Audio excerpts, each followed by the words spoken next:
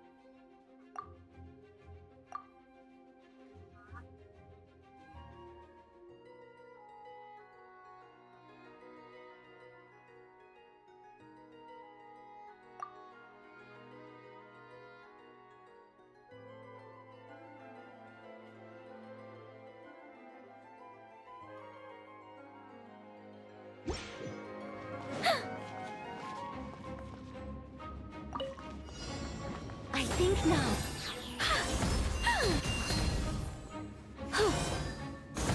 I live within you.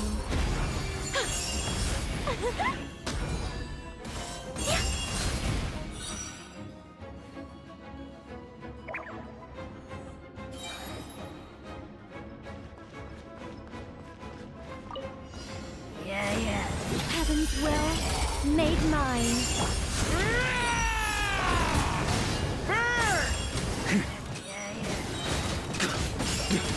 Thunder!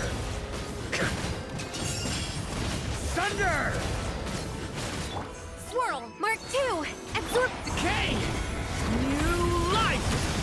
our little secret. Such defiance. Burn! Up the ante!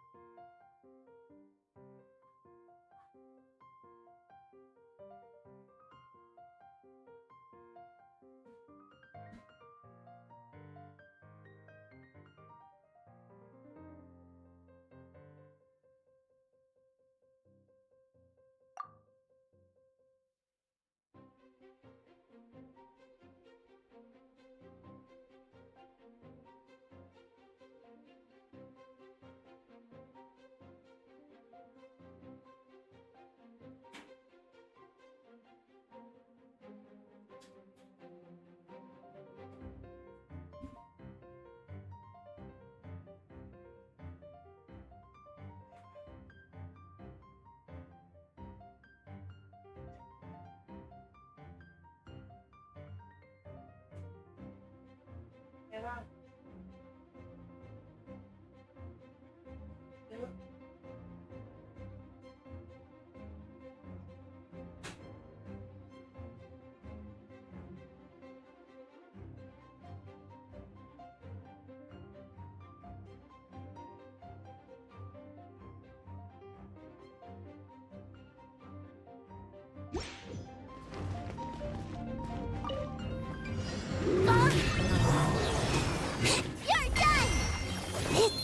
Teamwork is dreamwork! Thunder! Stay away!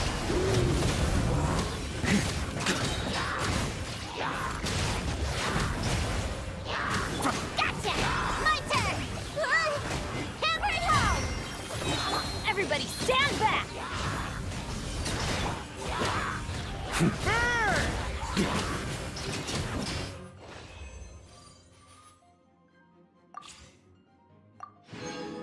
Dạ.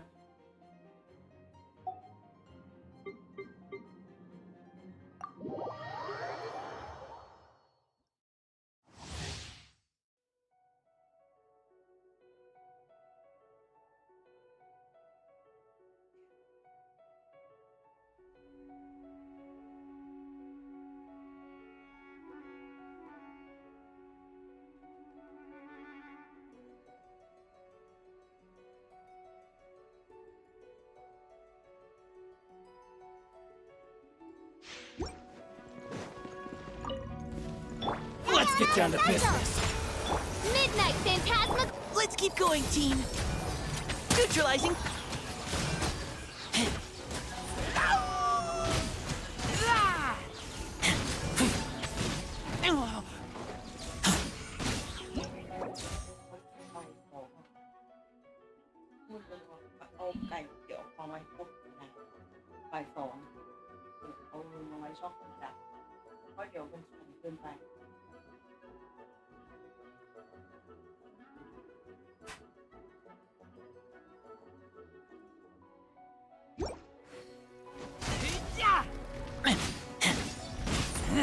Look at you, Boozound. Think you can bully me? As you wish, me.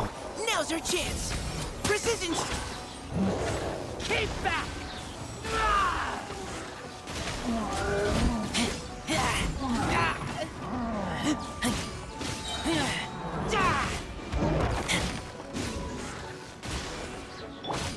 Sayonara special. Pew pew. Midnight Phantasm. Let's keep going, team. You had your.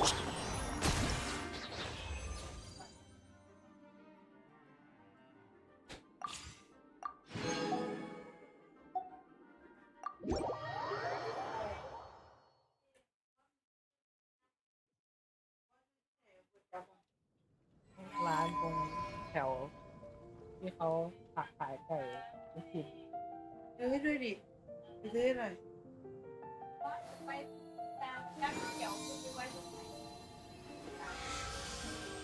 เอาพี่เอาพิเศษนะเอาพิเศษ60กล่องที่เหลือพี่ให้เรา Truly is fascinating. แต่ถ้าไม่มีกดดันก็เดี๋ยวก็อยากเป็นเม็ดอ่ะ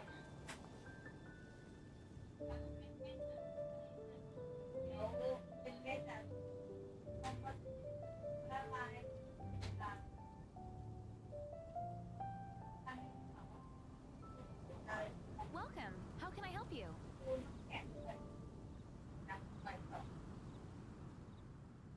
Have you decided where you will go from here? Ancient alchemy If truly not, is fascinating. why not find a patch of soft grass and rest a while?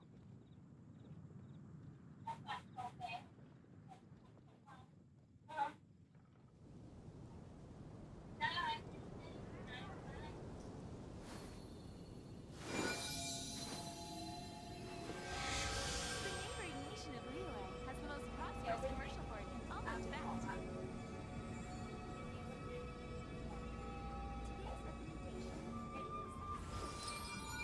Ancient alchemy truly is fascinating.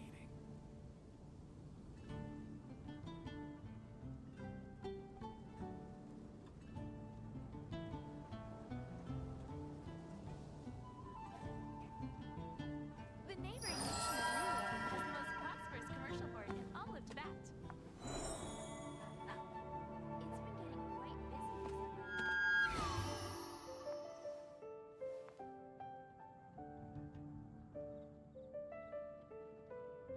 Ancient alchemy truly is fascinating.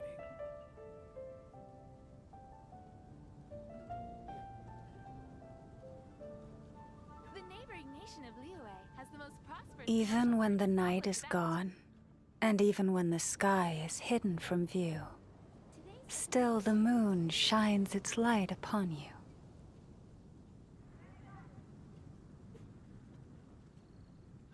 Ancient alchemy truly is fascinating.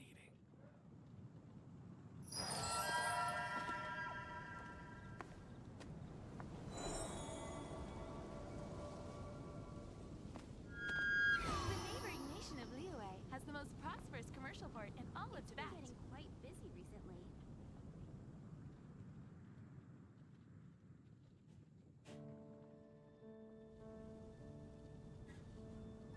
Ancient alchemy truly is fascinating. It's been getting quite busy recently. Welcome. How can I help you?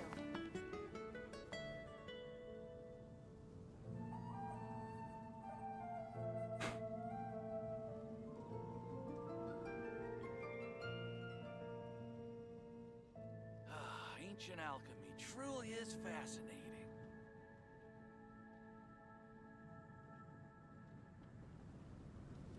Welcome. How can I help you?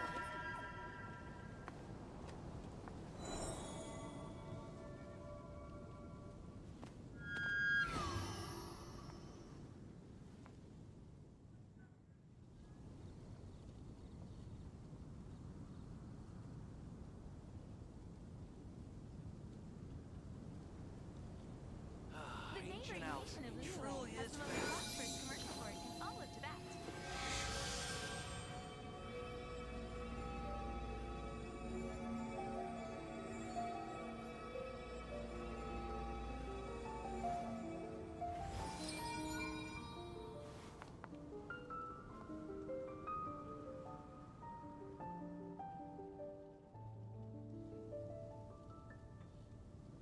Ancient alchemy truly is fascinating.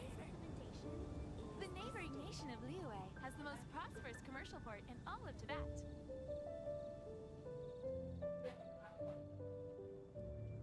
If ever you find that the animals in Nodcry behave in ways you do not understand, just ask me and I will explain.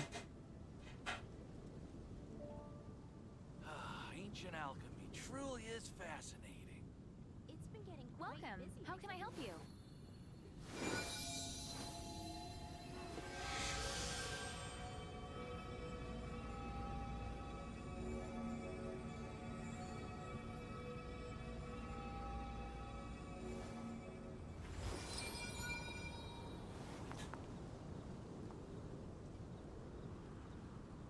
The neighboring nation of Liyue has the most prosperous commercial port in all of Ancient Tibet. alchemy truly is It's been fascinating. getting quite busy recently.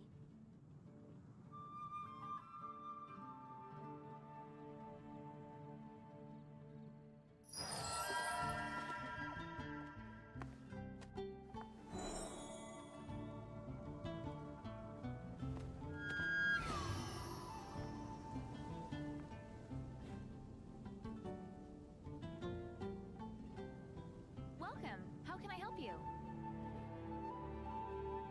Today's Ancient alchemy truly is fascinating.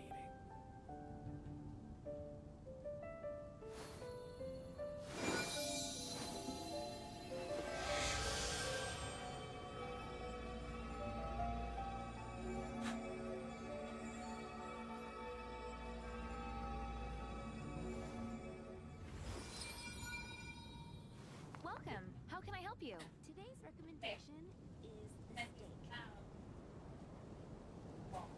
Ancient alchemy truly is fascinating.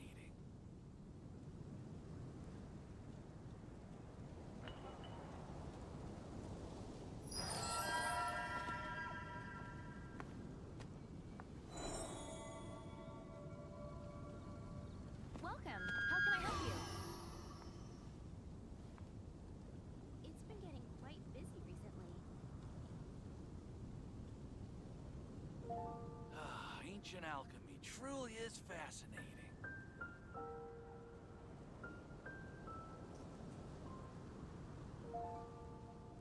Have you decided where you will go from here? If not, why not find a patch of soft grass and rest a while? The neighboring nation of Liyue has the most prosperous commercial port in all of Tibet. Ancient alchemy truly is fascinating.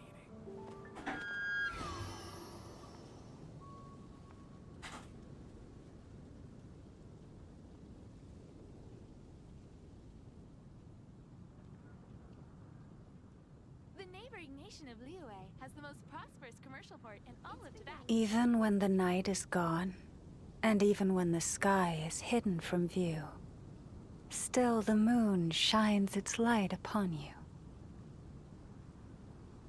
Ancient alchemy truly is fascinating.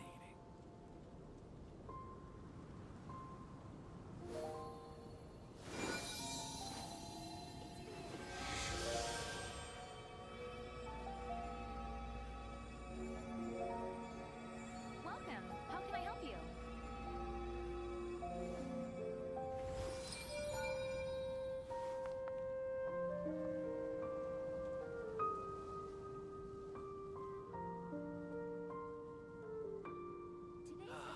Ancient alchemy truly is fascinating.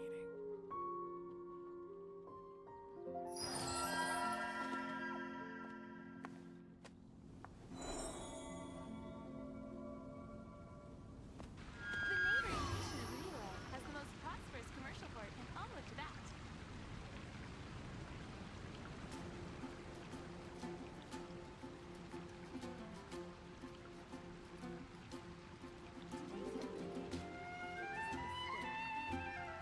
Ancient alchemy truly is fascinating.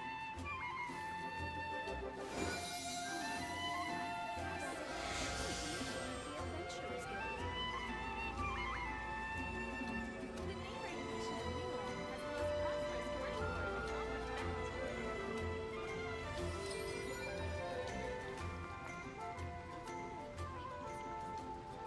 has the most prosperous commercial port in all of Tibet. Ancient alchemy truly is fascinating.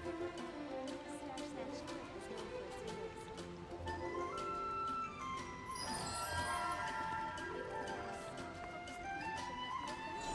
The neighboring nation of Liyue has the most prosperous commercial port in all of Tibet.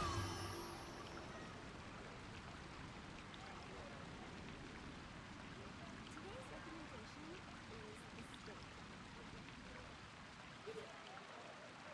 Ancient alchemy truly is fascinating. If ever you find that the animals in Nodcry behave in ways you do not understand, How can I help just you? ask me and I will explain. Oh, which should I choose?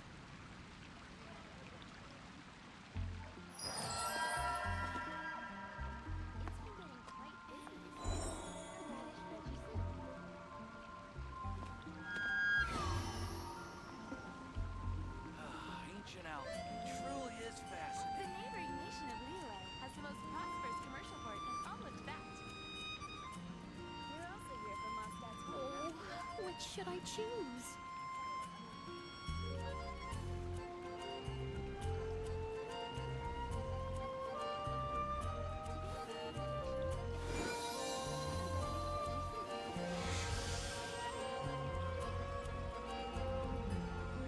Welcome. How can I help you? Ancient alchemy truly is fascinating.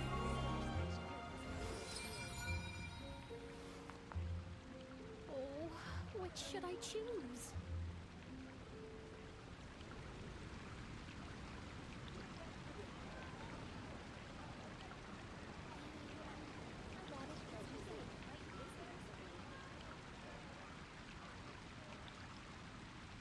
Star-Snatch Cliff is known for its food. The neighboring nation of Liyue has the most Ancient prosperous alchemy commercial port truly in all is of Tibet. fascinating.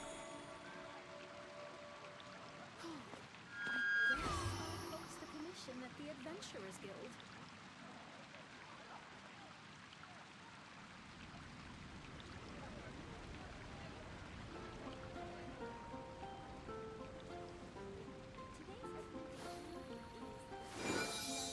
Ancient alchemy truly is The fascinating. neighboring nation of Liyue has the most prosperous commercial port in all of Tibet.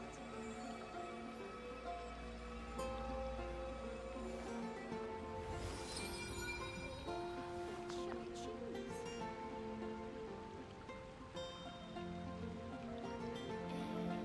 A radish veggie soup.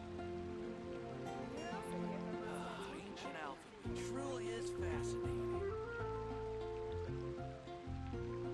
Even when the night is gone, and even when the sky is hidden from view, still the moon shines its light upon you. I guess I'll post a commission at the Adventurers Guild.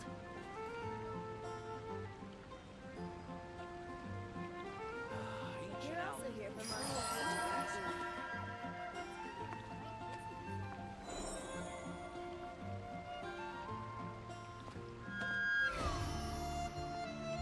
Welcome. How can I help you?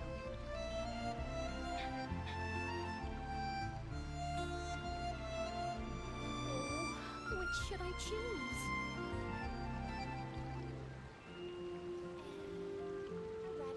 Ancient alchemy truly is fascinating.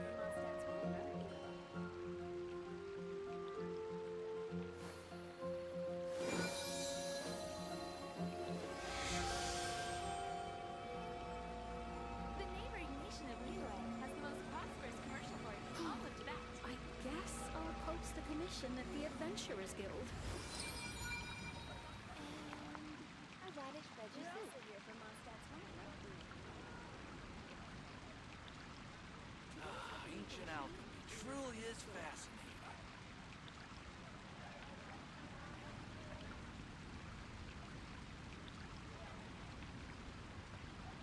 Welcome. How can I help you? Oh, which should I choose? And a radish veggie soup. You're also here for Mondstadt's wine, aren't you? Ancient alchemy truly is fascinating. Welcome. How can I help you? Have you decided where you will go from here? If not, why not find a patch of soft grass and rest a while?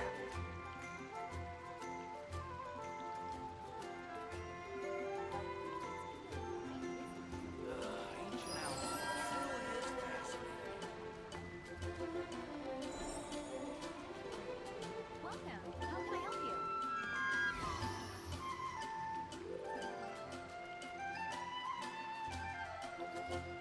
Star Snatch Cliff is known Which for its should I meals. choose? A radish veggie soup.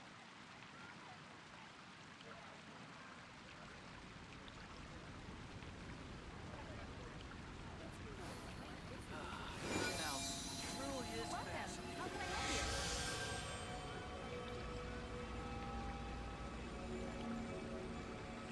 Oh, which should I choose? Star Snatch Cliff is known for its views.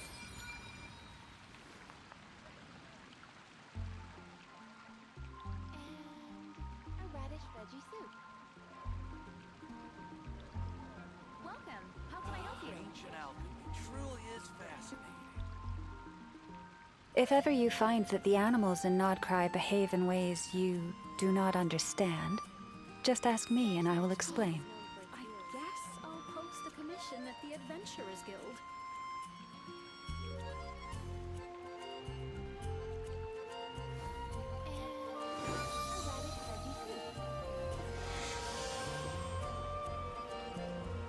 Ancient alchemy truly is fascinating. Star Snatch Cliff is known for its views.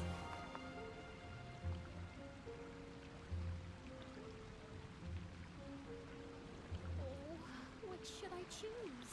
Today's recommendation is the store. The neighboring nation of Liyue has the most prosperous Ancient commercial alchemy port in all truly of is Tibet. fascinating.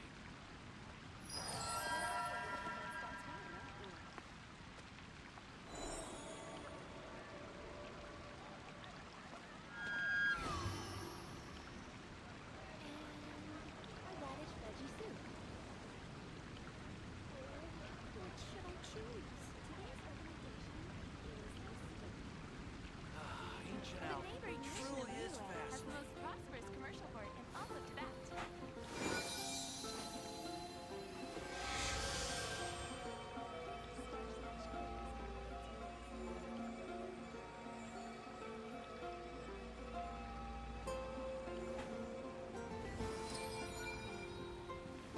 And a radish veggie soup. Which should I choose?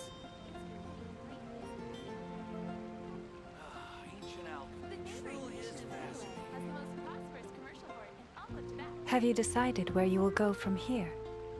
If not, why not find a patch of soft grass and rest a while? Oh, which should I choose?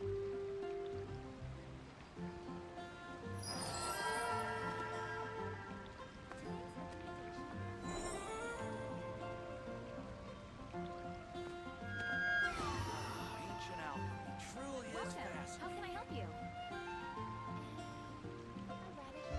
Star Snatch Cliff is known for its views.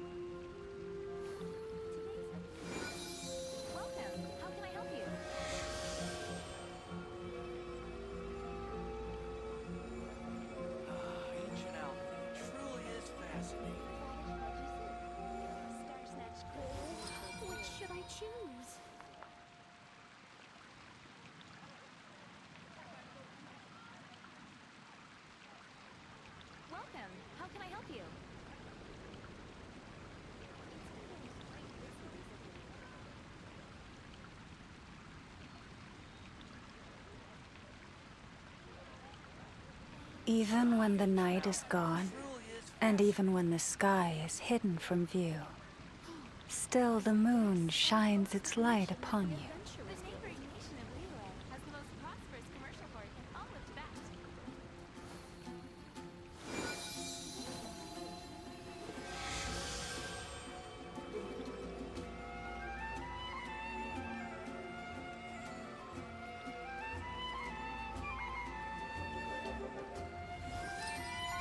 Star Snatch Cliff is known for its Ancient views. alchemy truly is fascinating. Which should I choose? Welcome. How can I help you? A radish veggie soup. If ever you find that the animals in Nodcry behave in ways you do not understand, just ask me and I will explain.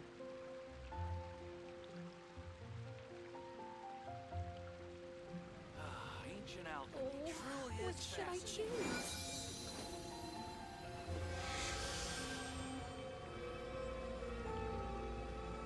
The neighboring nation of Liyue has the most prosperous commercial port in all of Tibet. You're also here for Mondstadt's wine.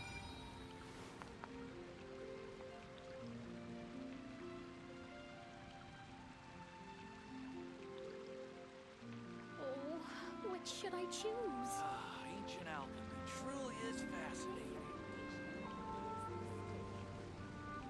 Even when the night is gone, and even when the sky is hidden from view, You're also here for Mondstadt's still the moon shines its light upon you.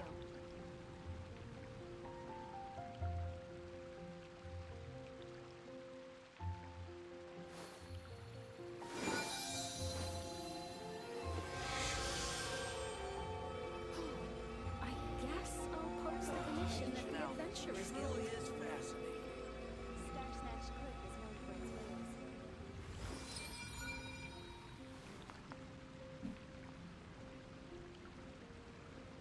The neighboring nation of Liyue has the most prosperous commercial port in all of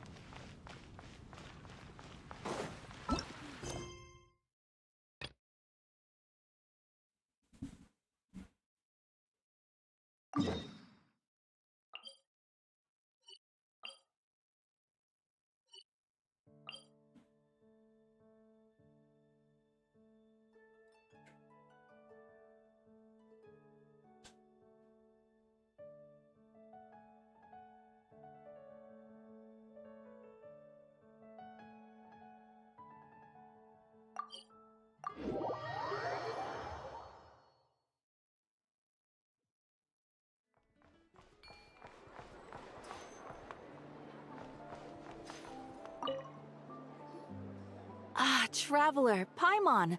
It's been a while. As it happens, there is a letter here for you. One moment. Here. A letter? From who?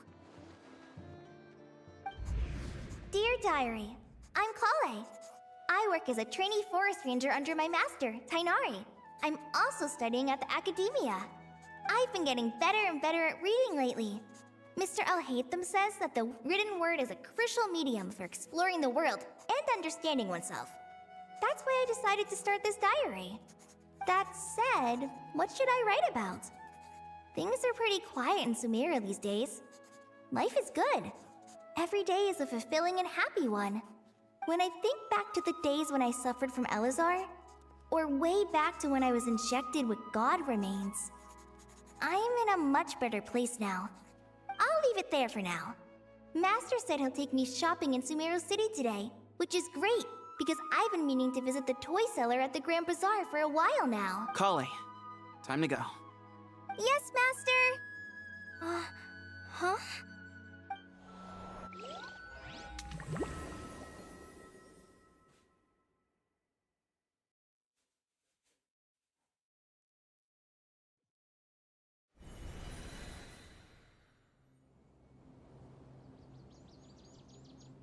What's wrong, Kale? Is there something on my face? No, sorry. I didn't mean to stare. Did Master Tainari send you to pick me up? Master Tainari? What are you talking about? Tainari is the General Mahamatra. He's probably busy arresting criminals in Sumeru City. I mean, if that's what floats your boat, I can introduce you, but... Wait, Master Tainari is the General Mahamatra? But what about Mr. Sino? Sorry? Oh, you mean that guy who just joined the Vahumana Darshan? Rumor has it he's the leader of the Temple of Silence. If that's true, it's pretty impressive. Sounds like you've been getting to know more and more people since you joined the academia. That's great, but don't let your Forest Ranger duties fall by the wayside, okay? What's going on? Sethos is acting like he's my master, and Master Tainari has taken over Mr. Sino's job. Is this some kind of prank? If so, it's a weird choice of prank. But anyway, Sethos doesn't look like he's joking. What is this all about? Hey, you're zoning out again. I'm gonna buy some tools for the Rangers. Why don't you stretch your legs a bit? It's been a while since you last visited the city, right? Wait! He's right. It has been a while since I last visited Sumeru City. Was it always like this? I mean, it feels familiar, yet somehow... something seems different. Is this really Sumeru City?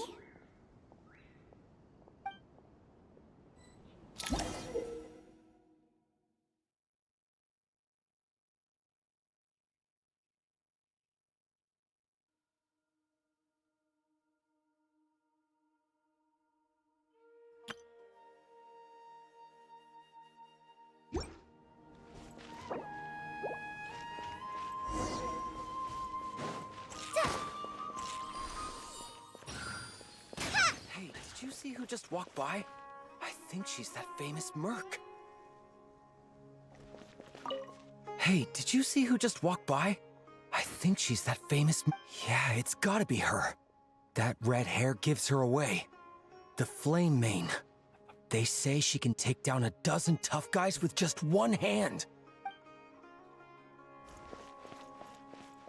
Hey, did you see who just walked by? I think she's that famous... Hey, did you see who just walked by? Would you like some fruit? Would you like some fruit? Would you like some fruit? How will I ever save enough money to buy that custom-made axe with floral carvings? How will I ever save enough money to buy that custom-made axe with floral carvings from the blacksmith? To use as a weapon, of course. As Hussein's secretary, I must ensure his safety. Don't underestimate me, just peace is precious.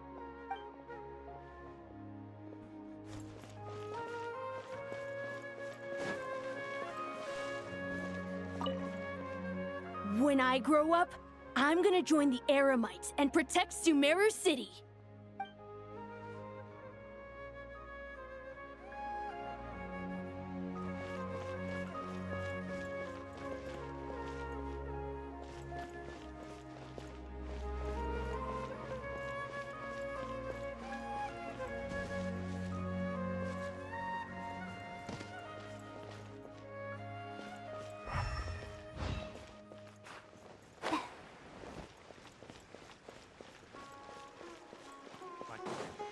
There's no one over there.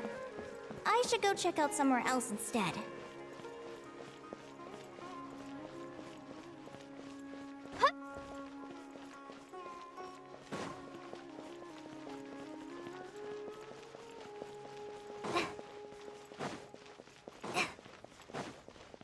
It takes courage to maintain... I heard that Sage disappeared.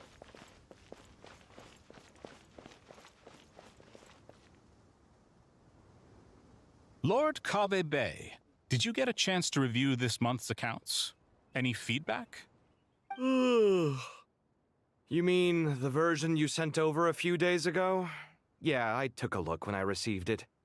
I was thinking that maybe our profit margin is a little excessive.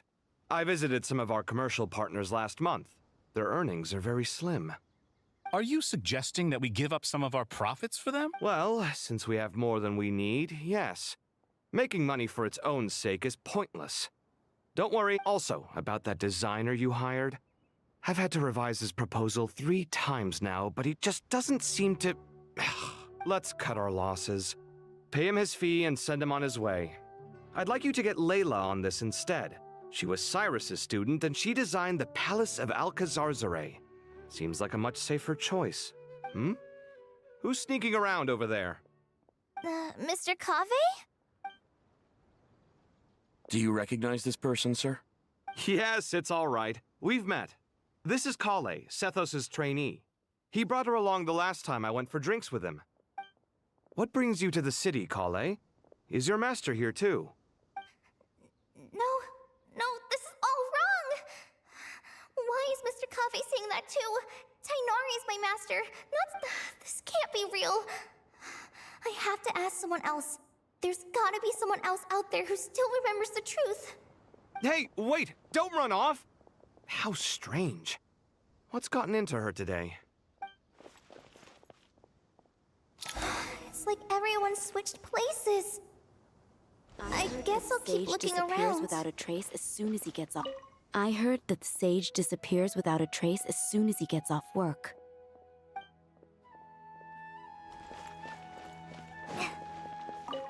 Remember a while back when I was working on a renovation plan for the House of Dana?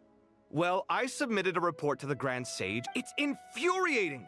How does someone with no sense of Please, calm down, Lord Cave.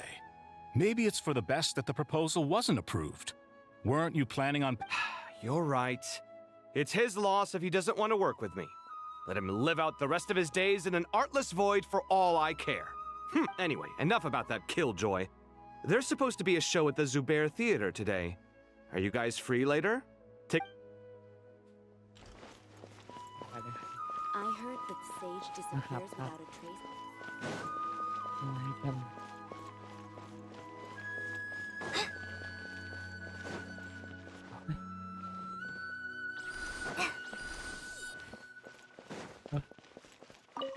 The Grand Sage always used to disappear the moment he got off work, but recently, for whatever reason, We asked him if there was anything unusual going on, but he answered us with a question of his own. Don't you find it strange that someone with my personality would...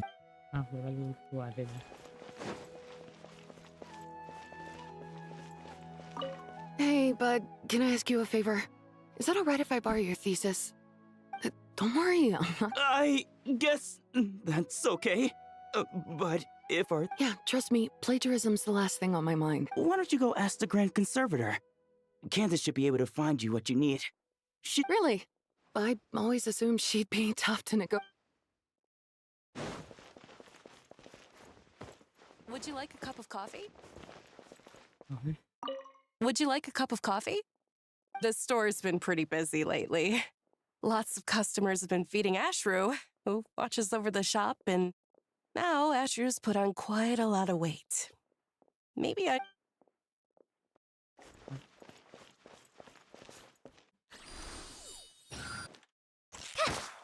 Would you like a cup of coffee?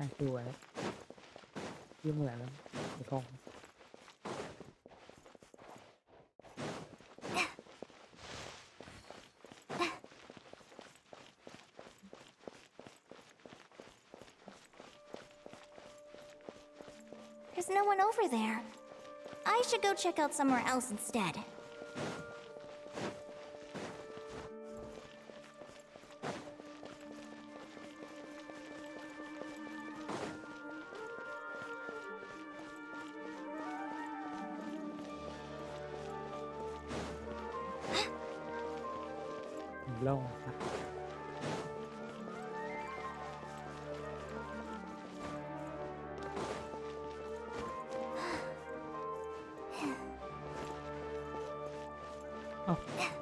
Lots of visitors today, I see. Welcome all. It's been a while. Hey, Rahman. You know that guy who sells face powder on Treasure Street? I haven't seen him around in a while. Any idea what happened to him? Oh, you mean a Hongar? Yeah, he got into a brawl with Shavirme on Treasure Street. He's been banned from setting up shop there for... Seriously? Oh, well, that's a shame. I was planning to pick out some makeup for you. Oh, don't worry about it. The legendary Flame Mane discussing makeup with the Zubair Theater star dancer. Now there's something you don't see every day. Flame Mane? You know, I'm not actually sure when people started calling me that. Maybe the other Eremites thought I needed a fiercer title to scare people off? To be completely honest, I think the title would fit you better than me, Dia. You think? Can't say I've never imagined myself as a merc. If I ever give up the dancing, maybe I'll head to the desert and give the Eremite life a try. You would? Is that so strange? Oh, not at all. In fact, I've actually had similar thoughts before. If I ever get tired of sleeping out in the wild, I think I might go look for... I've adored the dance of Sub-Zeros ever since the first time I saw you perform it. If the chance ever came up, I'd love to try it out on stage. Really? If our manager Sataria heard you say that, she'd hold you to it. Probably grab you by the sleeve and never let you... Hey, when that day comes, I'll do your makeup myself. How's that sound? Sure. If the day comes, I'd be honored.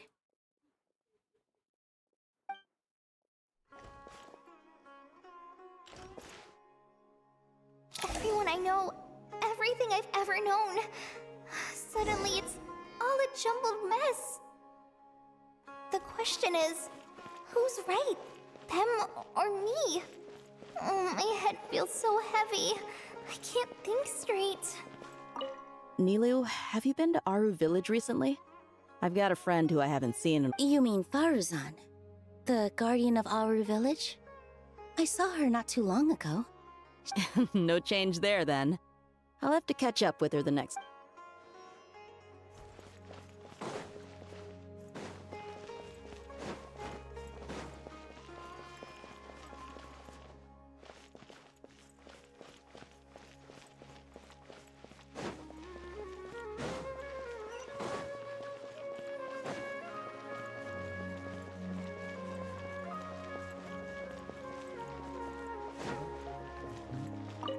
All right, not a single Mora short. That covers you for this month's rent. What a relief. I was worried the design fees I received this month wouldn't be enough. Well, next time, don't fret. Just let me know and I'll give you a few days' grace. We've known each other long enough for that. Anyway, how are you settling in? I couldn't help but notice that you're staying up late. Yeah, I can't explain it. I just feel... But what about you? I keep hearing you... Well, it's just... Don't you think this house is a little... small? I guess I should be used to it after living here for so many years. But for some reason, once I've made enough Mora, I'm gonna buy a huge new house. As big as... at least as big as the Palace of Alcazarzaray. That sounds really expensive. True. I'll never be able to afford it on a scribe.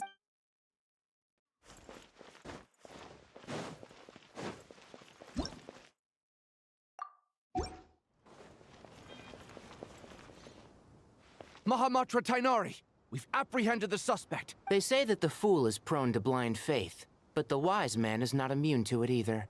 Siraj, do you have anything to say in your... Tainari, you were the one who turned the sages against me. Just a few words of caution from you was all it took to destroy my... And now you're trying to stop me again? You should know that mechanical life is the future! That's enough. I'm not in the mood to listen to your lunacy. Anyone could tell you how amateur your work is. Karina, Ilias, put him somewhere safely out of the way. Yes, sir. Next on the agenda is... Master? What is it? Wait, did Professor Zahahati send you? She's been encouraging me to take on an apprentice. Might be getting a bit ahead of herself there, though. No, Master! It's me! Kale! Listen to me. Something really weird is going on in Sumeru City. It's like everyone's identities have switched around. You're not the General Mahamatra. You're a Forest Watcher. Just yesterday, we agreed to come to Sumeru City today to go shopping together, and... All right, there's no rush. Your name is Kale, correct? Although this is our first meeting, you do seem strangely familiar somehow. Is there anything I can help you with? No.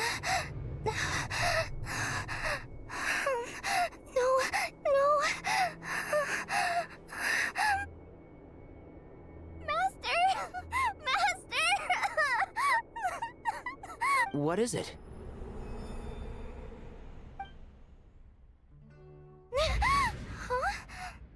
Did you have another nightmare? I've told you before, when you're tired, lay down on your back in bed and get some proper sleep. It's much better for you than napping on your front.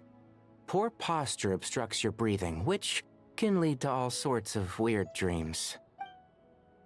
Now, we're supposed to go shopping in Sumeru City today, remember? Cheer up. I'll take you to Hushang's.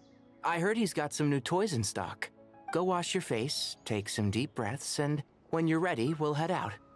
Okay. Thanks, Master Tainari. So it was just a dream. And yet, dreams can sometimes be a warning of things that will soon come to pass. Who said that? That dream felt unusually real, didn't it? Here's my suggestion. Since you're heading into Sumeru City anyway, you may as well tell Lesser Lord Kusanali about everything that happened. And just to be on the safe side, I think you should also inform your 2 traveler friends who once helped save Sumeru. I'd write them a letter if I were you. Time is short. A storm is coming from beyond the bounds of fate.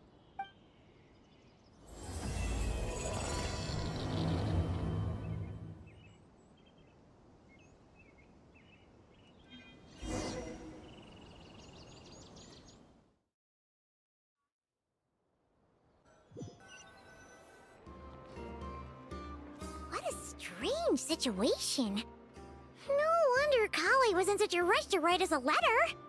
Imagine waking up one day to find that everything around you has changed. You might not even recognize Paimon anymore.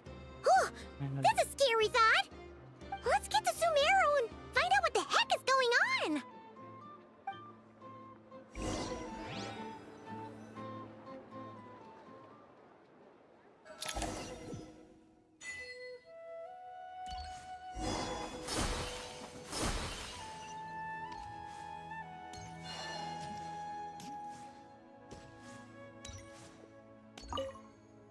Hey, now's not a good time to visit Sumeru City. We're actually getting ready to move out of...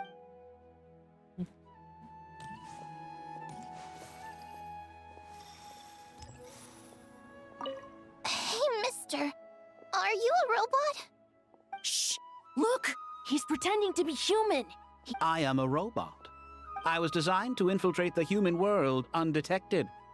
My mission is to find an opportunity to destroy... I knew it! It's just like in the Pixar books. What do we do?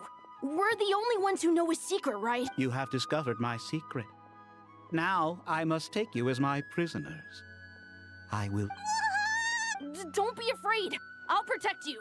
Ow! Stop! I was just kidding. I'm human.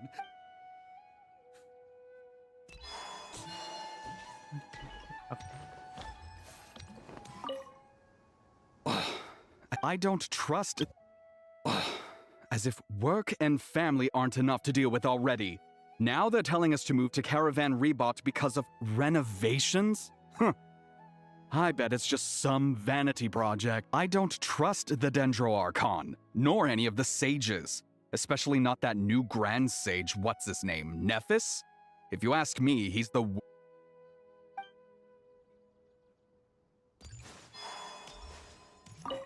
Thank you, Sage Baladuri. You really didn't have to stay with us to the end. Don't mention it. I'm your teacher. It's my job to look after my students. Is Panya doing okay? I think so. She just left the city with her mother. This'll be her first trip away from home. She's handling it much better than I imagined. As her father, it's quite a relief. I'd pack up your things. It's time we got going too.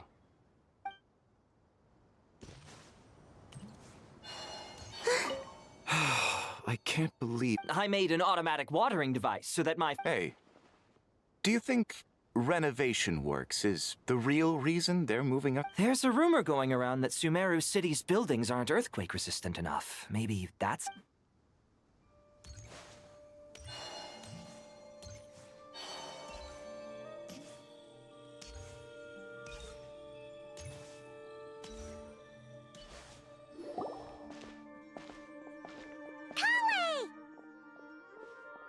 Traveler! Paimon! Thank goodness! I'm so glad you made it! Of course! We won't let anything happen to you, Kale. So, what's going on in Sumeru City? Looks like lots of people are moving or something. Yeah, I was just gonna say. After I wrote my letter, Master and I went to Sumeru City and told the Dendro Archon everything that I experienced, from start to... She was silent at first. It seemed like she was deep in thought. Then the next day, we got told that she was ordering everyone to leave Sumeru City immediately and move... The entire population of the city has to move? Not just Sumeru City.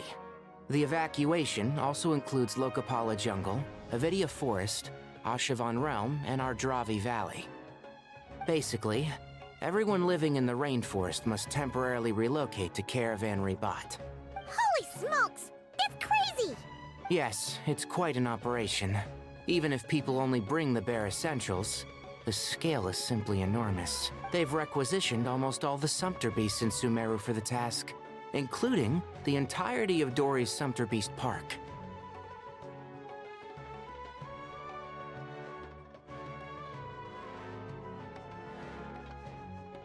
The Dendro Archon said that what Kale experienced was not a dream, but a warning.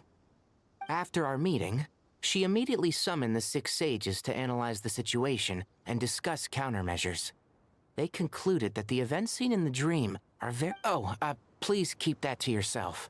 We don't want to cause widespread panic. The official reason they've given is a large-scale renovation of the rainforest ecosystem. People are skeptical, but there haven't been any major incidents. The Dendro Archon seemed really worried when we spoke to her. She said you can go visit her in the Sanctuary of Surasthana when you arrive. She also said she'd hold out until the very end. Tighnari? Kale? You got a minute? I need... One moment. I'll be right there. As a forest watcher, I've been tasked with assisting... This will be the final group of evacuees from Sumeru City. While they're away from home, they'll be heavily reliant on outside help. Thank you for coming in our time of need. As you can see, another crisis is upon us. Excuse me, sorry to trouble you, but could you help an old man find his medicine? It's buried somewhere in my luggage. Where's my mom? Where did she go? Don't worry, it'll be okay. Those items are worth a small fortune.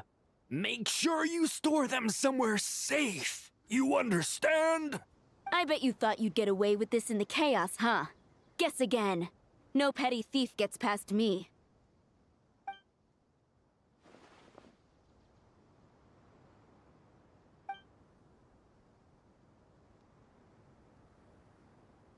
We should go help the evacuees. I'm so glad that you believed me and came all this way to help. It means a lot. Please stay safe. Don't worry. We may not know exactly what's going on yet, but as long as we stick together, we'll find a way through the... Goodbye! Look after yourselves! Will do. See ya! Paimon's not sure how she found the words to comfort Kale because, honestly, she's kind of... Let's head to the Sanctuary of Surasthana and see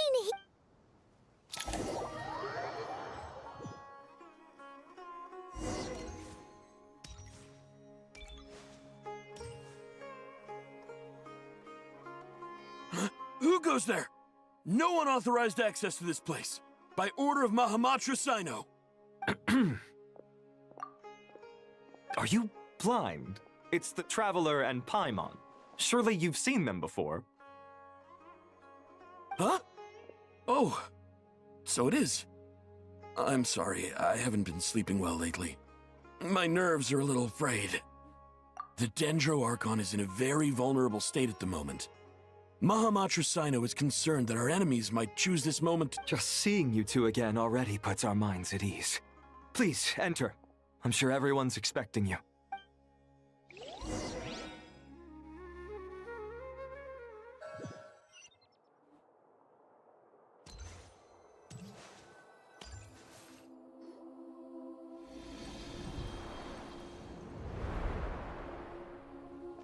Traveler, Paimon, you made it. Aha! Perfect timing. Reliable helpers like you are just what we need right now. Oh, it's good to see everyone again. Kawaii gave us a rough idea of what's going on, but we still have a lot of questions. What kind of danger is Sumeru City in exactly? And how come everyone has to move to Caravan Rebot? At this stage, we can't be certain. We're investigating, but no definitive answers yet. I take it that Kale told you about her strange dream? Yeah. Apparently, everyone in Sumeru City was acting super weird. Even you guys. It was like you'd all switched places. That's right. Kale and Tainari reported the situation to the Dendro Archon. She believes that it wasn't merely a dream, and that whatever it was has something to do with Irminsul. It's a reasonable inference. Only through Irminsul can people's memory and cognition be so significantly modified in such a short time. We don't know why Kale would dream of these things, nor who.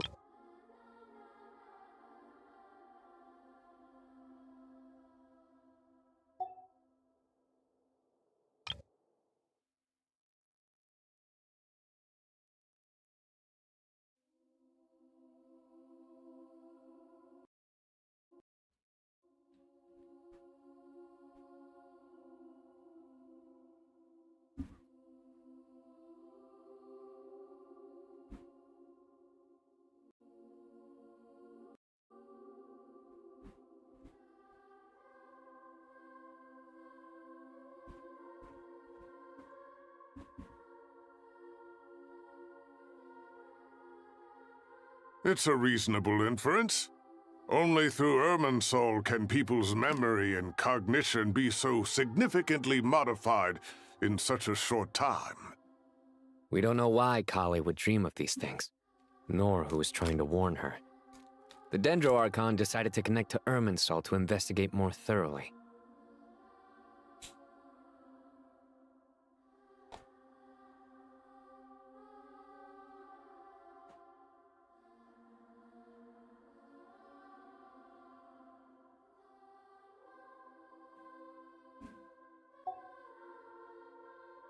Irminsul is connected directly to the ley lines. The tree serves as a central hub where the ley lines converge, and its core function is to record and store the world's knowledge and memories. But something has gone awry, severely compromising the performance of this core function. Information is bottlenecking inside Irminsul, hampering the ley lines' flow. If this continues, new information will languish unrecorded, with existing records thrown into disarray. In short, the souls of the dead will be stranded, while the living have their sense of reality warped. In the long run, Kale's dream could well become a reality. And that's just the beginning. There's no telling what other nightmares could end up coming true.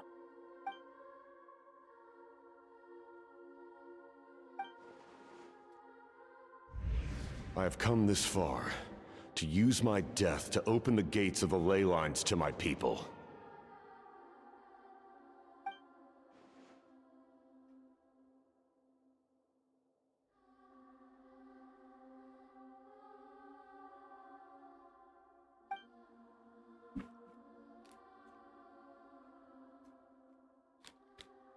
Faced with a growing backlog of information, the Dendro Archon decided to connect herself directly to Irminsul and take over the recording and processing function herself.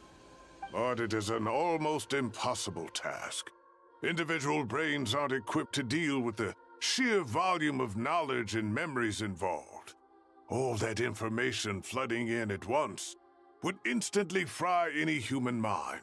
And for God, Even for a god, the suffering must be unimaginable. The Dendro Archon's power originates from Irminsul. Any issue with the tree itself takes a toll on her to begin with. On top of that, she's subjecting herself to the grueling task of processing all that data.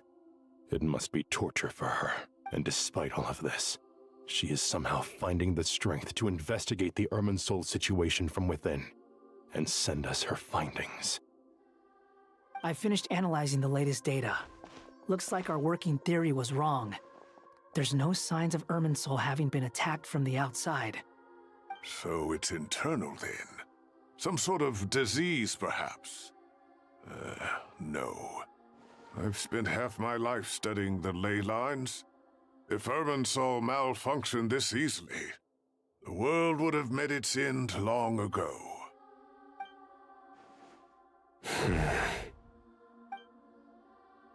Sino? What is it? Not long ago, I got a tip from the Core of 30 that a large number of unidentified merchant caravans had recently been spotted entering Sumeru. At first, I suspected that they might have something to do with all this, so I sent some people to investigate. But if Irminsul wasn't attacked from the outside... Don't you think there are more important things to worry about right now than guessing who's behind all this? It's been over 12 hours with no new intel. If even the Keeper of Irminsul is this badly affected, you can imagine how bad things are in there.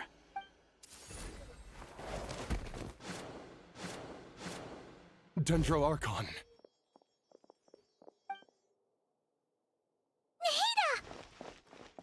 What's wrong? Her breathing is weak, and her elemental energy levels are dangerously low. Looks like it's time to move to the backup plan. What's the backup plan? Get out of the city and take the Dendro Archon with us. The entrance to Irminsul is directly beneath the sanctuary of Surasthana. That means this is ground zero if anything goes wrong.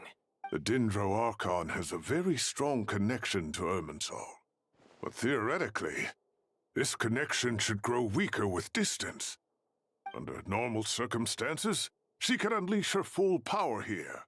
But with Irminsul out of control, our first priority is to get her away from here. The situation is critical. There's no time to deliberate. Everyone in agreement? I'll deal with it. I'll also let the Matra and the Core of 30 know to start evacuating.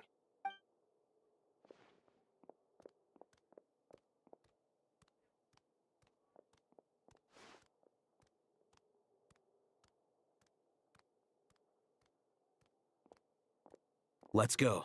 No sense grieving when there's nothing more we can do. Agreed. We'll be back as soon as this is over.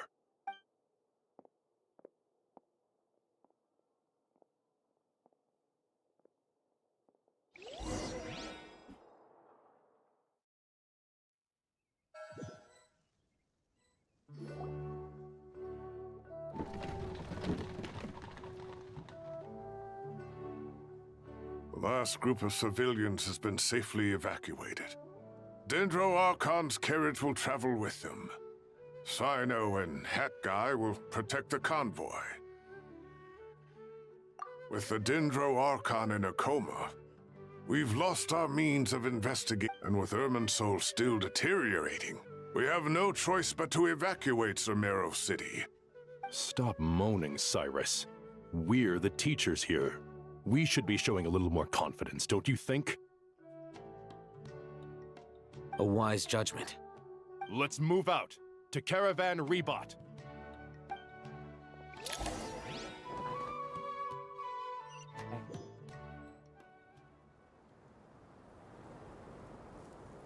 Sir, all units are in position. Good. Everything is going to plan. Interfering with Sumeru City is a necessary step, so do not hesitate. The Irminsul situation will not harm you. We need to speed things up here, too. We don't want to keep our client waiting, do we? No, sir. You have my word. Everything will be completed on schedule. They say that fervent ambition attracts the favor of the gods, and with it, a vision. But we appear to be the exception. So, is our ambition not strong enough? Or does it threaten the very foundations of this world?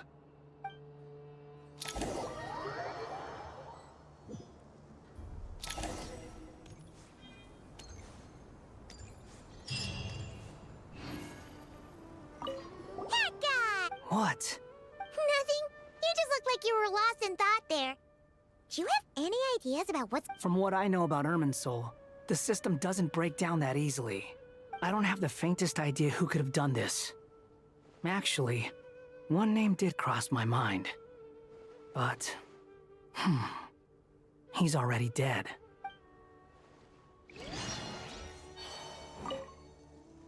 So, can I assume that this period of time away won't count as... Sure. Great! Wait, why are you suddenly being so reasonable? I'm always reasonable with rental payments. Like the time I refused to let you use that wine you brought home as collateral. That was a perfectly fair request, and you know it! Everyone runs low on funds now and then, don't they? Anyway, Sumeru City should be empty by now, right? I'm worried about burglars. What would they steal? That new Ah! I'd almost forgotten about that. Oh, I only went... Well, no one but you gave it a second look while it was on display in the shop. You say that? But what if there's a thief out there? Then you can only hope he shares your taste in expensive wine as well. Always worth having some collateral. You!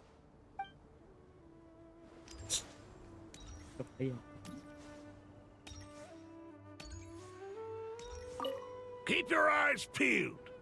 It's down to us to maintain order at this time. This is a direct command from the Mahamata. Everyone stay vigilant. We cannot allow bad actors to take it.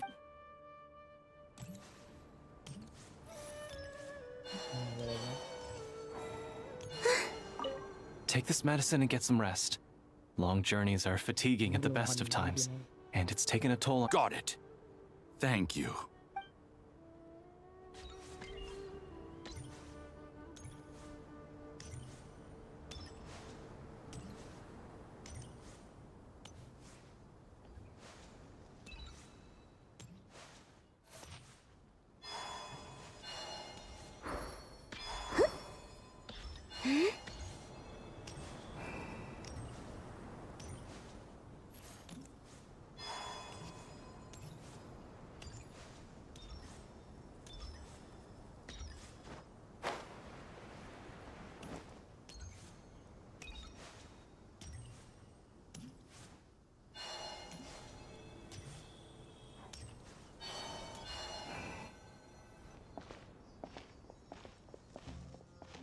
How is the Dendro Archon? Her breathing is steady. I prepared some therapeutic incense for her, but it hasn't had much effect. Her vitals are still very weak. Based on the information you've provided, I have a working hypothesis. Her condition is partly due to Irminsul's influence, and partly due to a physiological imbalance caused by the rapid depletion of her power. Elemental energy usually flows through the body at a relatively constant rate. The body grows accustomed to this rhythm, so when it's thrown out of balance, physical symptoms will appear. Is this similar to the ley lines? Overloading and withering both directly affect their vitality, potentially causing irreversible damage. Correct. From a biological perspective, if you overexert yourself, you pay the price with your life. The Dendro Archon is not only drained of power, but her life force is at a critically low... Is there any way to restore her health? I know the ley lines have strong self-healing abilities. As long as any blockages or pollutions are dealt with, they can quickly regain their vitality. But what about people? Well, gods. What's their capacity for self-healing? Before we think about that, there's a bigger predicament to resolve. Restoring the Dendro Archon's power requires us to heal Irminsul first. But that will be extremely difficult without the Dendro Archon's...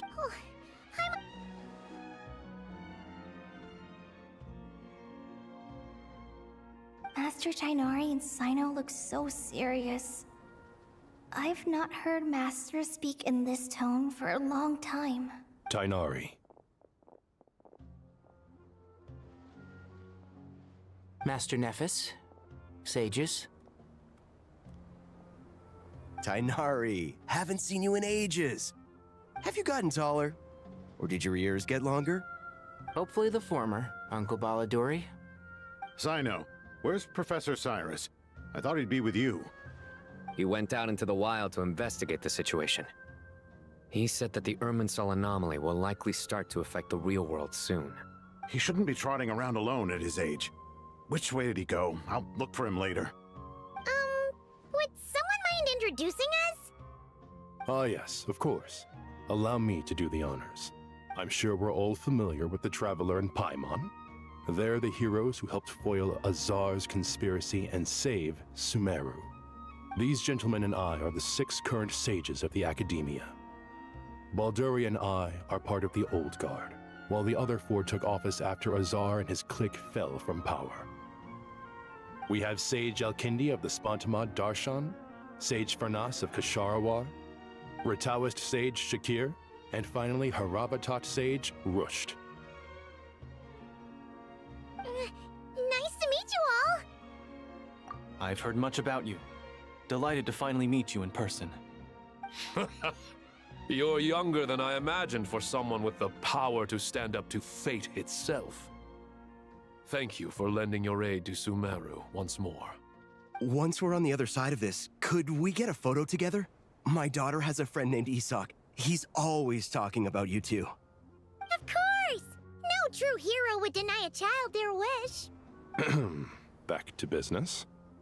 So with the Dendro Archon currently in a coma, the people have taken temporary refuge at Caravan Rebot, but they cannot stay here forever. We need to come up with a plan as soon as possible. Fernas, any thoughts? Well, firstly, having reviewed the data, I'm inclined to agree with your assessment. This doesn't look like an attack on Irminsul from the outside. That being said, before we consider how to fix it, we need to understand precisely what has gone wrong. Furthermore, we somehow need to ascertain this without relying on the Dendro Archon's power. We have no direct access to Irminsul. However, we might be able to gather the information we need from the ley lines. Study the branches to learn about the trunk, in other words. Wait, is that what Cyrus is up to? No wonder he ran off to research in the wild. Curse, always one step ahead of me, isn't he? I heard that while in the sanctuary of Surasthana, the Dendro Archon had to serve as the central information hub herself. This is a clear sign the situation within Irminsul might be far worse than we can imagine. Irminsul is vital, not just to the safety of Sumeru, but to all of Teyvat. We must be the ones to bear responsibility for this world. To be on the safe side, I think we need to consider some backup plans.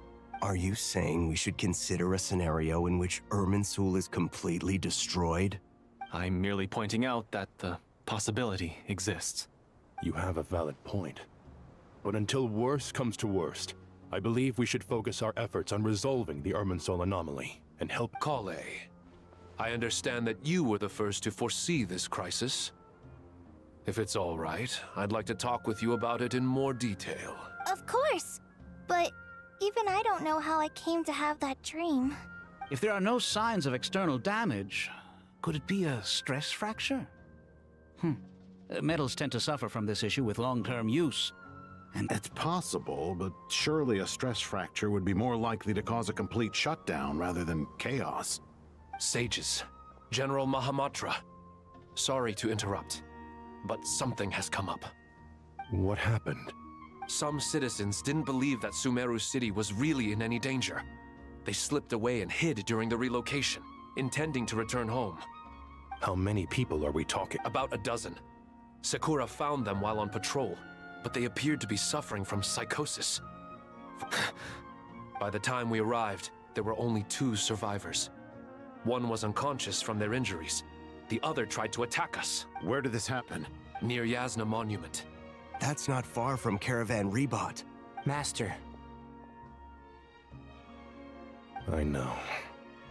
The Irminsul anomaly is beginning to have effects in the world. I didn't expect it to spread to Yasna Monument so soon. Sir Cyrus said the same thing. He sent me back to report in, while he I'll go join him. Count me in too. Don't let my age fool you, I can still fend for myself. Very well. Meanwhile, the rest of us will continue discussing our next steps. Get back soon. Take care of yourselves. It's getting dangerous out there.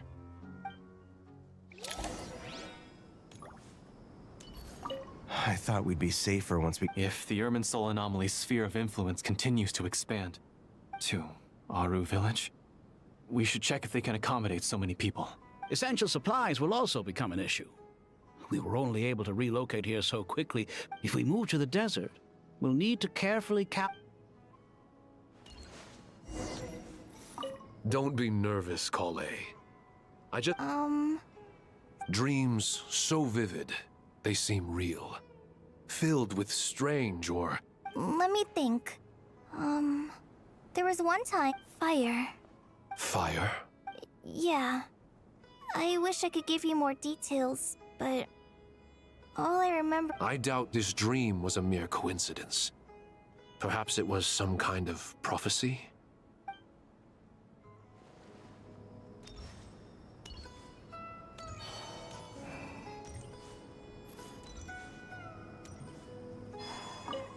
Thank you for Don't worry about me.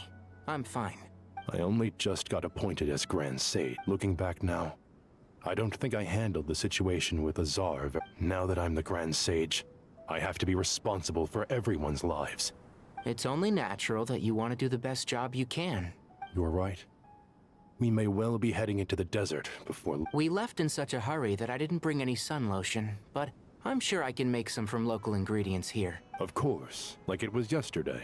I remember asking you if you'd like to stay in Anyone else would fight tooth and nail for the chance to research by my side. But you couldn't get out the door fast enough. Weren't you afraid I'd hold up your thesis and stop you from graduating? If you'd pulled a move like that, I would have reported you to the Matra right away. You wouldn't give me a second chance? What about the bond between men? No, Master. I would not sit by and watch you go astray. Very good. Then I taught you well.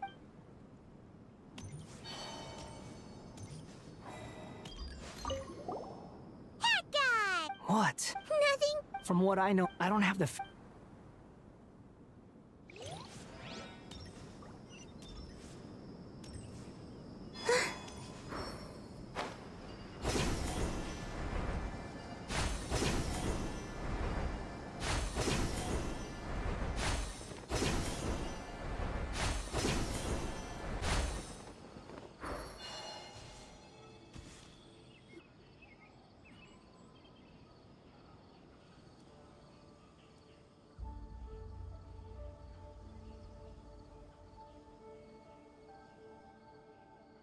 Please, don't go any further. As you get closer to Sumeru City, there's no... So this is our mentally disturbed man? I'm going to gut you all!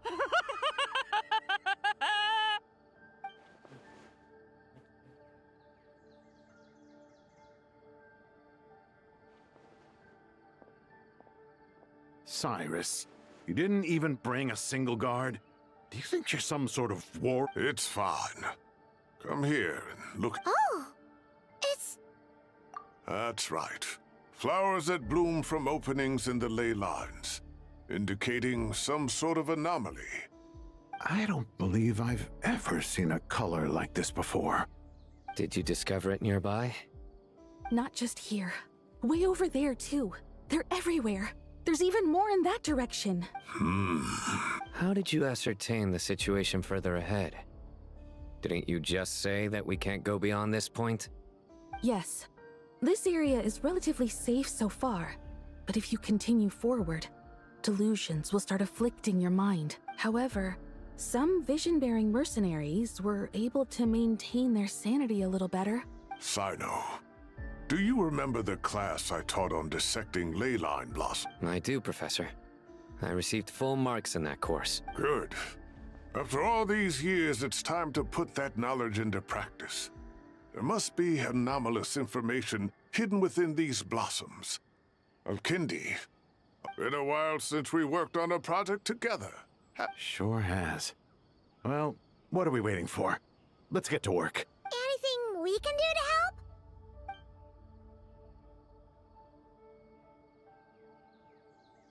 Will you need my help? All right, well, don't go too far. There's too many unknowns at this stage. Let's regroup at Caravan Rebot later. Don't worry if you don't show up.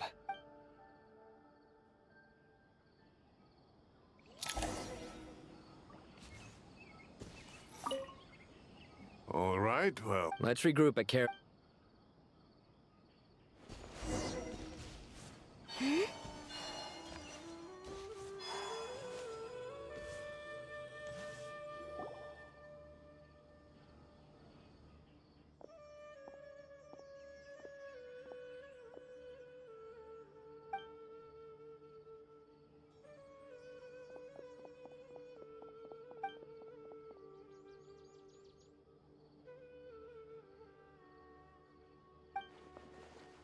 That should be the heart of Oasis. All we need to do is light it with the fire seed, and it'll restore a pep with elemental power. The damage it suffered internally will also slowly begin to heal.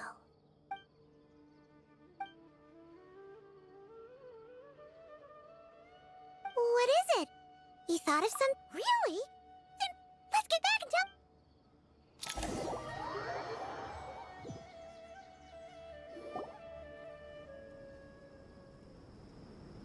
Phew. Glad to see you've returned safe and sound. Any longer and we would have gone out looking for you. Well, this is a nice surprise.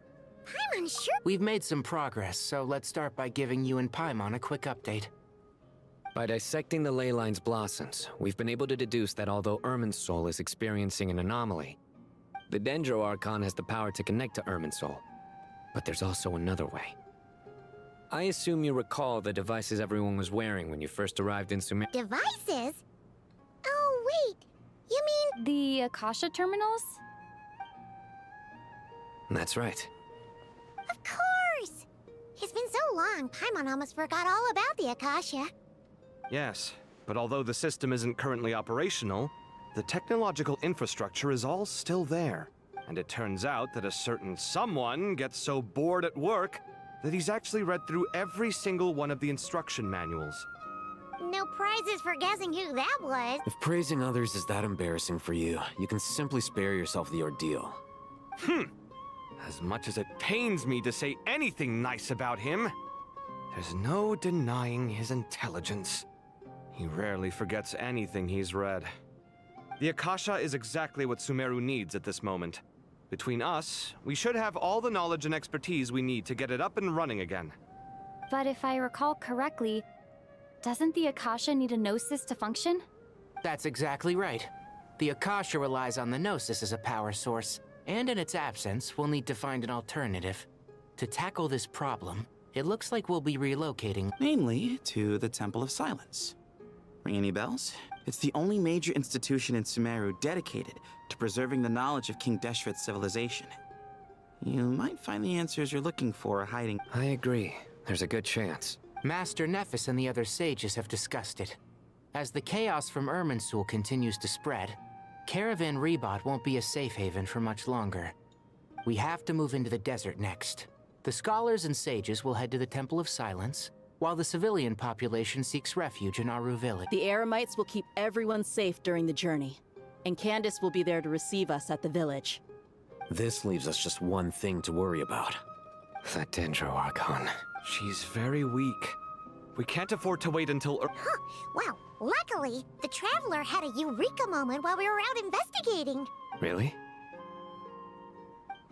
Wow, nice one, Traveler. What say our Amorta experts? Theoretically, it's feasible. From what you're saying, although elemental life and elemental energy have their differences, the Dendro Archon has explicitly stated that she can imitate the power of the form, in which case, as long as a Pep is willing, she should be able to convert her own power into a form that the Archon can use. It wouldn't be difficult for her at all. The only problem is convincing her to help. Yeah! Even though she wasn't exactly friendly the last time we met, she didn't refuse to talk with us. When she realizes the danger that Nahida is in, surely she won't turn a blind eye to it. Well, hopefully not. Either way, we're not exactly spoiled for choice here. Hey, it's better than having no options at all. I agree. Without Irminsul's aid, the legendary Dendro Dragon Apep may well be the only living thing in Sumeru who can help our Archon recover her power. There's no time to lose. I'll bring this proposal to Master right away. If he and the other sages agree, we'll split into 3 teams. The academics will go to the Temple of Silence to look for a solution to the Akasha problem. The Eremites will escort the civilians safely to Aru village, and the Traveler and Paimon will take the Dendro Archon to see a pep. There's still a long road ahead, and no knowing if we'll make it. But at least we have a direct... If there are no objections, then let's proceed. But no matter the distance between us, there will always be an invisible force tying us together. May the bonds forged in the past shine bright like stars and open a new path before our feet. Huh. Is that from King of Invocations? No. This one's from King of Invocations, the sequel. What's the difference? The sequel's much cooler. Couldn't agree more. Well, it was very apropos. Once this is all over, I'll give everyone a copy of King of Invocations and the sequel to show my gratitude. Come on, let's get moving.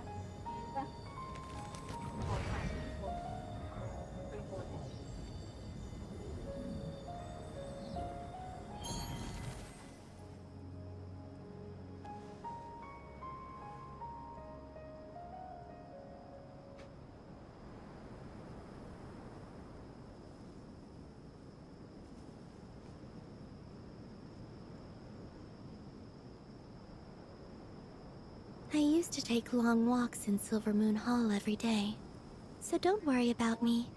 I can keep up.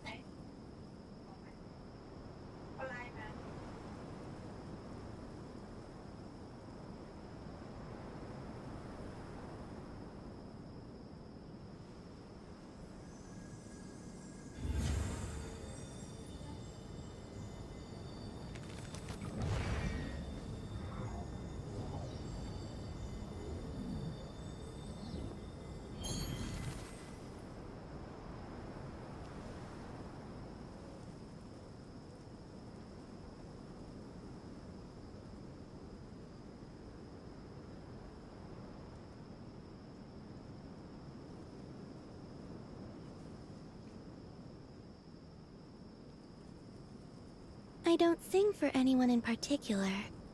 Still, if someone stops to listen, I hope it provides a moment of peace all the same.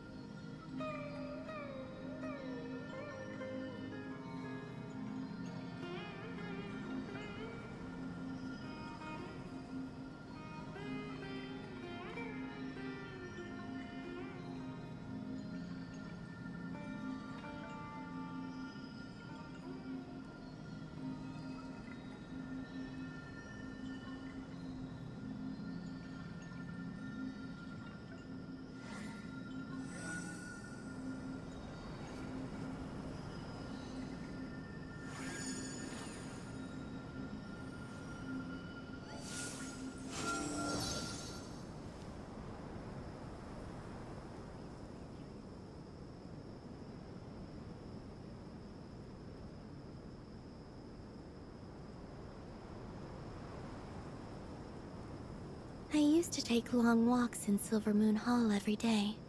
So don't worry about me. I can keep up.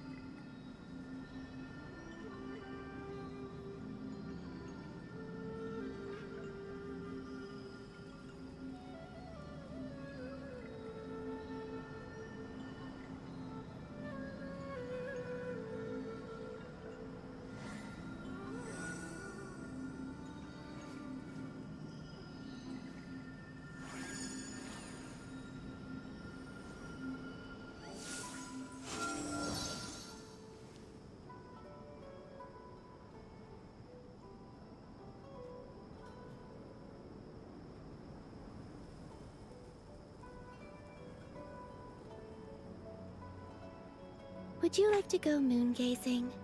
You can sit in my rocking chair and admire the view. Or we could go to the moon and gaze down at Tefat. Whatever you prefer.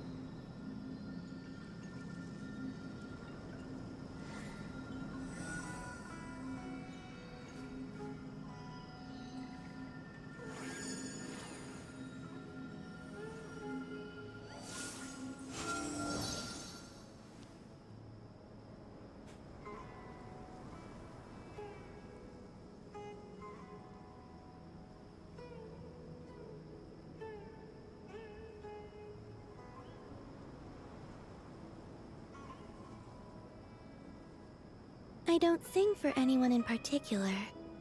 Still, if someone stops to listen, I hope it provides a moment of peace all the same.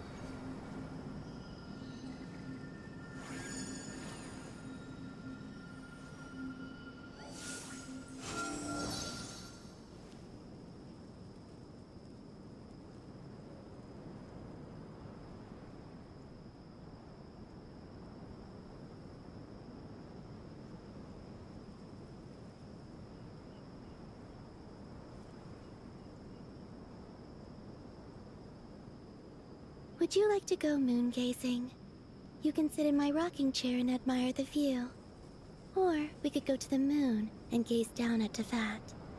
Whatever you prefer.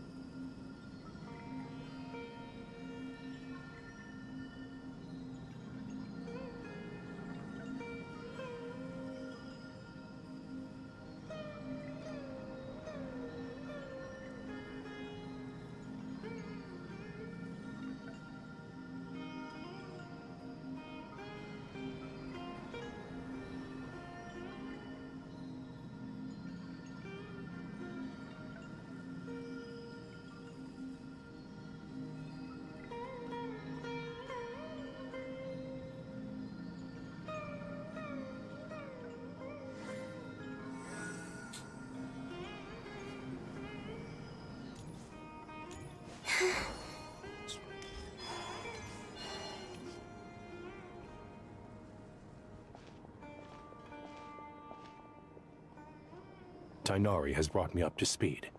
I approve of your plan of action. But we can't proceed with everything right away. The people need to rest. For many of them, this will be their first time in the desert, so we'll need to find additional personnel to help escort. You two, please go on ahead with the Dendro Archon. Let's rendezvous at the Temple of Silence late. No problem. We got this. Words can't express my gratitude. So let me just say, I hope everything goes smoothly for all of us. Goodbye for now. All right, let's get going. If Paimon remembers correctly, the last time we saw a Pep was in... Traveler, Paimon.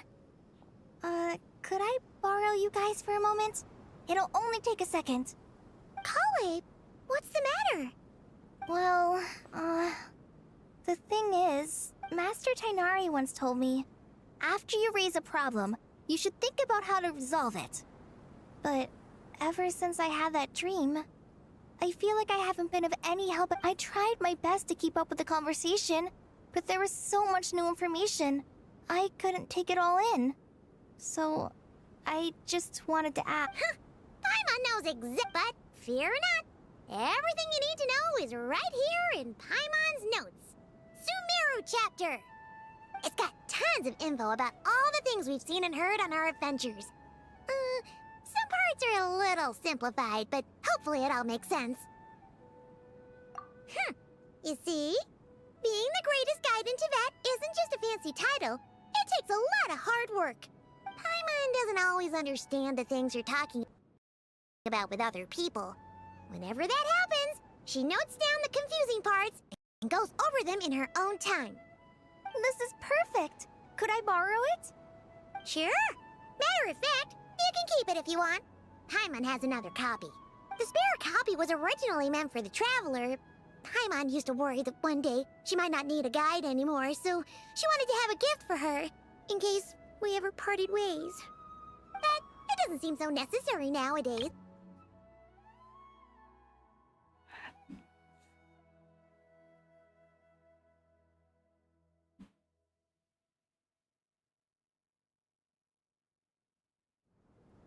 Thank you so much. But still, these are your treasured memories. I think I'll make my own copy and then return the original to you. Anyway, that was all. I won't keep you any longer. Have a safe trip. See ya! Alright, time to bring the Hida to see a Pep. Let's hope that old grouch is in a negotiating mood. Hey?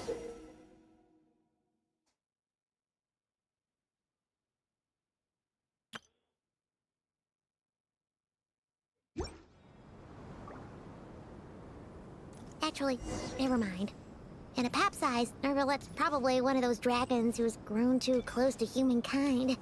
They might end up fighting for all we know.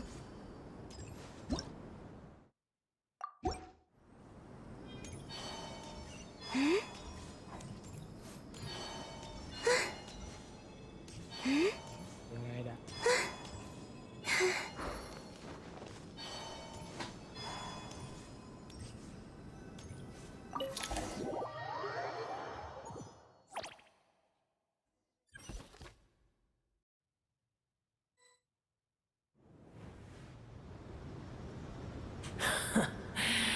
I had a feeling your kind might come calling. The ley lines are in disarray. Something has gone wrong with Irminsul, yes.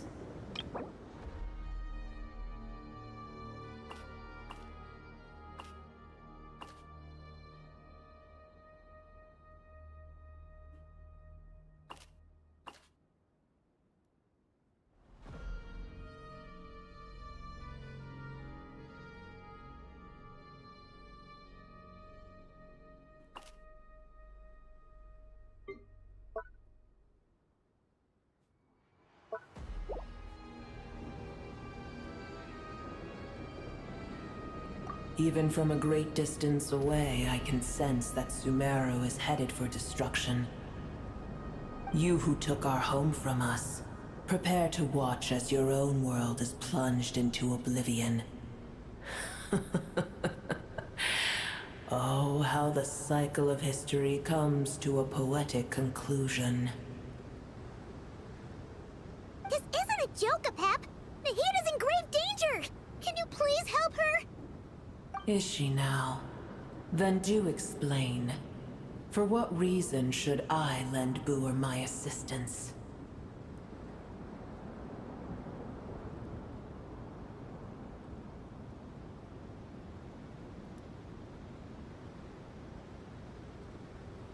Be not mistaken. The fate of Sumeru is of no concern to me. I am neither the god of this land nor its guardian. I may have given my tacit agreement as your kind built homes here and multiplied for generation upon generation. Tiny Booer, puny humans. In my eyes, all of you are but intruders who followed in the wake of the heavenly principles. I am not obliged to be your savior. Pep, if you truly despise gods and humans so much, well, after the great humiliation of being helped by a god in the past, shouldn't you be jumping at this chance to balance the scales? Now that is a compelling reason. When El Ahmar plotted against me and I was tortured by forbidden knowledge, it was Booer who saved me from agony. And though I regard with shame the pity of my enemies, to receive aid without repaying it would likewise tarnish a dragon's dignity. Oh, tiny Booer, puny humans. Just this once I shall deign to show you the true power of dragonkind. Whoa! It's happening again! We're gonna get sucked in!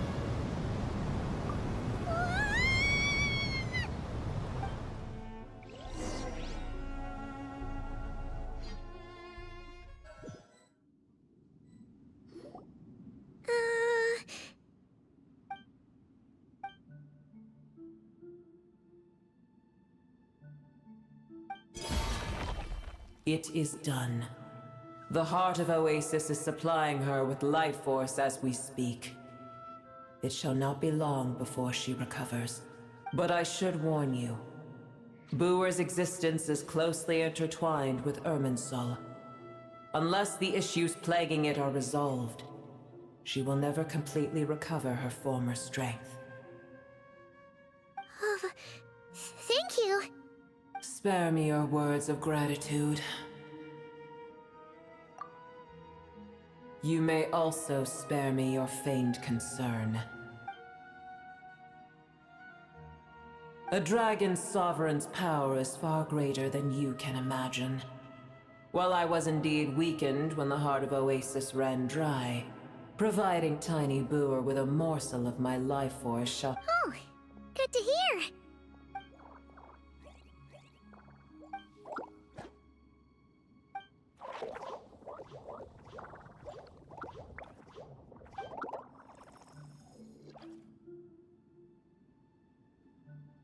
Ever held in high favor, I see. Oh, well, The compliment was sincere. Simply accept it.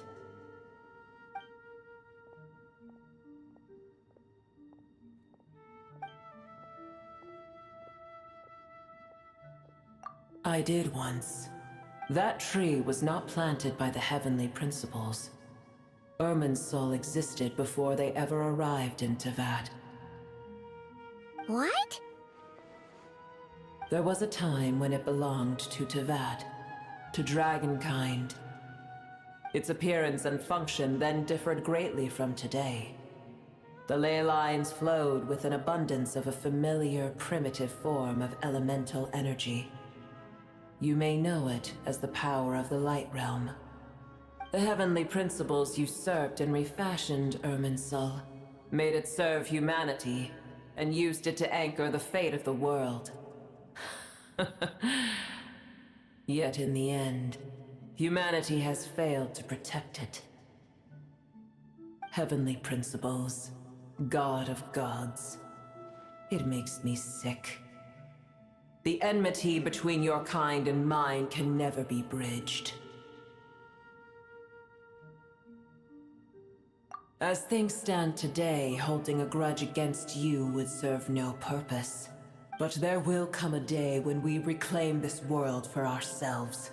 The opportunity will arise no matter how long we must wait. I can already sense that far away from here, the Hydro Dragon has wrested his authority from the hands of the usurpers. Though we have yet to meet, I know that we are both preparing for our revenge day and night. Uh-huh.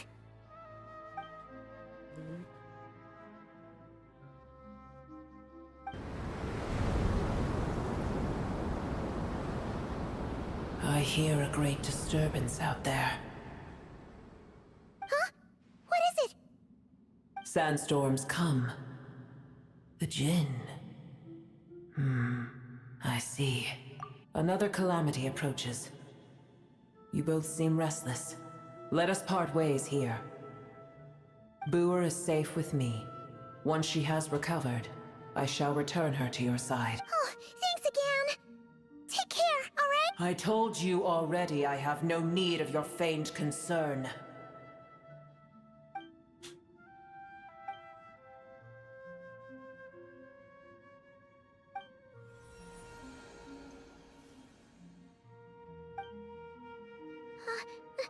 Nahida? You're awake! Are you okay? Cease your interrogation. Yes, she awoke for a brief moment, but she has now lost consciousness again. Take it. We shall talk more at another time.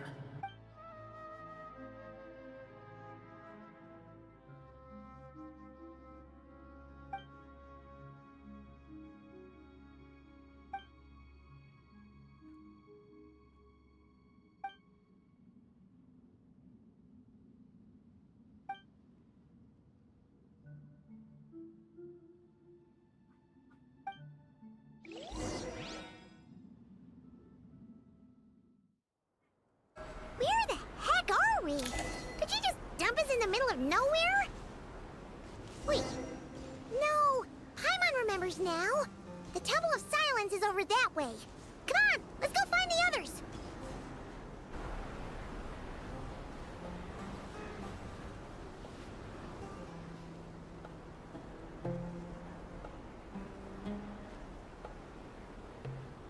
There's no need for everyone to stay here. I'll protect the sages. The rest of you, return to Aru village. Yes, Mahamatra Sino.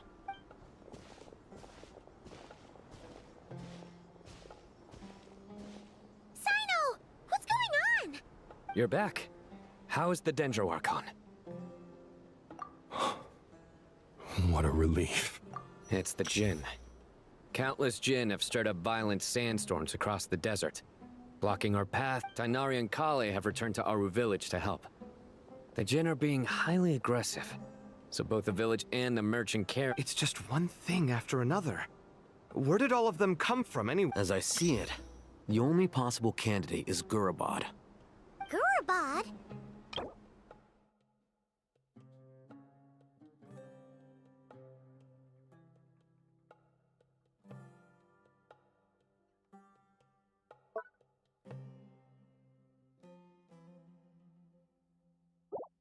Baladuri could explain in more detail if he were here.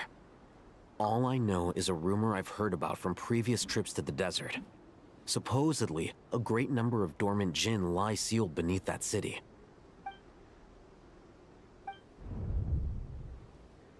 Gurabad is, for me, a fated land.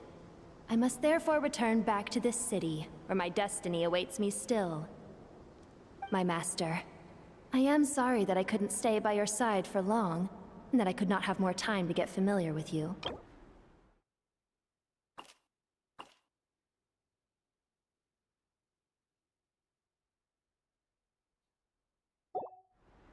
Lilupar. Yeah, we once said goodbye to a friend there.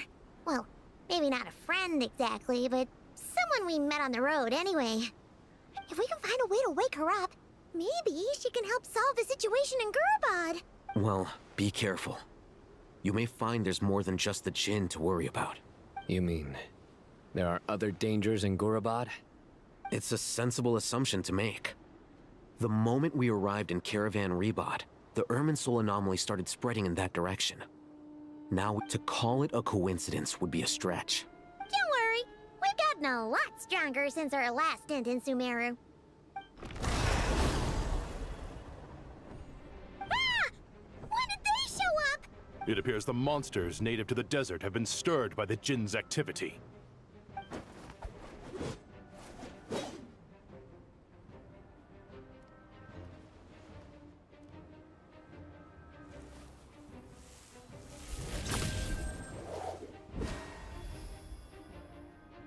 You should get going. We'll take care of things here.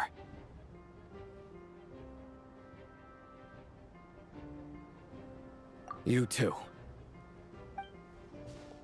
Don't do anything too risky. You got it?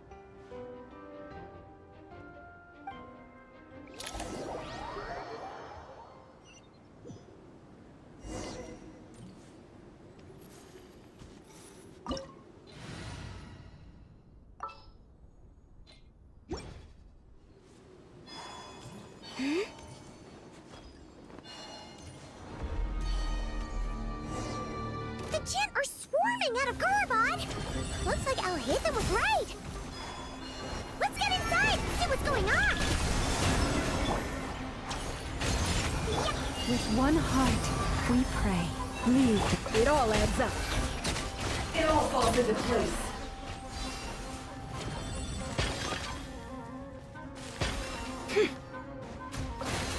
Let's see what you're made of.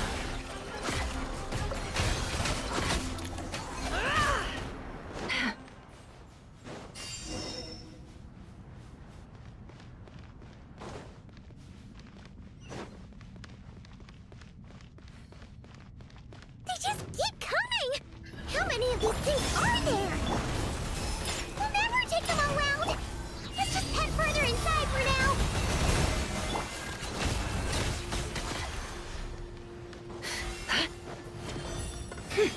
Target spotted! All units at the ready. The Patui! They must be using this place as a stronghold! Are they the ones behind all this? Oh, fighting Jinn with one hand and Patui with the other? This is pure chaos! I'm gonna fix your skull!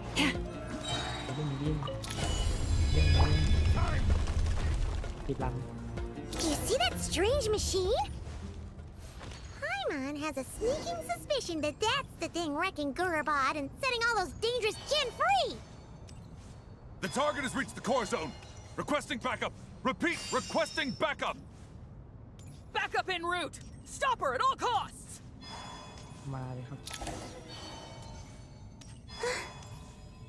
Careful! They're back again!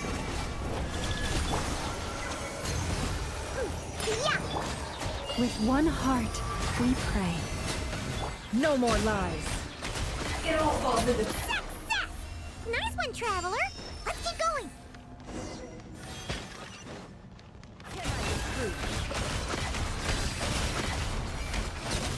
It all adds up. Time to come clean. A new moon rises. Surge. Receive my blood. Time to come clean.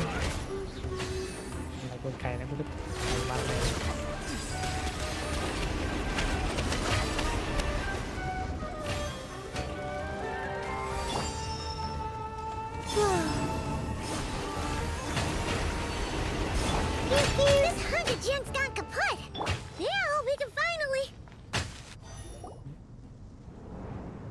It seems my subordinates failed to stop you in your tracks. Apologies, sir. There is no need to apologize. You did well to hold your ground against such a powerful adversary for as long as you did. So, you're in charge here, huh? First the problems with Irminsul, now this mess in Gurabad? Are you the ones responsible for all this? I'm afraid I cannot answer that.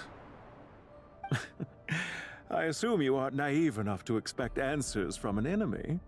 Oh, this guy is so snooty! However you want to spin it, you're clearly involved in this somehow. So you can either start talking, or we'll have to make you talk.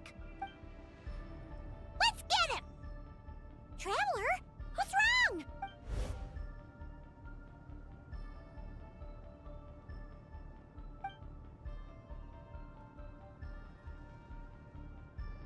You're remarkably calm. Some would act more rashly upon finding the ringleader all alone. But you keep your cool. Even as your enemy, I must applaud you. Did you show yourself just to say that? Is this you trying to take back control of the conversation? Unfortunately, I really don't have anything to say to you. I am here merely to indulge my own curiosity. Your names are well known among the Fatui. Naturally, I wanted to observe you up close while I had the chance. Hey! Don't treat us like we're some kind of exotic animals in a zoo! Oh, I wouldn't dream of it. You seem rather predisposed to misunderstand me. I'm quite aware that you are both heroes of great renown. You have resolved crises in many nations and won countless allies along the way. I've been following your adventures with great admiration. My only regret is that the trajectory of your journey conflicts with our goals. What do you mean, admiration? Sorry, but that sounds pretty weird coming. I don't see why. We may happen to occupy opposing sides, but there is no cause for deep-seated enmity between us. Well, now that you're observing us up close, what do you see? I've observed as keenly as I can. Yet, while I endeavor to understand, your true strength remains a mystery to me. Violence is not my area of expertise either, so, you see, I would much rather converse with you like this than determine a victor with the edge of a blade. Besides, I've heard that even 3 moons in the sky fail to eclipse your brilliance. I know better than to bite off more than I can chew. 3 moons? So, you have a connection with the Harbinger, the Doctor. Well deduced. Our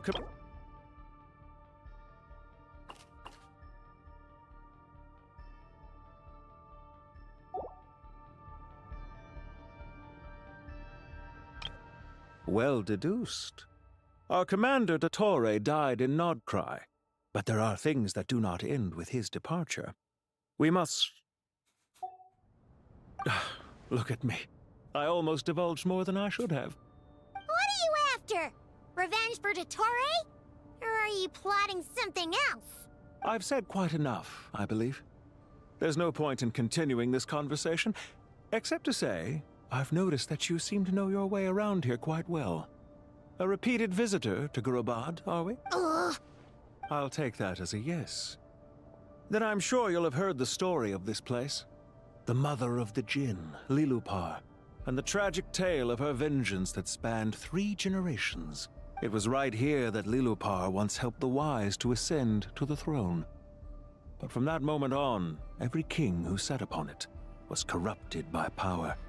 These degenerate rulers lost control over their nation, and with it, the right to occupy that exalted seat. What are you trying to say? I once admired you for your adventures. That is the earnest truth. But it appears to me that your journey serves ultimately to uphold the rules of this world. Are these rules truly just? Does the heavenly principles rule with wisdom or folly? And how can we be sure that the 7 who wield authority over the world will not be corrupted? Do you seriously think you're gonna convince us of anything?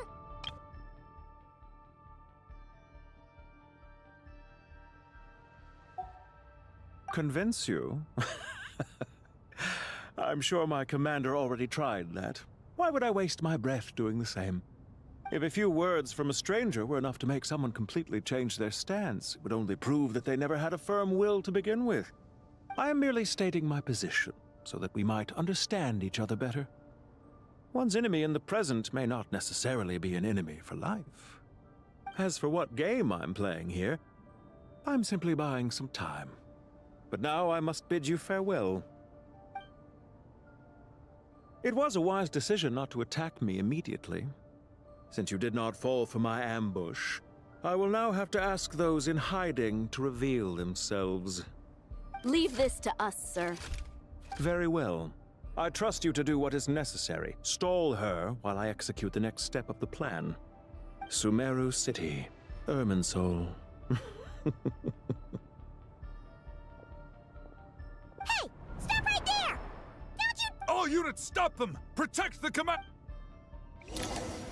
Did you hear that? He mentioned Sumeru City and Irminsul! He definitely knows something! We can't let him get away! Get rid of these pesky soldiers, quick! Rear guard to the front! Don't let them through! Get that thing in position! Hold on! Just a little longer!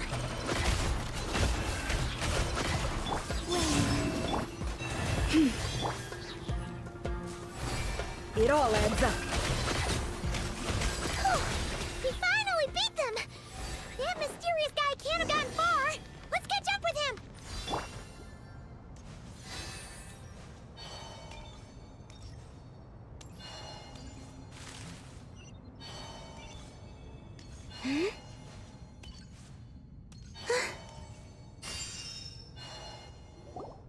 Found him!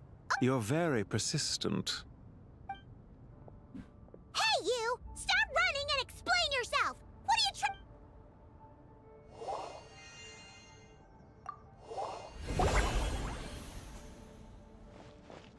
What's this? Relax.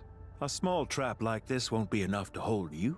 The sandstorms from Gurabad will die down soon enough, but this small window of time was all we needed to launch the next phase of our plan. Don't be discouraged. I knew that someone would come here eventually, so I planned where to chat with you, which door to exit from, even which mechanism to wait by for you. I thought through every detail. You, meanwhile, know nothing of who I am. So far, you've only heard my voice, and for all you know, it may not even be real. But not to worry. This is only our first meeting. It shan't be our last. Just answer me one last question. Why do you continue to follow Dottore? He has conducted countless cruel experiments, even on his subordinates. Follow isn't quite the right word. Let's just say even those you see as villains have their friends, even if they aren't the most sincere of friendships. When any set of rules is established, there will be those who benefit and those who lose out. People will do anything to justify what they have gained or escape from the hardship imposed upon them. Neither he nor I are tolerated by the rules of this world. We were both searching for a new order. Our ideas of the final form that should take may have differed, but our journeys took a shared path. Goodbye, Traveler and Paimon. I wish you a timely escape, albeit not too soon. I will need a little more time to prepare. Hey! Come back! Wait, this dark wall. We've seen these on our adventures before. It swallows people up! I'm sorry. She shouldn't have jumped the gun! Okay. He may have fooled...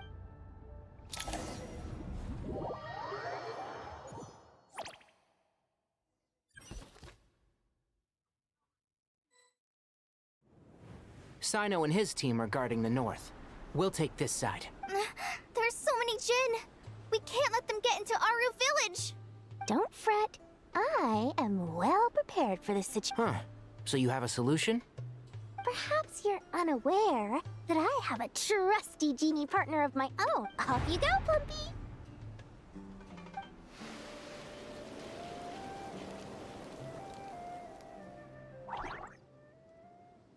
Come on, what's the holdup? 5,000 Mora. 20,000 Mora. 100,000 Mora. Final offer. Ah, so she's a hired partner.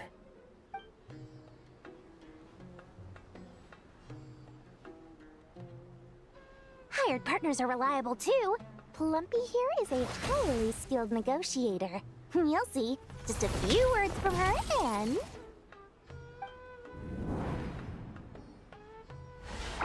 Plumpy!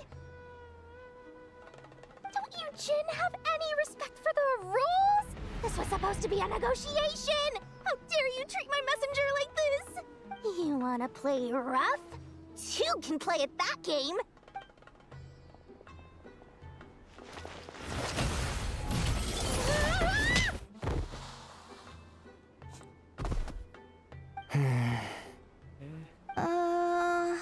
Looks like it's up to us now.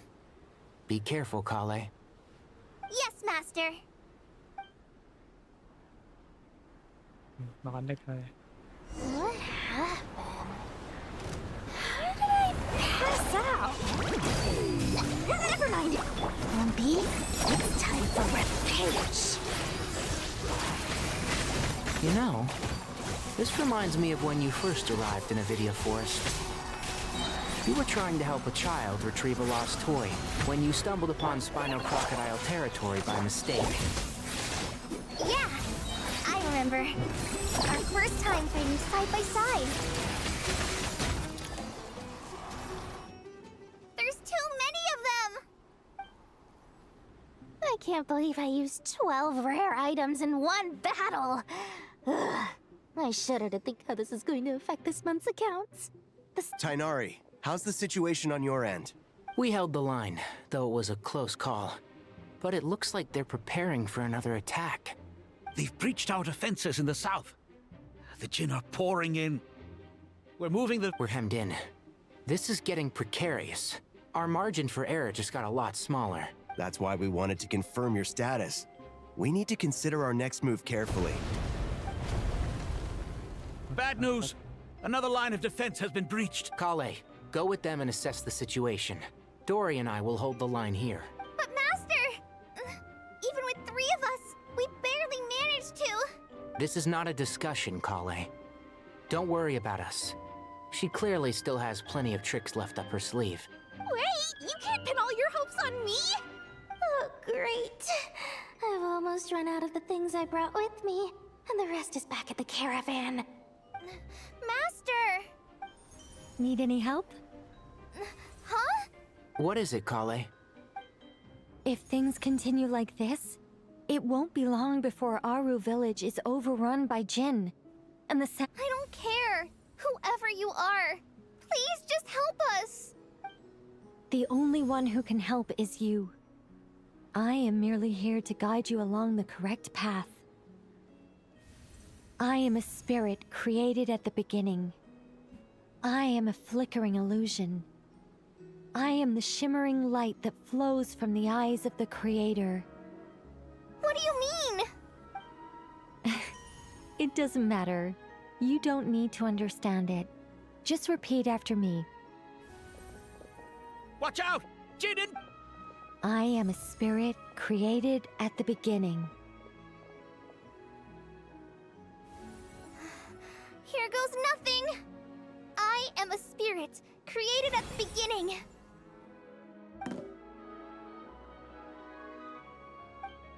I am a flickering illusion.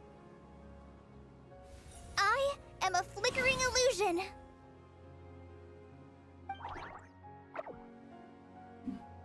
What's wrong, Plumpy?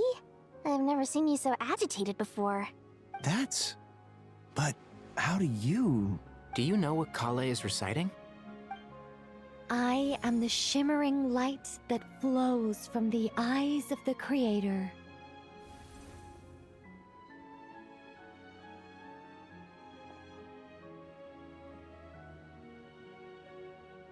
I am the shimmering light that flows from the eyes of the Creator!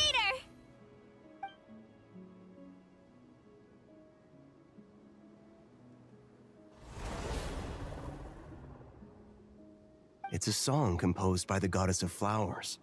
But very few records of it remain, even in historical texts. All we have is a few fragments. Is Kale an avid historian? Not to my knowledge. The Jinn have actually quieted down. Although... No, it's more than that. It looks like they're showing... submission. Clearly the songs left by the goddess of flowers have a soothing effect on them. Really? Let me try. I am a spirit created at the beginning. Don't stay away! I'll stop! I'll stop! It seems like the song only works when Kale recites it. But why? Kale.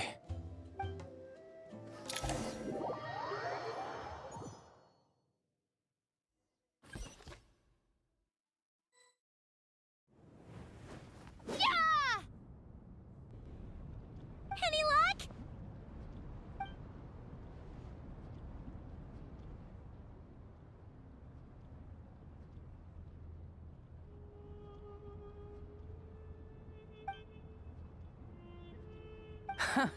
When I heard that loud rumbling in the distance, I thought the shifting sands had bust open the gates to some ancient treasure vault. Turns out it was just you guys. Huh? Wait! That sounds like... It's been a long while. Did you miss me? Jet! Ben! Let's save the catching up for later. First, I gotta get you guys out of there.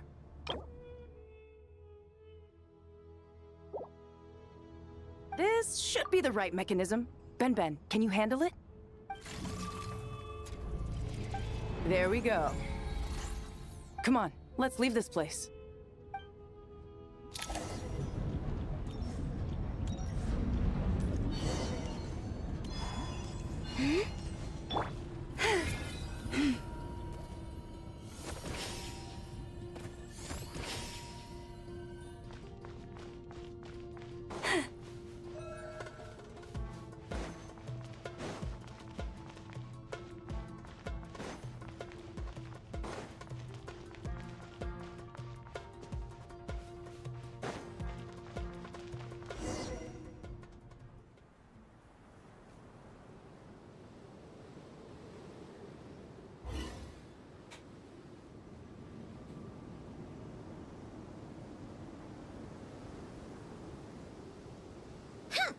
Those Fatui sure made themselves scarce.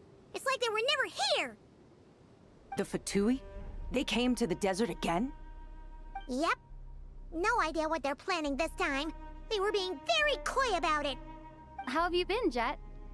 Well, since we last met, I've started my own band of mercs. We've actually made quite a name for ourselves. Oh, yeah. On a slightly different note, I have some good news. I finally took care of Masaira. Not much to write home about. It was just another day. Found his hideout. Dragged him out of his cozy little bed. He tried to talk me into seeing his point of view, as usual. But I'm way past that by now. There was nothing he could say to save his life. What about you guys? Bet you'd forgotten all about me and Ben, huh? Of course not! We're super duper best friends! Wow. Sounds like I should make time to visit some other nations too. Anyway, what brings you to Gurabad? Oh, right. I almost forgot. We're here to look for Lilupar.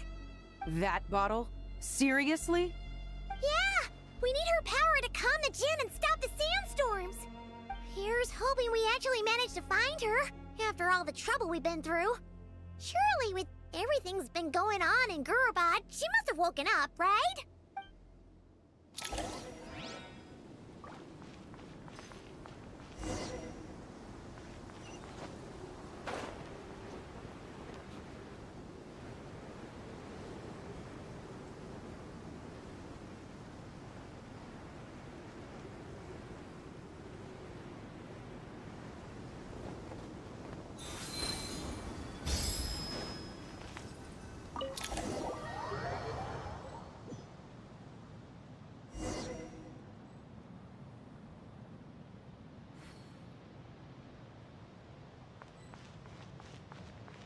Let's see. She should be around here somewhere. Aha! Found...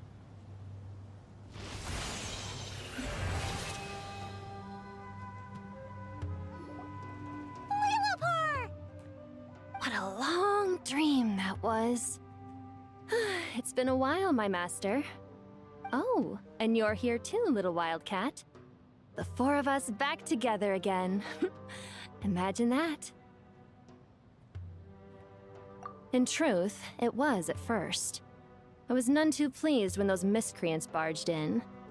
But it did give me the chance to reunite with you, dear master, so I shall overlook their folly.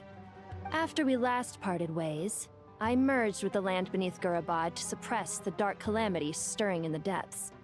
It rekindled the flame of vengeance within the Jinn, depriving Gurabad of any hope of peace. I fought against it for a long, long time, until one day, I sensed a change in a foreign land to the west. Suddenly, the pitch-black abyss fell silent.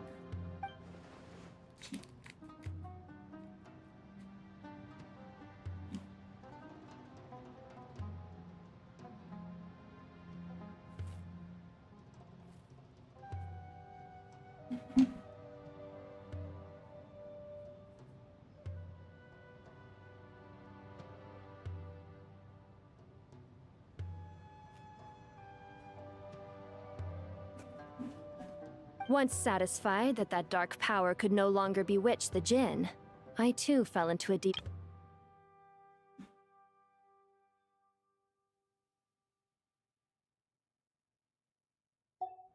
Why have you returned to Gurabad, my master? And why is my sand-swept homeland in disarray once more? Well, basically, Sumeru's in danger and a lot of our friends are affected. Some bad guys messed around with Irminsul and now they've released the Jinn in here. We managed to chase off the culprits, but we have no idea how to seal this place back up and stop the sandstorms. Child's play. I shall quell the Jinn and scatter the storms. Thank you, Lilupar. No need to thank me, my master. I have granted many wishes in my time, and this was the most trivial of them all.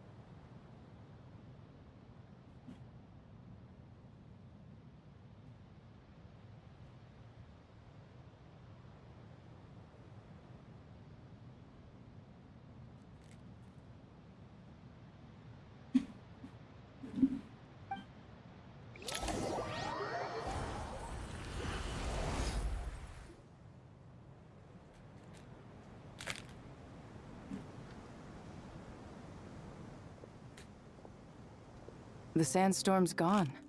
The sun shines bright again. When I said that we'd meet again under a lovelier sun, this was exactly how I imagined it. Yay! Although, honestly, Paimon would love to hang out with you more, even if the weather sucked. Well, there shouldn't be any more Jinn breaking out, right? Are we okay to head back? Sounds good. You can introduce us to your other friends. Another adventure begins. Lovely.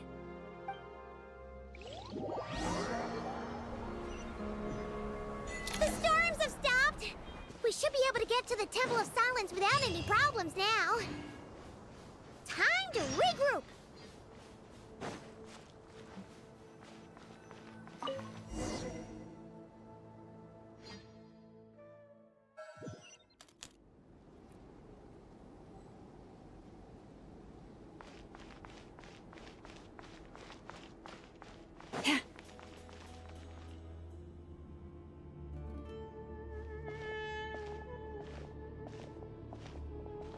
So, this is the Temple of Silence.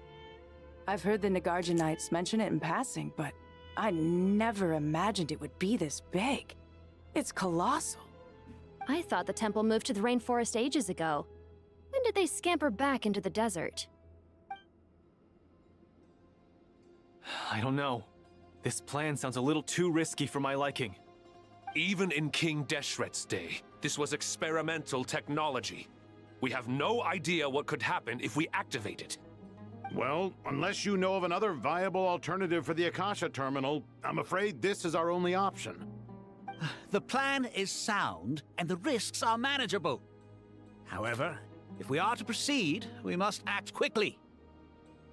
The scale of this project is enormous. Even with Kaveh, Faruzan, and every other scholar of mechanics work... You're back. Everything all right? And who are they? Friends of yours? Pretty much everyone in the Temple of Silence is. This guy's Kaveh, and the one next to him is Alhaitham.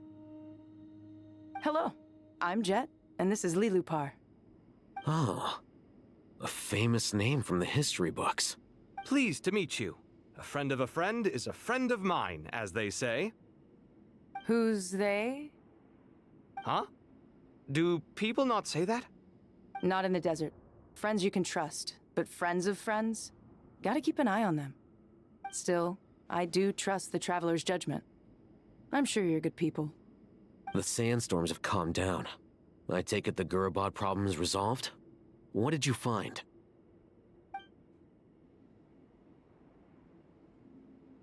And after getting all smarmy with us, he trapped us there. Luckily, Jet used the mechanism outside to free us, and then we got Lilupar to put a stop to the chaos. Wow. Thanks for being there to help them.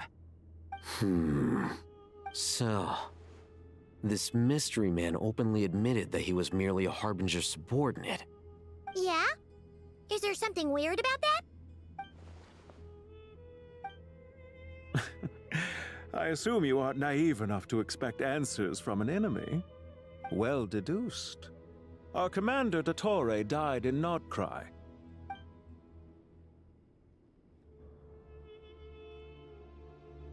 Are you wondering about his true identity? Or do you think there's a big conspiracy behind? I wouldn't go as far as to call it a conspiracy. Just the simple fact that having someone to shift the blame on tends to prove useful should trouble come knocking later.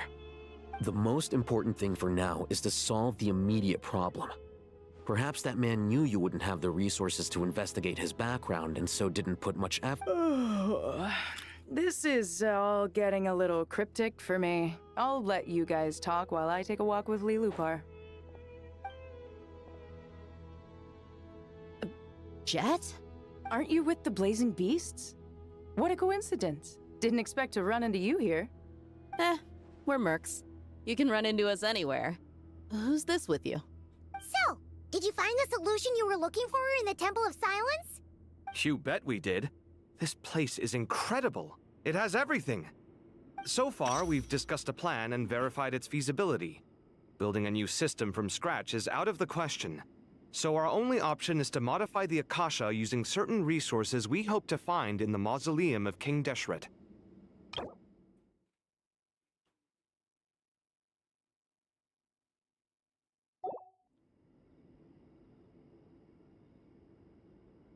According to certain sources in the Temple of Silence, there is a core device in King Deshret's mausoleum known as Aru. Little is known about this device in academic circles, which suggests it was hidden quite effectively. If these sources prove correct, the energy contained within Aru may be sufficient to power our Akasha renovation plan.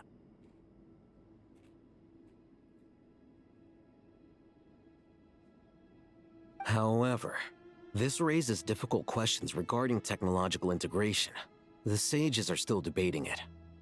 Yeah, but I'm sure they'll reach a compromise once they've argued it out. The people of the rainforest are always cautious when it comes to desert technology. But times of crisis like this leave us with little choice. Wait, Paimon has a question. Is this the same Aru we've heard of before? It's sealed off, right? Some sort of prison where the Goat King, Ibis King, and Crocodile King are locked up. Well remembered. Yes, that's exactly right. According to our records, Aru was the most brilliant creation King Deshret ever conceived of. Built by divine and mortal artisans working together. It was a miraculous accomplishment. And that being said, what Aru actually does and why it was built, those are deep secrets we are not. Until recently, I wouldn't have been optimistic that the place even exists. The only reason I'm inclined to believe it now is because we heard it from the Ibis King Thoth himself at his temple. The tale of how the 3 retainers of Al-Akhmar were imprisoned in Aru. Paimon totally gets that. When Paimon first heard about it, she thought it sounded pretty unbelievable too. Do you guys still remember that? The Ibis King told us they were trapped in Aru and that they had to answer 3 questions to get out. I think I remember. What causes our rise and fall? What obliterates love and hate? And what determines truth and falsehood? Those were the 3 questions, right? Yeah. Oh, if only Nefer were here.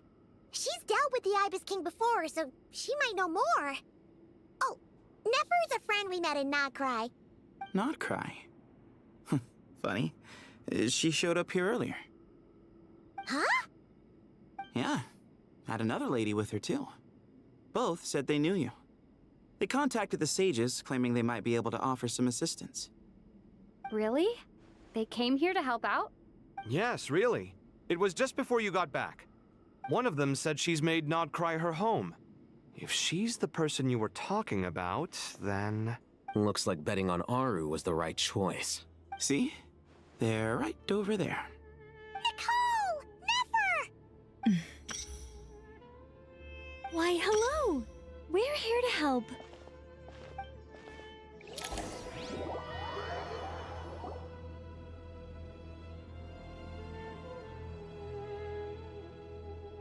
It's a good thing we left early. We almost got locked out. Locked out? What do you mean? Oh, you haven't heard? An invisible barrier has appeared around Sumeru's borders, cutting off all travel in and out. No one can leave and no one can enter. Sumeru has become a lonely island. Are the Fatui behind this too? Actually, no. This has nothing to do with them. I suspect it's a defense mechanism within Irminsul itself. Irminsul is the source of Tevat's ley lines, after all, and Sumeru is the nation closest to it.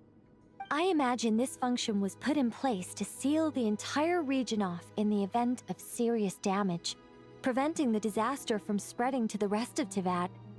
It may have been implemented long ago. But doesn't that mean that the people here won't be able to escape to other nations if the anomaly keeps spreading? Currently, that does appear to be the case, which is precisely why I am here. This is a critical moment for the world, and Sumeru is the eye of the storm. Paimon's surprised you managed to convince her to come back to Sumeru. Indeed. Even for someone of my wisdom and eloquence, this tested my skills to the limit. And why should it concern me that Sumeru's in trouble? Surely you don't think I still have feelings for that place? Judging by your tone, I suppose you don't. Sounds like you don't know much about my past. And here I thought you knew everything. All I know is that the Ibis King is the source of your power. He was quite a prominent moon envoy once upon a time, so I do know a thing or two about him. As for your past, I have ways to learn the full story if I wish to. But everyone has secrets they'd rather keep to themselves. I'm glad you see it that way, Miss Nicole. I've chosen to call Nodcry home, which is why I did my part in its hour of need. That doesn't mean world savings become a habit with me. I understand. Human emotions do not appear and disappear without cause. There is always a reason to be found behind both salvation and destruction. Still, if time has taught me anything, it's that human emotions are often complex and in conflict. That's why people change their minds about things all the time. But that's where we angels come in. Our duty, ultimately, is to guide people towards their deepest, truest desires. So I wish to hear about your past, because I do not believe you are motivated by hatred alone. And if we still arrive at different conclusions in the end, that's okay. I refuse. Wait, what? But I set the atmosphere and everything. Isn't this supposed to be the moment when we finally open up to one another? Is it? Maybe I'm not so good at reading the atmosphere. You're right, Nicole. There's more to me than just hatred. Had it consumed me, I'd be left stuck in the past forever, never living in the present.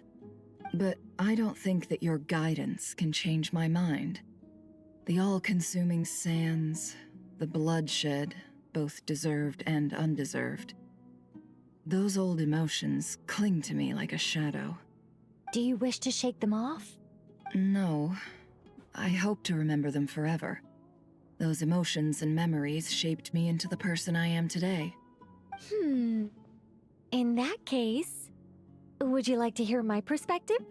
Sure. It's not every day you get to hear an angel's opinion.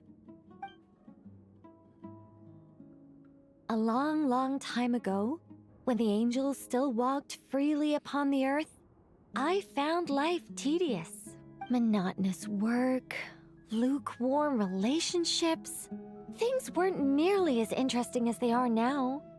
And yet, since the angel's demise, I have found myself missing those days on more than one occasion. Human emotions are often attached to a person, a place, or an object.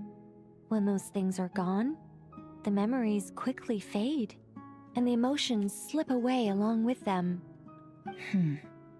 If Sumeru were destroyed, both rainforest and desert would be no more. With the object of your hatred wiped from existence, it would not take long for the memories buried deep in your heart to slowly fade. Both love and hate are intense emotions, but they are nothing compared to the void left behind when they disappear. Most sophisticated, Miss Nicole. But anyone focused on the future could only ever applaud the destruction of the things they hate. Still, I'm a special case. Someone once told me that human memory is more selective than a Mora-hungry merchant choosing between customers. As much as I dislike Sumeru, this is no way for it to perish. All right, you win. I'll help you out a little. How much will you need? You're not gonna milk this for all it's worth, are you? What do you think? I'll be upfront with you. I don't have much more on me. If that's what you need, I could borrow some from Alice. Or perhaps I could pay in sculptures. The ones I carve are actually worth quite a lot. Just cover my travel expenses. Huh? Is that all? That's all. Given all the people I owe favors to, I can just about justify a trip to Sumeru. Yehoda! Here, boss! What do you need? I'm going back to Sumeru for a while. While I'm away, you'll be in charge of the curatorium. Me? I'm in charge? Whoa! Don't worry, boss. You can count on me! And that was how the ingenious Angel Nicole brought you the perfect person for the job in your hour of need. Hip hip hooray! That was far more detailed than necessary. Not lacking in embellishment either. I never thought I'd return. Especially not the desert. But life doesn't always go as planned, I suppose. What's Candace up to? I don't think I've seen her yet. She is still taking care of things in our village. Should be joining us before too long.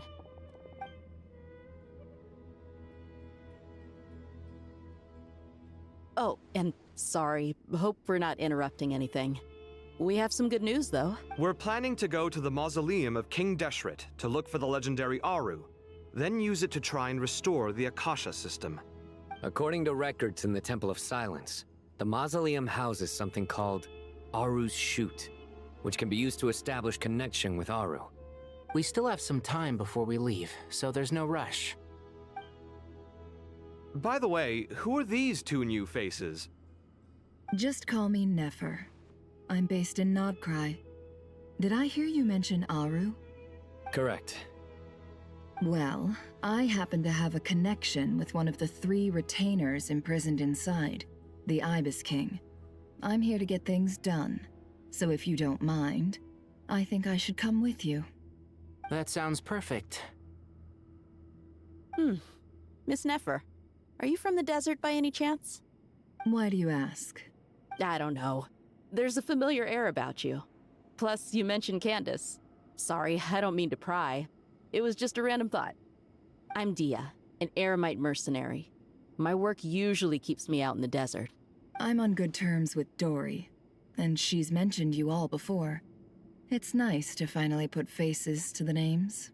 However, my associate here is probably less well acquainted with you. Why don't you all introduce yourselves? Actually, I'm a little better acquainted than you might think. Huh? Huh. Are my eyes playing tricks on me? It looked like you spoke without moving your mouth. Ventriloquism. I have heard tell of it before. What is it, Kale? It's you! You're the voice who's been speaking in my head, aren't you? You encouraged me to report my dreams to the Dendro Archon, and got me to recite that magic prayer. Mm-hmm. I have many titles, but let's go with the most pertinent one. I am Nicole Rain, an angel who has lived since ancient times. An angel? Sounds like a big deal, but, what exactly is an angel? Oh, Well, we're a rather long-living race of beings. Not gods, technically, but we can still tell you a lot of stories from ancient history. Yep, and she's also an amazing sculptor. You could say she's a real creative type. Well, ma'am, if both the Traveler and Paimon give you rave reviews, you must be pretty impressive. Oh, please don't call me ma'am. I find it so awkward when people get too formal with me. Just relax and be yourselves. No need to be nervous. Miss Nicole, if it's okay, could I ask you a few questions? Yes, you may. I can see your heart is filled with confusion, and you are desperate for answers. I also know which questions you want to ask me. Why did you dream of Sumeru City in disarray? I can guide you to the truth, but it involves a personal secret of yours. I'd prefer...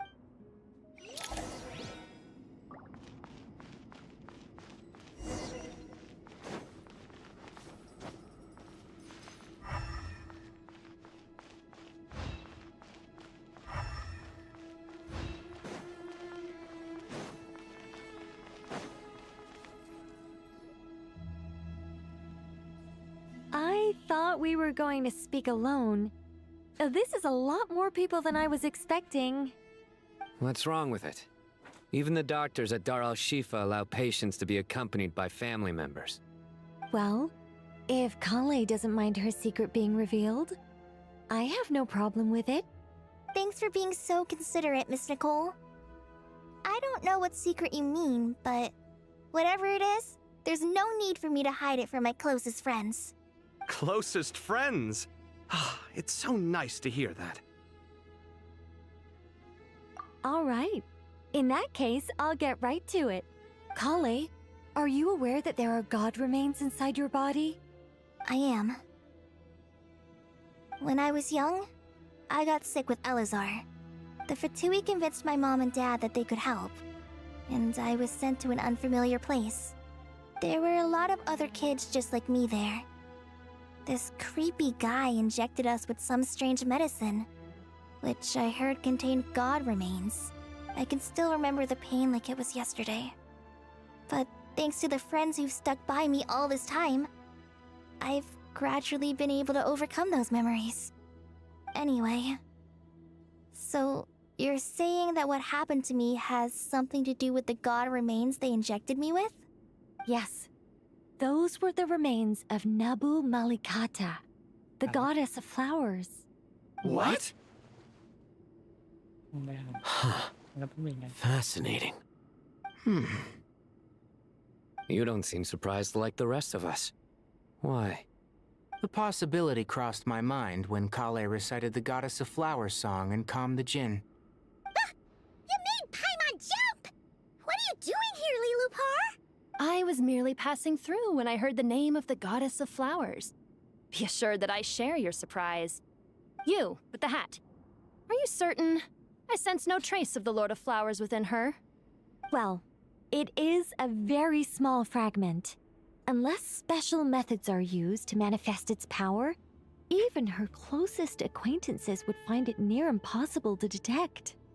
After the goddess passed away, her remains were scattered across the desert. King Deshret gathered all the pieces he could find and buried them in the eternal oasis. But some fragments remained unaccounted for. Eventually, the Fatui must have found a way to track some of them down.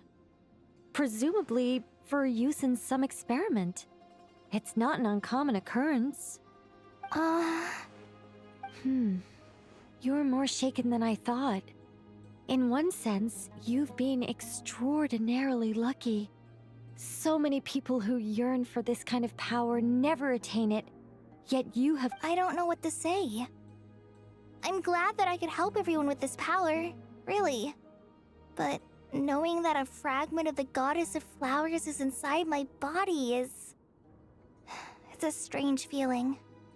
Well, people value their autonomy very highly. Even a well-intentioned intruder can shake one's sense of self. I understand how you feel, Kale. But once you get used to it, you'll find it's nothing to be concerned about. Huh. I guess you, of all people, have a good reason to speak on this.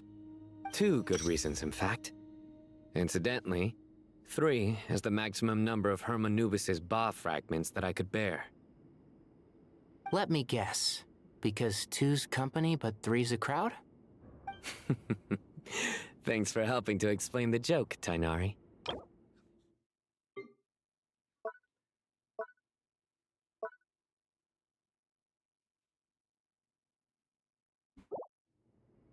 Not my intention. Goddess preserve me. I should take my leave.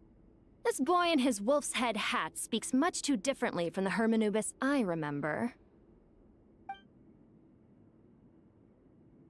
Kale, all I'm trying to say is, no matter how many Hermanubis fragments there are within me, you wouldn't think of me as Hermanubis. In the same way, you are simply you. Yeah, I know what you mean. So about that dream I had, was it a warning from the Goddess of Flowers? Yes. Just like me, she was an angel created by the primordial humans, born with the instinct to guide living beings. Though her body and soul have perished, her essence retains its natural instincts. Even her smallest remaining fragments would do their utmost to send you that warning. The Mother of Dreams? Lord of Flowers and Oases? She must have had a premonition. That is why she gave that dream to you. We won't let our efforts go to waste. But I still don't understand. Why me? Yes. Why indeed? You weren't the only one injected with God remains, but only in you have her fragments persisted. I suspect it may be because of the firm will you showed in the face of suffering. She was likely assimilated by that will. Of course, this doesn't mean you have to shoulder any extra responsibility. As this young man said, you are who you are, and that will not change. All right, any further questions from the family members of the patient? If not, we should head to the mausoleum of King Deshret. Let's move out. Time to put our plan into action. We all hope it'll work. But will we really be able to open Aru? And even if all 7 pillars of King Deshret agree to let us proceed, the scale of the work to follow is daunting, to say the least. Haven't you handled other big projects before? I mean, the biggest project I've worked on to date is probably the Palace of Alcazarzaray, I guess? But this is orders of magnitude beyond that. It's a total nightmare. Look on the bright side. At least this time you're actually here when Sumeru needs you most. You won't have to come asking me for details after the fact. Mock me all you want. But now that I'm here, things will be resolved far more quickly and smoothly than last time. Kave's self-doubt disappeared and... Well, this confidence is most gladdening. Now, go and pack your things. We'll head to the mausoleum as soon as you're ready.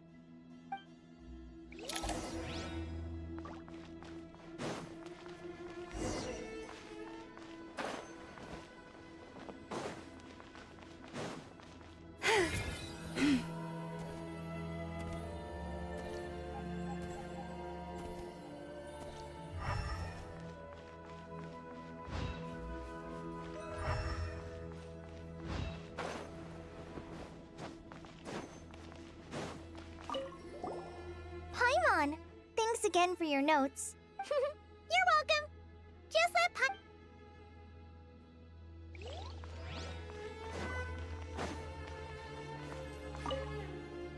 Oh, so many books. More than I could ever read in my life. But I've learned a lot that the textbooks could never teach me. I never. What's wrong? You look a little depressed. Kale got a fragment of the Goddess of Flowers, and all I got was one of the 7 pillars who served under King Deshret. I lost out, didn't I? That's what you're upset about?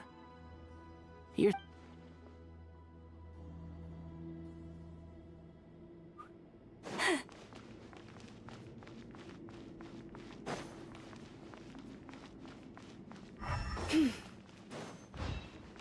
Good to finally meet you in the flesh. It's a little surreal seeing you here after exchanging letters for so long. Am I... Sounds like you have some history then? Any budding mercenary group needs a steady supply of intel. They, in turn, can prove an exceptional source of the same. The Curatorium of Secrets is happy to cooperate with friends from all over the world. Can't say no to a solid partnership, especially out here in the desert. But cooperation's built on mutual trust, and there isn't much contact between the desert and Nodcry. So, I'm guessing you reached out to Jetford. What's behind your interest in the desert? Nostalgia? Or is there someone you're looking to take care of?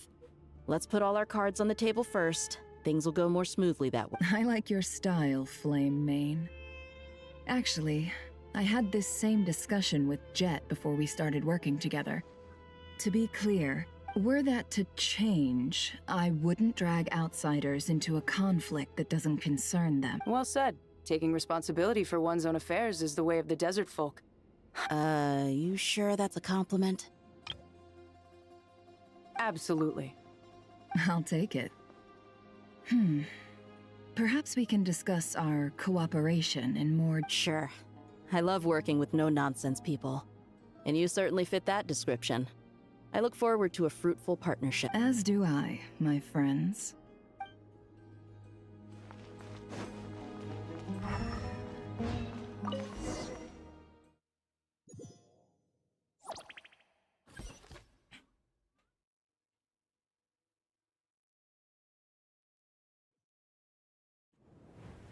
I hope everyone's ready.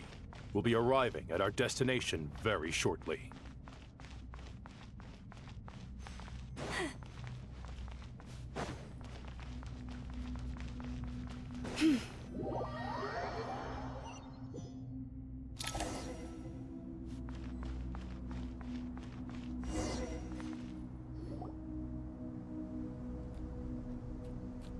Why, we've not seen so many visitors ever, really.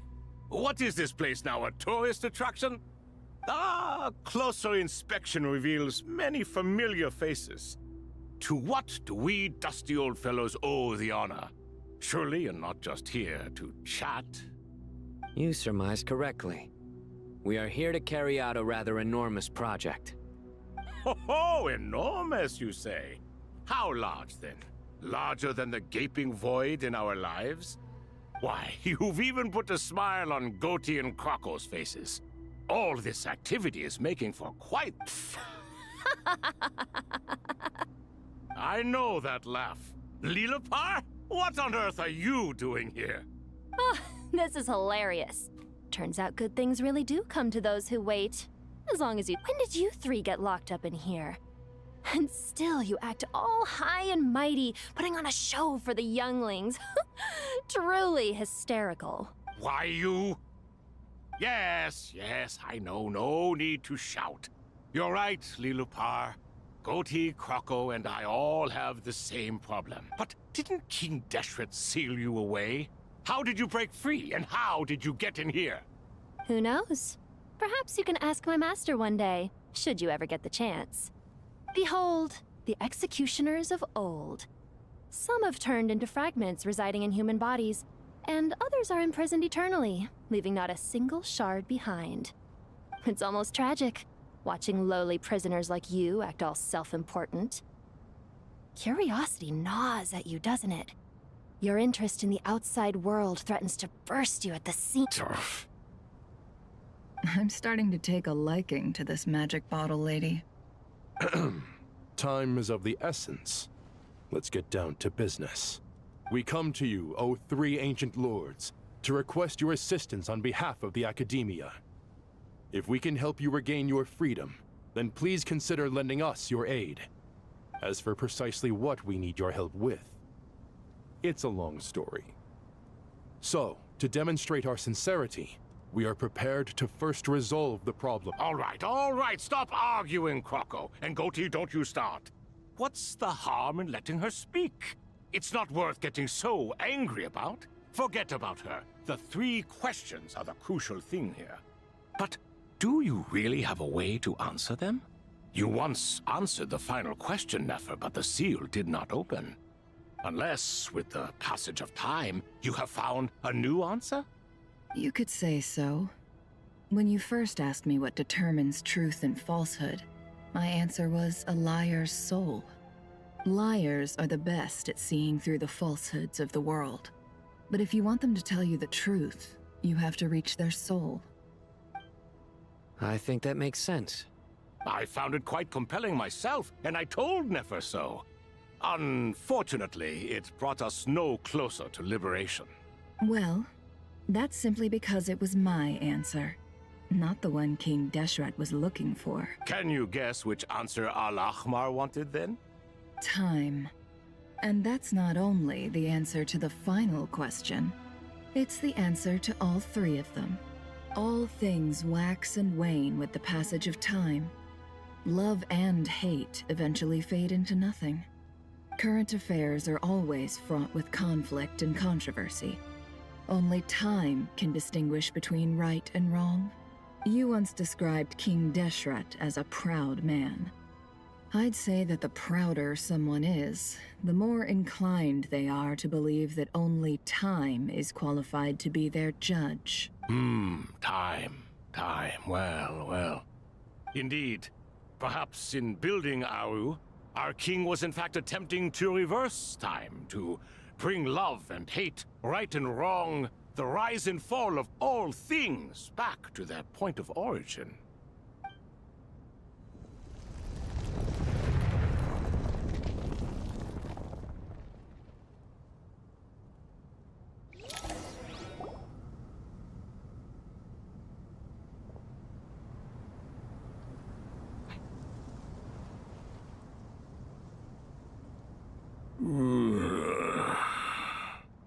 This is the most eventful day I have experienced in a long time.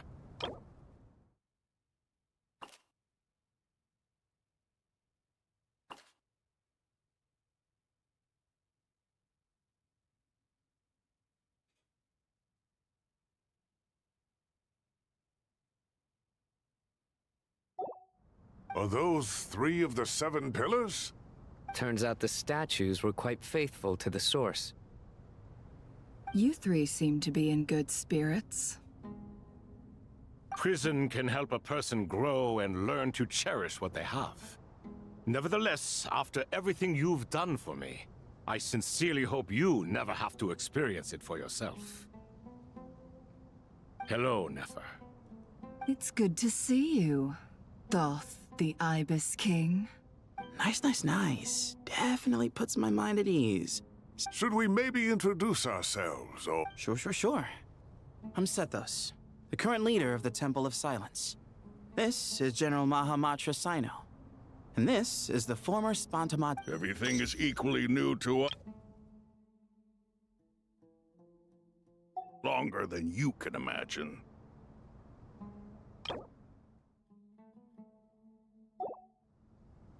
Let's hold off on the introductions for now. We can always ask Nefer about you later. It'll give me something to talk about with my chosen disciple. You're like a helpless parent.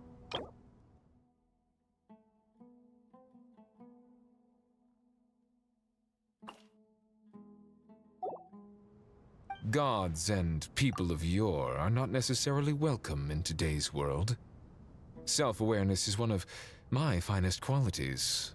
I thought I ought to share its fruits with you two. Is that so? Well, I think we'll take it in stride, just as we did with the 3 questions. Let's not forget, it was my persistence that won you both your freedom. Fair point. I have to applaud your persistence. And I must praise you for your wisdom. Now, state your wishes, young ones. I'm sorry? Why, your tremendous accomplishments deserve a reward, do they not? You must let us do something for you in return. General Mahamatra, what do you think? I won't beat around the bush. Sumeru is facing a crisis the likes of which have never been seen before. And we need your help. Every calamity throughout the ages has been connected to us in one way or another, whether we were its cause or consequence. Whatever is wrong with Irminsul, it severely affected the Dendro Archon.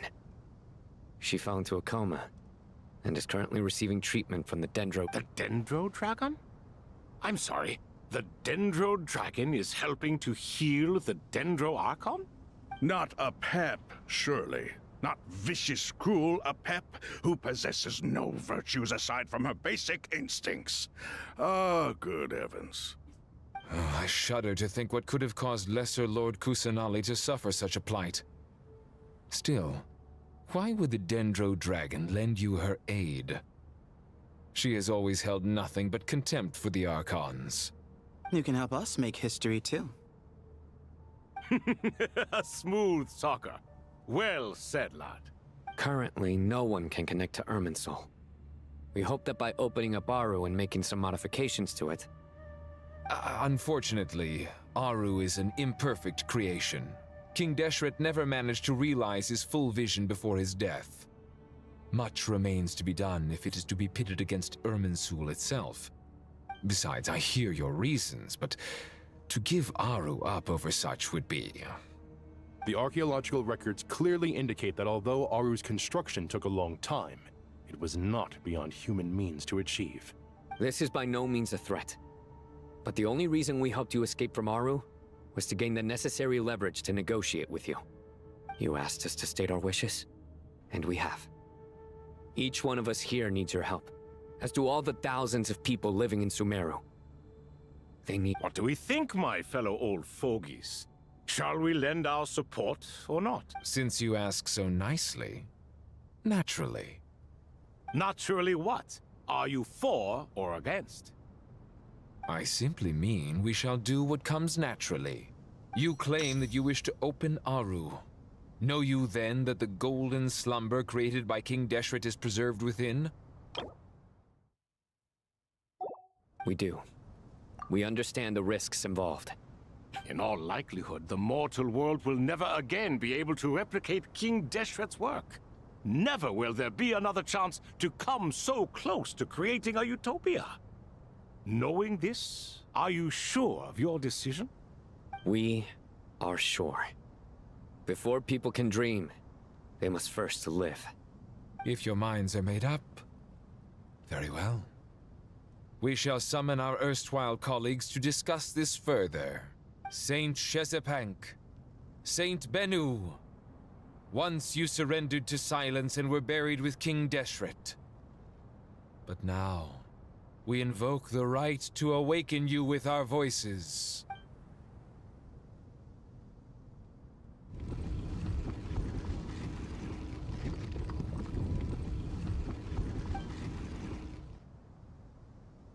Saint Bennu, responding to your call. 3 kings detected. Initiate.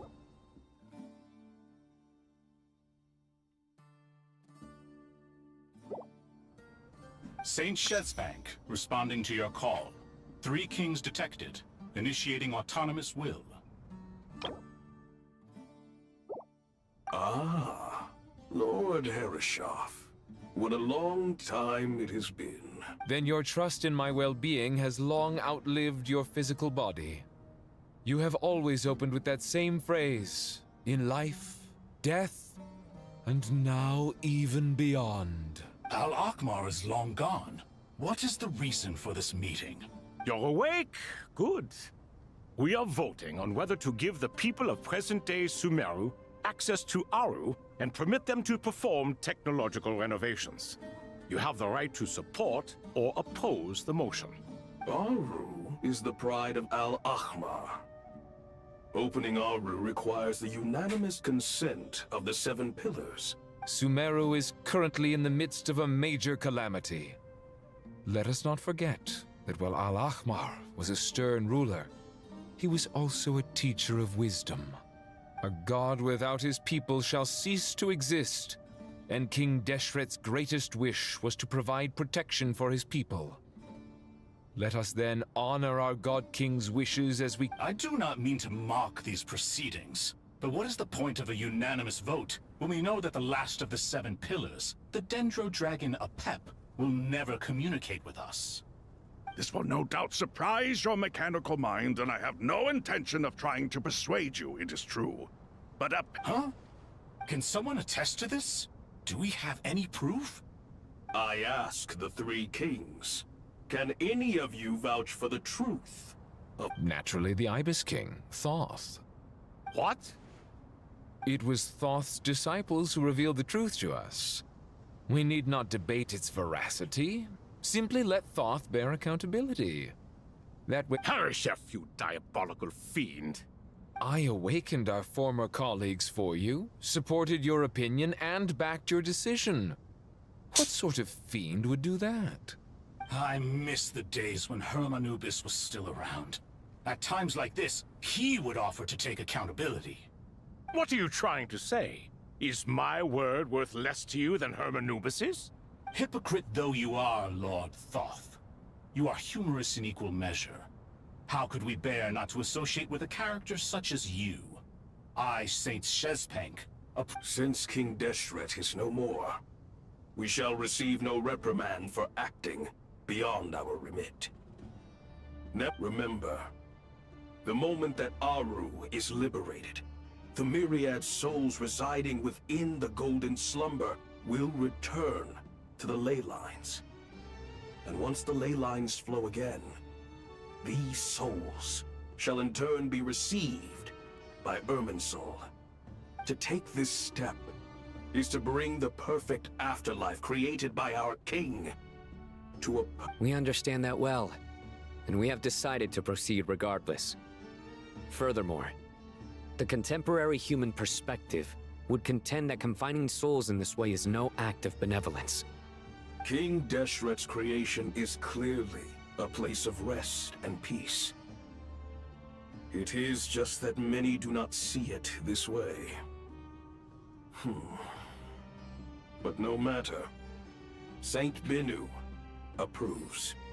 Hermanubis' representative and the Dendro Dragon Apep made their choice ahead of time, while the Goat King, Ibis King, and Crocodile King have also granted permission to liberate Aru. By the grace of His Majesty, guided by his wisdom and will, let the gates of Aru be reopened.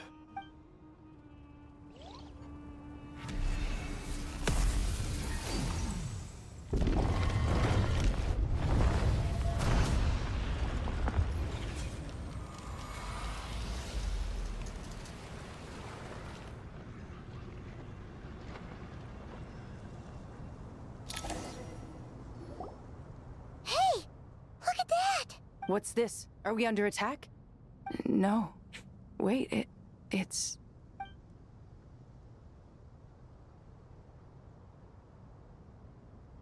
Here you are. Through the sands of time. I see you. Father. Father, is it really you?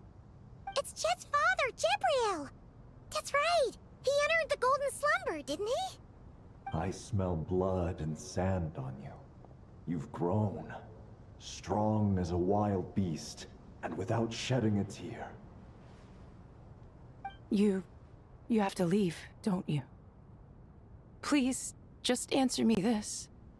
What should I do for you? This meeting is a blessing from the gods. My soul once imprisoned along with that of Samael, is finally free. I am truly grateful for the chance to see you again. That the dead should meet the living is itself a miracle. One brief, precious moment is enough. Enough to set my heart at ease. Do not weep for me, Jet. I know you will accomplish many great things in your life. You will go further and climb higher than I ever did. All I ask is that you take good care of yourself.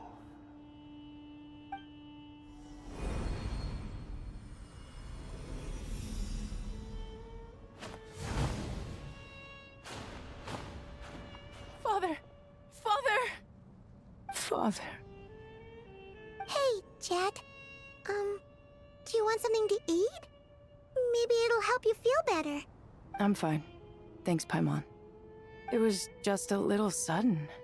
The chance to see my father again meant the world to me. He was trapped in the golden slumber for our sake. And now, after all this time, he can finally rest in peace. I'm glad. It's a huge relief. You've grown strong, Jet. More than enough to fend for yourself. Yeah. I'll leave the past in my memory where it belongs. My family, the good times and the bad. Goodbye, Father.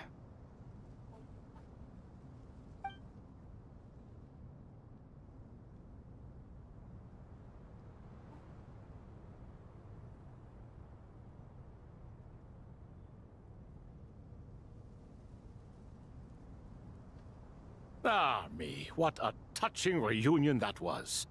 It seems we did a good deed today. We three retainers, once imprisoned for our iniquity, are surely the least qualified to judge whether this deed is good or bad. Either way, Aru is open. Now you have your opportunity, and with it, whatever trouble may ensue. Although Aru was created by a god, human craftsmanship was nevertheless required to build the gate that connects it to this world. Perhaps the relationship between gods and humanity follows a similar... As for your proposed renovations, we cannot determine which functions to keep or discard. Proceed as you see fit, but please entrust the task to your most accomplished scholars, or Bennu will be most displeased. It matters not. The Ibis King shall be accountable if any problems arise. Ibis, you chose to take on disciples, and so it follows that you must accept the risks of associating with humans. If I'd known you'd be like this, I would have locked all of you away in Aru, never to leave again for all eternity. All of us? What does this have to do with me? Vilify me no further. Scholars, since you have liberated Aru, allow me to present you with a gift. Using Aru's power, we shall install a defense mechanism at our king's mausoleum. You must be guarded even against Irminsul itself. This shall afford you some convenience. Unseen and unheard. From this moment forth, none may by sight or hearing perceive anything said or done within the mausoleum. Amazing. And all this is achieved just with the power of Aru? With technology from the heavens, the possibilities are endless. Just because King Deshret did not use it for this purpose does not mean that it cannot be done. So... All right. Well, that resolves the issue of confidentiality. What about the technical side? Do we have the manpower? Why, yes. I've already contacted them. They'll be here soon.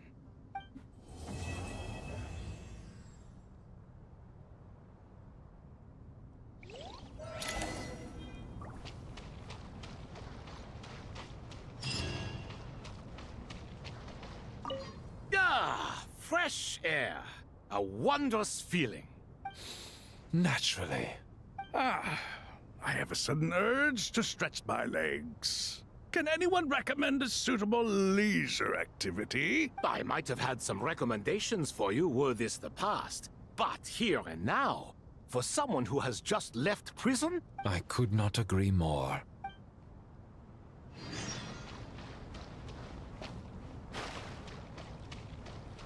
As I thought. The so-called 7 pillars of King Deshret are as underwhelming as ever. What do you mean? Not a fan of the boys' club? As men, as individuals, and even as gods, they are entirely undeserving of my attention. Al-Akhmar once commanded me to select a king from among the people, so naturally my eyes will open only for one who is worthy. Ugh. Can we talk about something else? It all sounds pretty complicated, and I haven't read that many storybooks. You think this is a mere story? Well, many would also say that the journey you shared with your father is not but a tale. My life, your life, they are nothing but stories. Little girl, it appears that you really have grown. In the past, you would have flown into a blind rage at my words, but now you are unperturbed. Oh, it's nothing. I just feel like you're right. Getting all pissed at someone for telling the truth is pointless. It only makes me look petty. This alone is proof enough of your growth. You're doing well, my dear girl. You're becoming ever stronger. Strong enough to defend the people and things you hold dear. You think so? I hope you're right.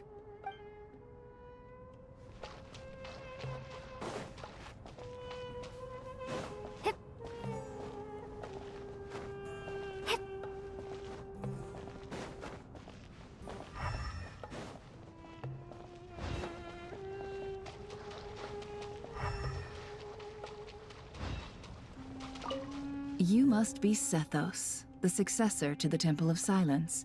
Hello. Yep, that's me. Nefer, right? That's what I heard the others calling you. Judging by your outfit, I'm guessing you come from the desert too? That's right. Started off in the desert, went to the rainforest, then went from there to Nodcry, where I work as an intel broker. Huh. Well, this is interesting. You don't seem to talk about yourself all that much.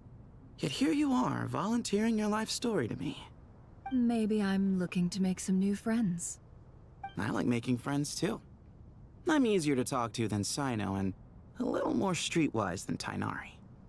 Which is why you came over this way, giving me the chance to strike up a conversation with you. Was I that obvious? I think you did fine. You were mindful of my attitude and hoped to lure me in through sentiment. Lure you in isn't exactly how I'd put it. I see it more as an invitation. An invitation to what? To put down your luggage.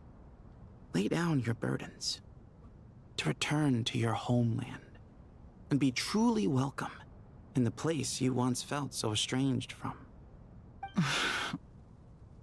You're a more interesting heir to Bamun than I was expecting.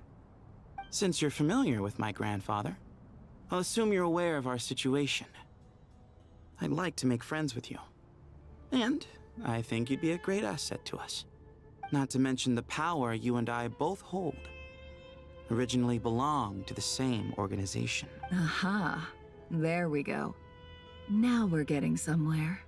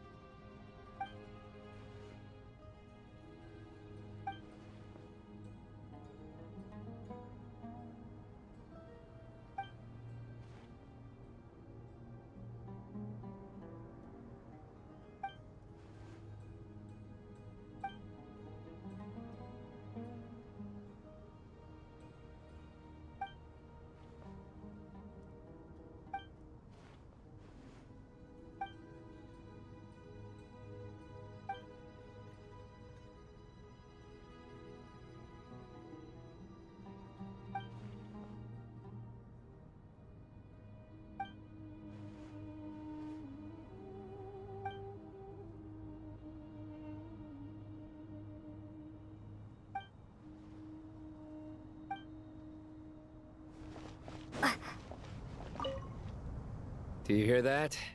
Sounds like your teacher is scolding mine. Huh. Classic. Did you see her? She's a former Vahumana student who dropped out of the academia and went to Nodcry to work as an intel broker. There's more to her than meets the eye. How can you tell? Do the Matra have information on her? Some, but nothing telling. I'm basing it on the fact that she seems to be an expert liar. She can fool many with her words.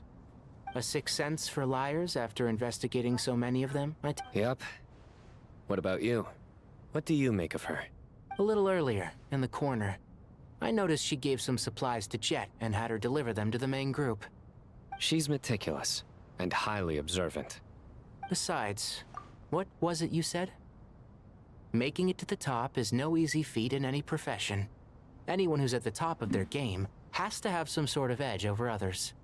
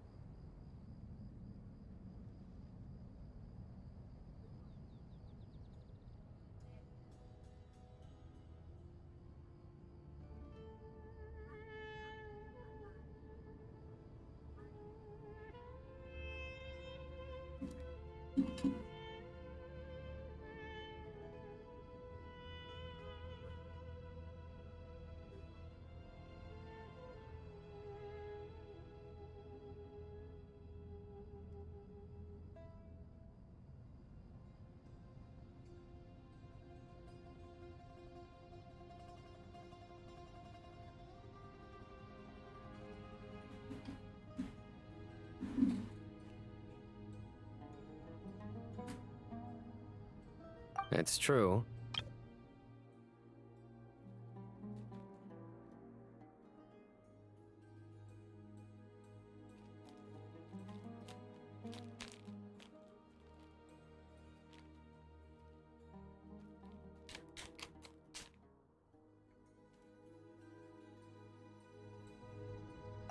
Sure, but what's to guarantee she won't overhear us talking about her? Don't worry. I have my methods. Sethos is distracting her. Ah, I see.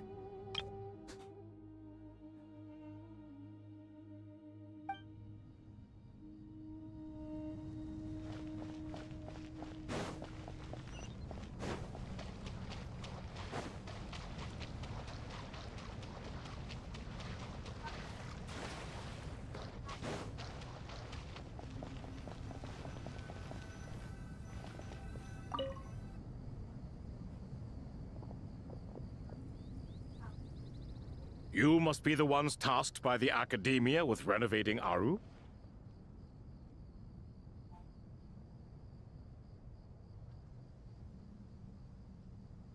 That's right. Good afternoon. I'm Kaveh, and these two are Termezi and Naisaburi. Hey, I'll hate them. Come and introduce yourself. We've met before. This is Thoth, the Ibis King, and everyone knows these two. Afternoon, gentlemen. I've only ever seen these two in murals.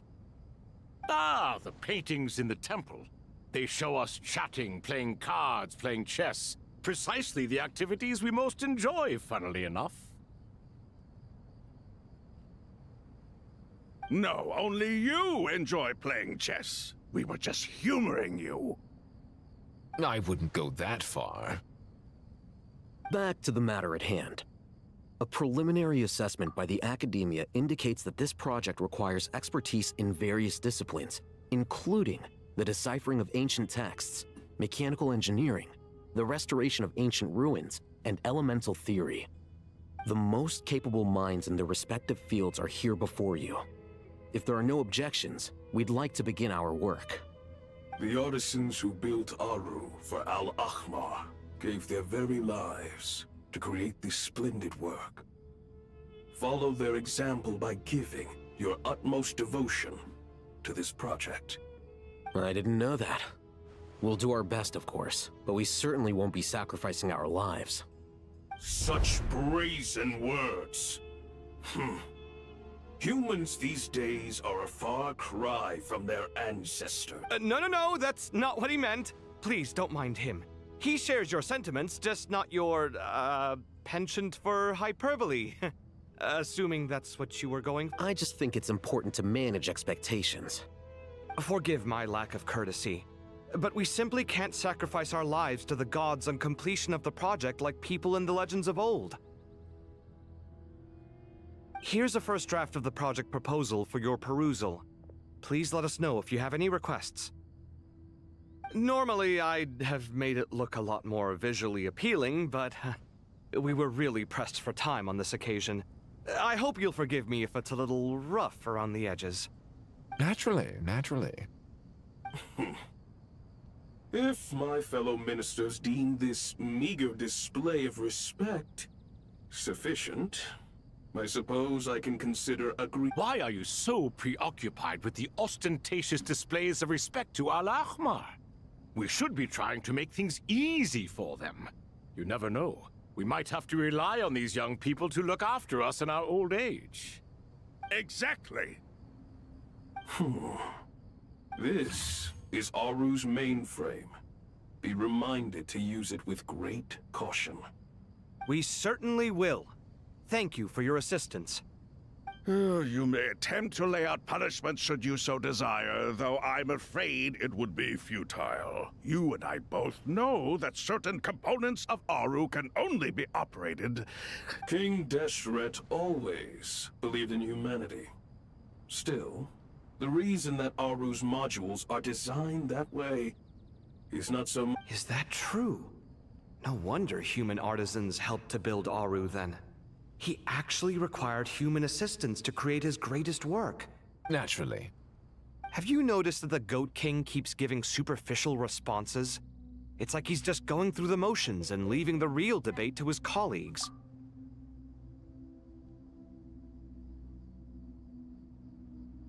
He understands the art of perfunctory speech.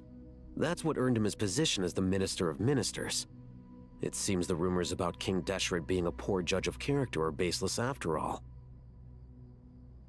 Excuse me for being blunt, but it sounds suspiciously like you're putting yourself on a pedestal and mocking me.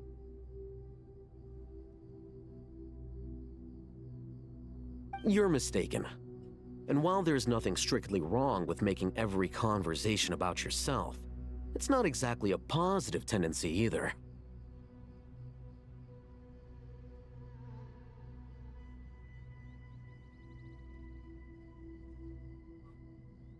You? Whatever. I knew it'd be like this working with you. All right, let me past. I need to look at this console. It's your job to activate it after all. Let's begin. Everyone, please proceed with the external checks and preparations as per the procedures outlined in the engineering plan.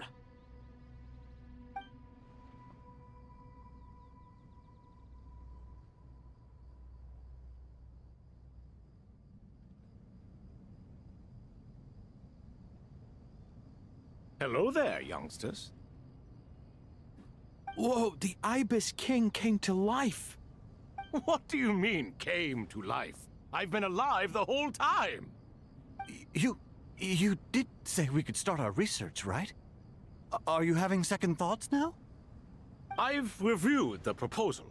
The work you're planning to carry out on this grand device is ambitious in its scope. You have ample confidence in your abilities, I take it? I wouldn't say I'm feeling hugely confident, but given how bad things are, I'd rather at least try something than sit around waiting to die. You are the top scholars of your day. I trust you are aware that there are countless links between Aru and the Akasha? Aru and the Akasha? But I thought the Akasha was the Academia's greatest technological accomplishment, created years ago by the Dendro Archon to help her people access knowledge. And you too? Do you not know either? You've read the instruction manual, right? You tell them. An instruction manual?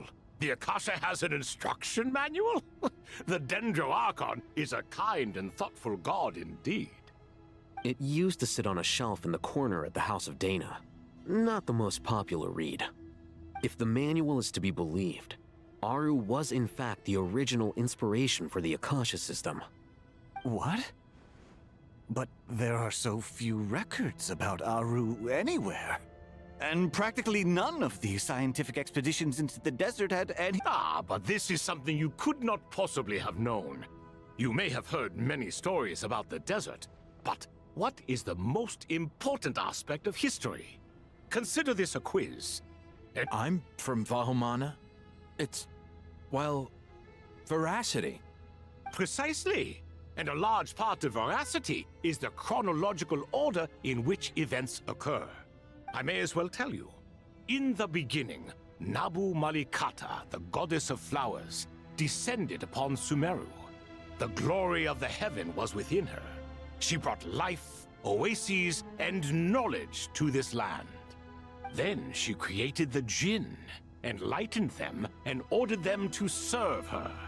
Two other gods also walked upon this land where wisdom flowed in abundance, and the three met beneath the great green trees. It was the first and greatest alliance. We should speak with reverence of this covenant between the three, which transcended both time and life. For they promised that in Sumeru, wisdom would be shared with all. All the great changes in Sumeru's history began with the goddess of flowers. For King Deshret's sake, she pried into the secrets of Celestia, and for this was burned to ashes by the flames of wrath.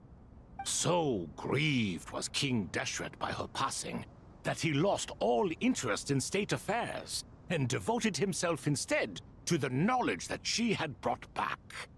It was after learning of the technology from that floating island in the sky that he first conceived of Aru. And so, the Akasha was inspired by Aru, while the basis for Aru itself came from Celestia's technology. Well, if the two share a common technological origin, then connecting one system to the other is an entirely feasible idea. Unbelievable. Have you no reverence at all for celestial technology? No, I do, but there's no time for that. The schedule is too tight. Blame it on the deadline. Perhaps you could try coming up with our cutoff dates. You know what it's like having to turn around 5 different drafts in one day? I wouldn't wish it on my worst enemy. Yeah, also, Sir Ibis, King, you don't plan on getting directly involved at all, do you?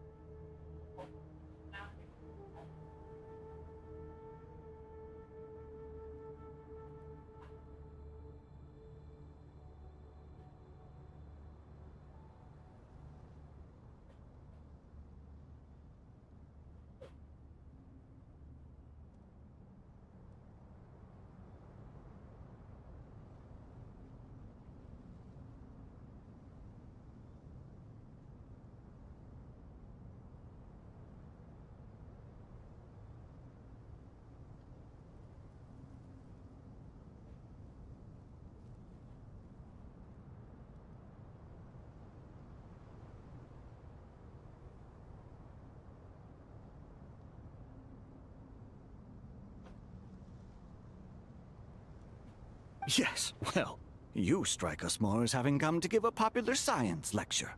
Or, wait, does this count as more of a first-hand witness statement? Neither. Anyway, this sounds like far too much work for me. Still, if Aru is so powerful, why didn't King Deshret use it for more ambitious ends? Because it was never fully completed. King Deshret had grand plans, but he perished before they could come to fruition. In the beginning, his wish was to create something that could rival the very world itself. The Lord of Flowers sacrificed everything for that ambition. What he desired, she bestowed, and thus was knowledge brought into the world. Her courage and sacrifice had to be honored with the most splendid of monuments, or King Deshret would surely have deemed it a grave injustice. And that monument, built from knowledge and technology, etched with a sacrificial and courageous love, even in its unfinished form, it deserves to be treasured. At that time, King Deshret said the following to the Lord of Dendro. Since we share an eternal covenant, I shall never be your enemy. Hence, the fruit of wisdom from the heavens is not to be devoured. Remember, it is not that I lack the power to become the enemy of wisdom. Yet you and she have taught me much and shown me kindness. For this, I cherish you both. In the end, Aru was only used to store a portion of the souls. It was but a primitive form of the masterwork the king had envisaged. His final hope for Aru was to return to the past, when she yet lived. So the point you're making is, King Deshret was both powerful and ambitious, and he only ceased his imperious ways out of affection for the Goddess of Flowers and the Dendro Archon. You could see this as an act of mercy, but you could also see it as the sentiments that lay between these three gods placing constraints on him. This was, after all, the foundation of the alliance between them. This explains why Aru was both a prison and a monument, and why the answer to the three questions was time. You have to be careful who you get involved with, or you invite all manner of misfortune. This is as true for gods as it is for humans. Love is the same. It is both a prison and a monument.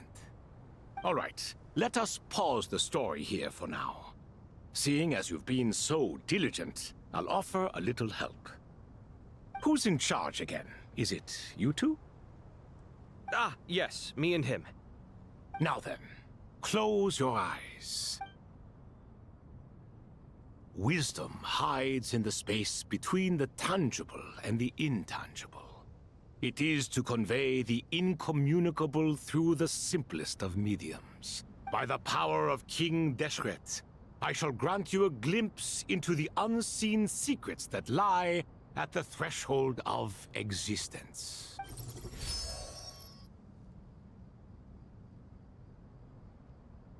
Where did this come from? It looks more like some form of externalized information. You've rendered it visible? Just as the Akasha allows you to access a greater range of knowledge, the power of our king permits one to perceive ingenuities that do not belong to this world. This is no ordinary mechanism. It reflects the internal structure of Aru. Whether you choose to increase or decrease, keep or discard. Come, use these to achieve the outcome you desire. Looks mechanical to me. Better let me handle it just in case. But wait, how do I get up there? Turn around. So that's where the elevator is.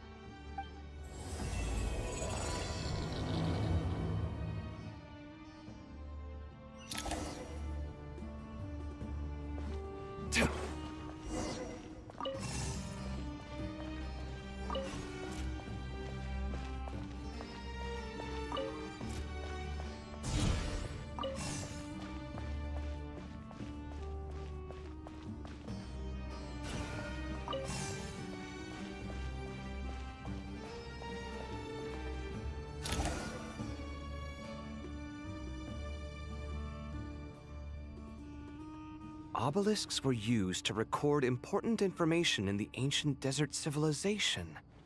Hey, Al-Haytham, there's some writing here I'll need you to decipher. I've sent it to your screen. Do you see it? Got it. It's a little blurry, but I should manage. Take a look and tell me what it says. Oh, and I'll send any other similar text directly to you from now on. Let's start with this one. It's a variant of an older script. Herein lie verses written for the Yellow Sands. Looks like cultural information from the age of King Deshret. If so, I suggest you delete it. Words thrown together merely for fun. I had no idea Aru kept a record of this. Well, as long as you're certain that this is strictly private information, that's fine. It is unimportant. All right, well, I guess I'll start now.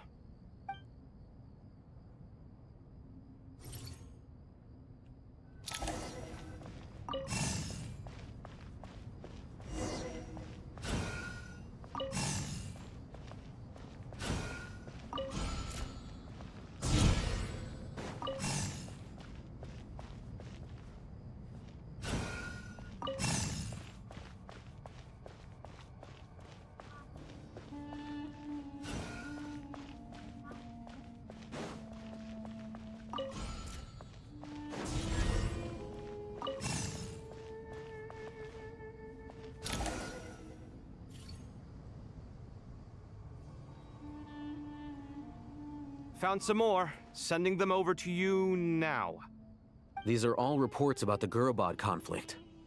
Can we delete them? I'd say so. Most of this information has already been archived anyway. What if there are details in there that Vahumana missed? What are we supposed to do if they come after us in the future? They'll just have to live with it. If we don't resolve these issues now, there won't even be an academia in the future, let alone a Vahumana Darshan. Yeah, you're right. Okay, done. There's some other similar monuments nearby. I'll check them out.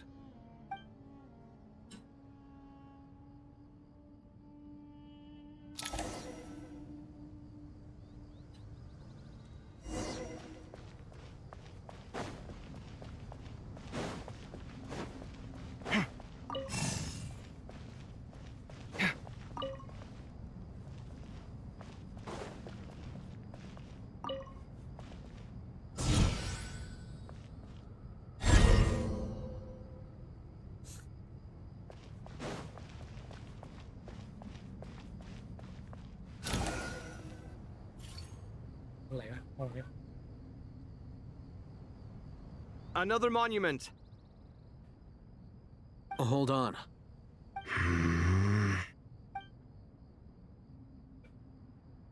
You're still reading it? How long is it? It records the development and governance of the Oasis civilization.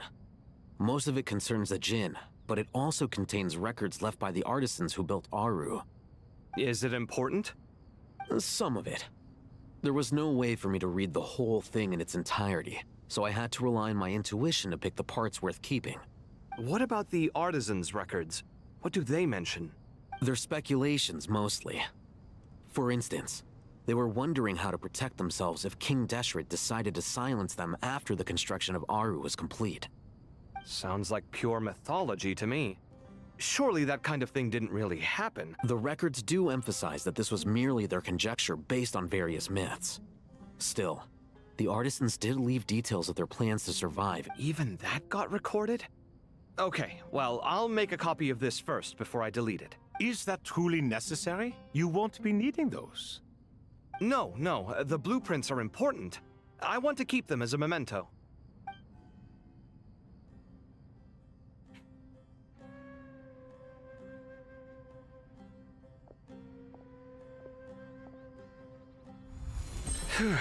I think that should just about do it. It meets the requirements of the contingency plans, so we should be good. I gotta say, it's the strangest feeling, this cross between reality and the intangible. It's like drifting between life and death, or in and out of a dream. using my own hands to manipulate illusions that are forever out of reach. Chasing dreams in the most literal sense. Definitely a novel experience. What happens if my spirit just floats away? That won't happen. Anyway, I wouldn't celebrate just yet if I were you. There's likely to be a phase 2 of this project. All right. I'd better keep my wits about me then.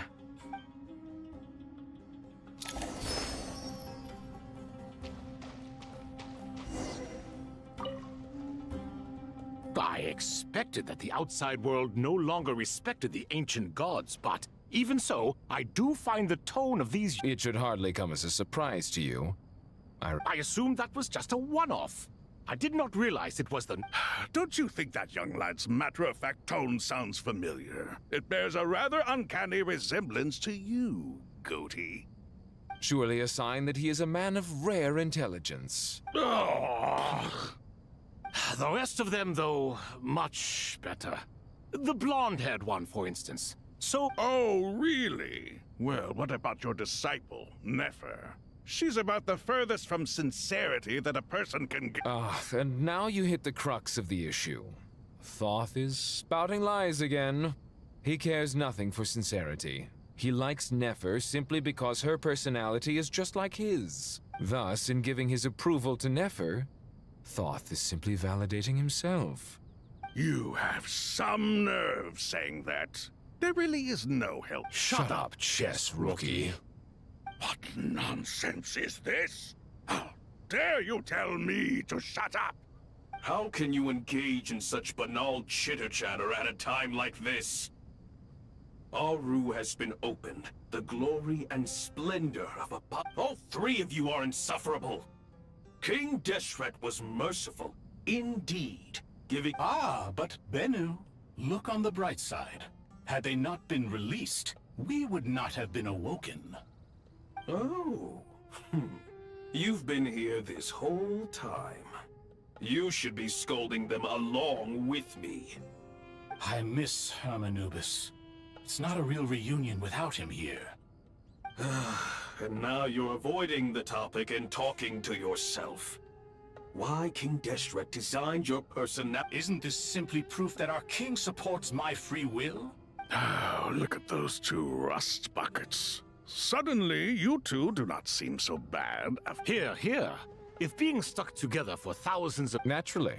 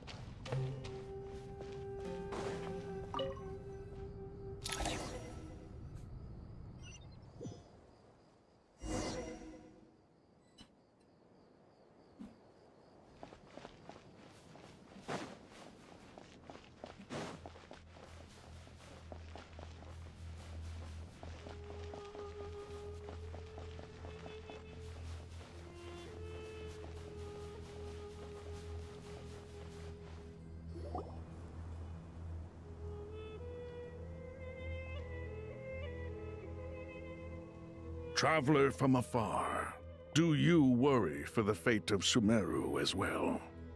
Whoa! It's so big the crocodile... Greetings, Crocodile King.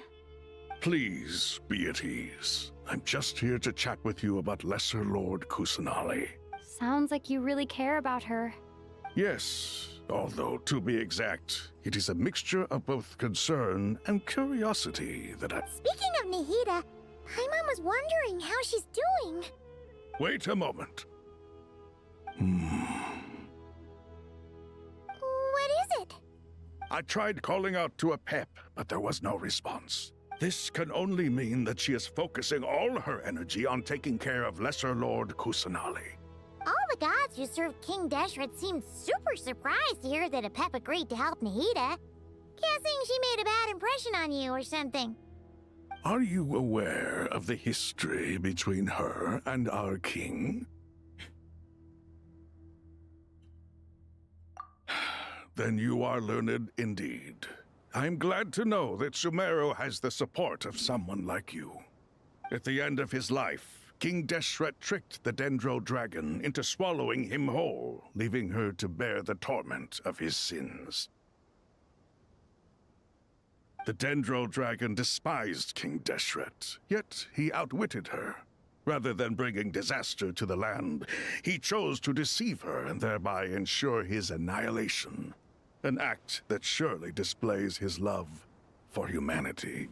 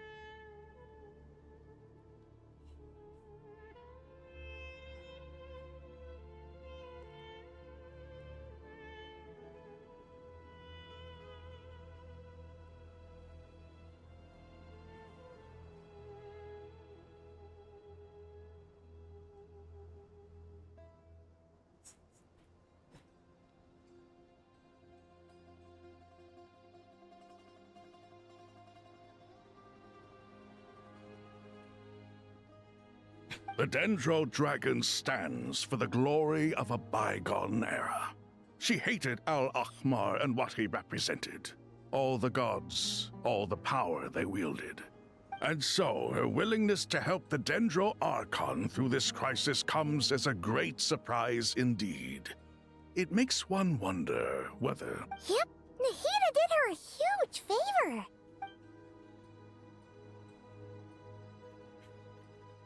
So Lesser Lord Kusanali put an end to the Dendro Dragon's many long years of torment.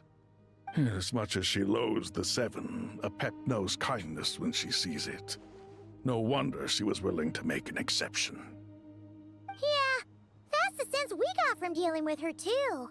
She is not incapable of coexisting with other living things. Rather, she actively chooses to avoid coexistence. And this, despite the fact that she symbolizes life itself. All of this being said, I wouldn't expect too much from her if I were you. Nothing will change her hatred towards humanity and God. We'll keep that in mind. Anyway, how much longer do you think Nahida needs to stay with the Pep? For all we know, the Fatui might still be in the desert. Just to be on the safe side, why don't we grab anyone who... I'm alright, Paimon. Huh? Was that Nahida's voice? It seems the treatment was effective. Since when do my deeds require your evaluation? Ah! Here will do just fine. I had no intention of taking you any further. One ought not expect greater generosity than they have earned. You always hide your kindness away like an oasis within a sandstorm. Only those who make it through the swirling winds can know just how beautiful that oasis is. You dare appraise my being? No, I'm expressing my gratitude. I want to thank you for sharing your precious life force with me.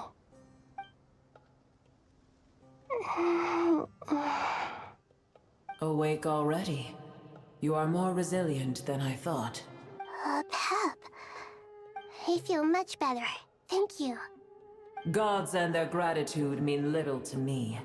I would rather you give me your assurance that the situation with Irminsul and Sumeru's ley lines will become... If I suffer any ill effects from the ley lines, you, as the god of this land, will be held responsible.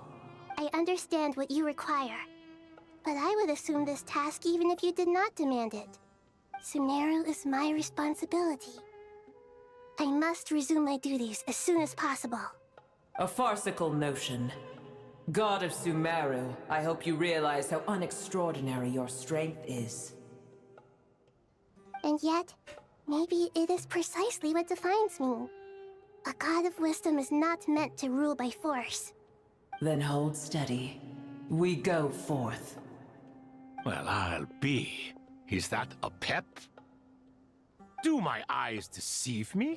Of all places, the Dendro Dragon has decided to visit the mausoleum of King Deshret? I see that after all this time, El Ahmar's menagerie of ministers remain as vile as ever. It's a pleasure, Dendro Dragon. Had you arrived but a little sooner, you might have attended a meeting of the Seven Pillars. What a nauseating thought. You are not the first insects I have had the displeasure of dealing with today. A swarm of them tugged on my tail on my way over. Goodness knows what hovels they crawled from. What did you do with them? I cast them away. What would you have me do? Keep them as trinkets? Boer, this is where we shall part ways. To be clear, I do not wish to see you or anyone else here ever again. Then I wish you peace as you return to your dwelling place. It matters not to me. Simply refrain from bothering me again.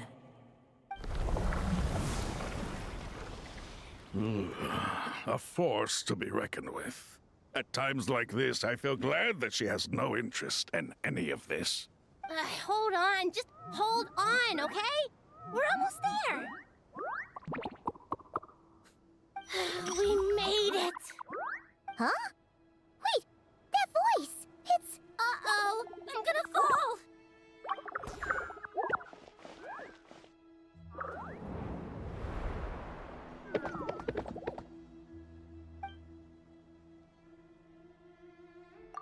Well, that's a relief.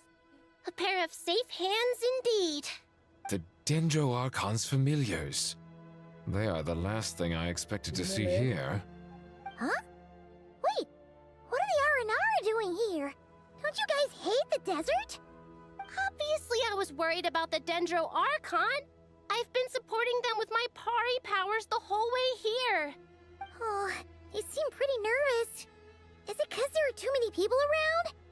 Not just people. It's all these non-human beings, too. It's hard on them. I can't believe you made such a long and dangerous journey just for my sake. I appreciate your support so much.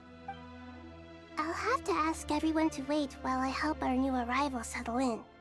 Once I'm done, I'll gather everyone to discuss our next steps. Traveler, Paimon, shall we find a place for our friends to stay? Awesome! Let's go! Well, first I have some questions.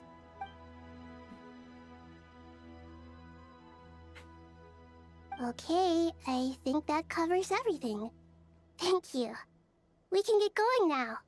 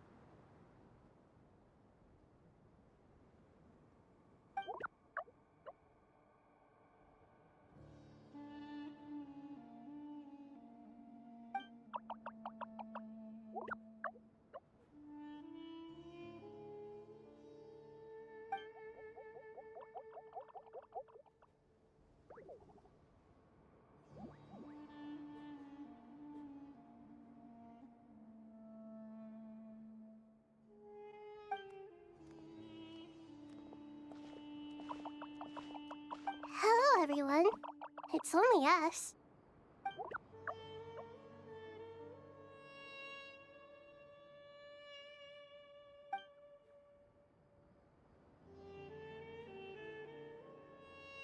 It must be very tough for you coming all the way out here, especially since you don't like the Voluka. Is everyone back in Vanarana doing well?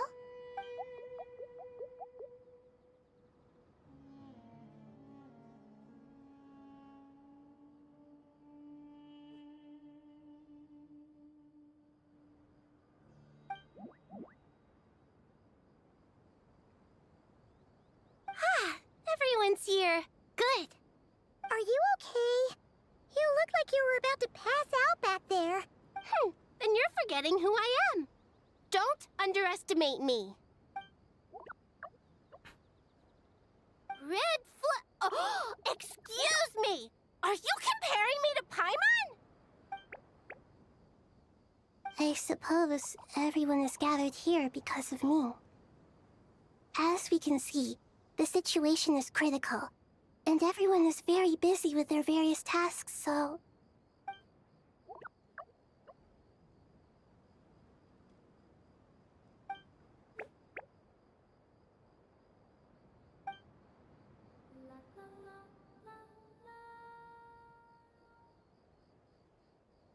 I can't thank you enough. Right now, we're focused on restructuring Aru, processing excess information, and helping restore everyone's confidence. I'm sure you'll find it all very straightforward. I can help too. Just let me know where I'm needed.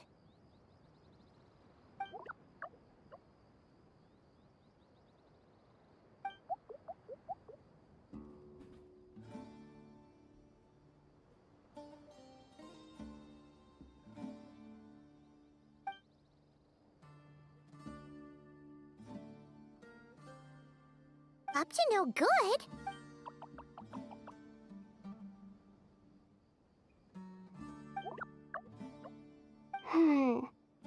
That definitely sounds suspicious. Traveler, Paimon, I have other work to attend to here that needs to take priority. Could I trouble you to investigate the situation Arabalika spoke of? No problem. Leave it to us. Thank you. I'm counting on you. There's one other thing. If you are to work alongside the people of Sumeru, you will need to make yourselves visible to them.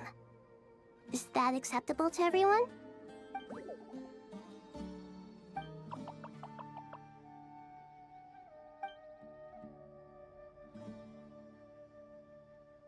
There's nothing to fear. No one here will hurt you. But if you do feel afraid, don't worry. Just call my name, and I'll be there. Very well. Now, I shall bestow a small blessing upon you all. Whenever people see you and interact with you, from the moment their gaze meets yours, they will experience the most beautiful of dreams.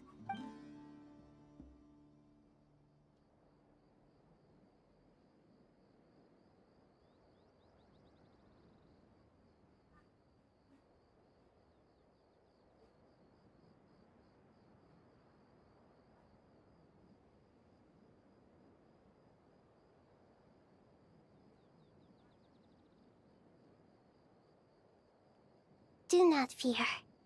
We will face it together. This too shall pass.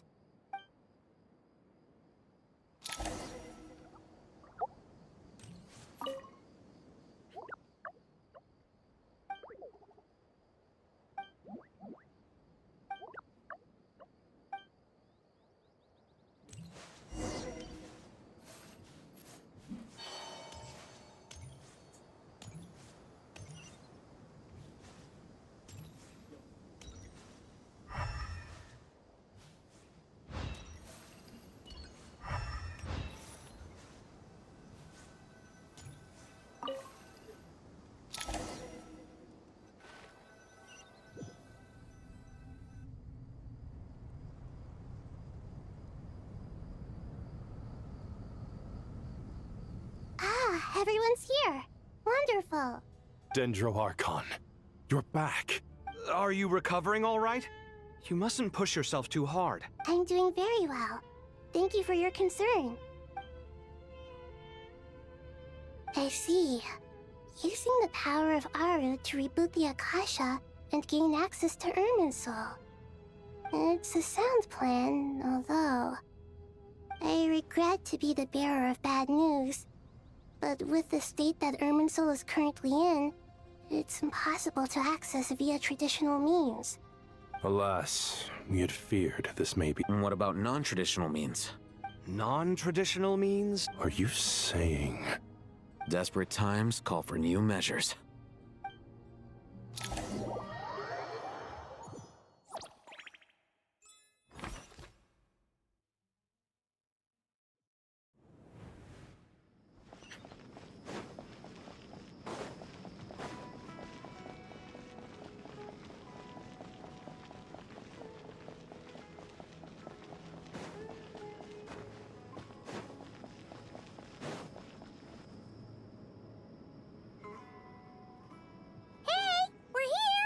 Ah, it's you.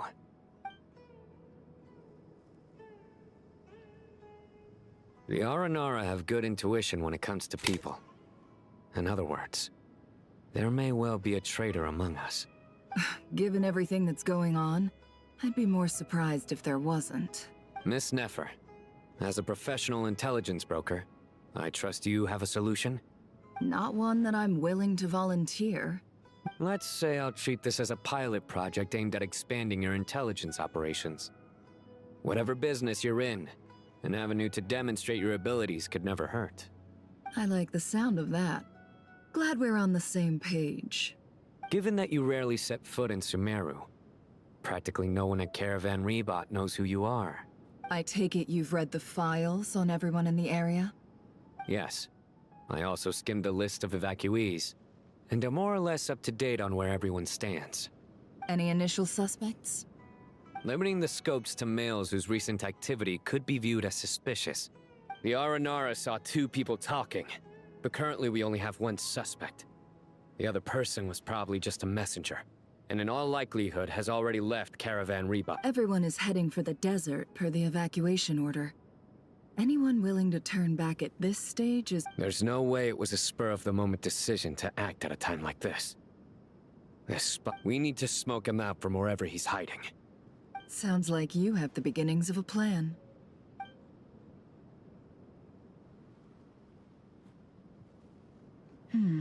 I see.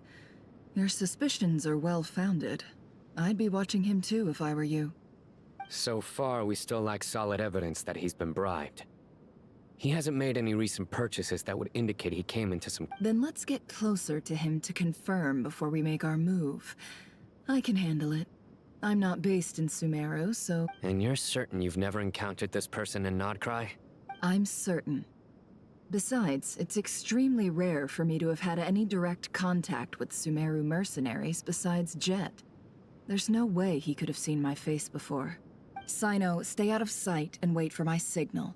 If he raises any red flags, I'll bring him toward the main road. Understood. I'll take it from there. Excellent. Well, it's a pleasure working with you.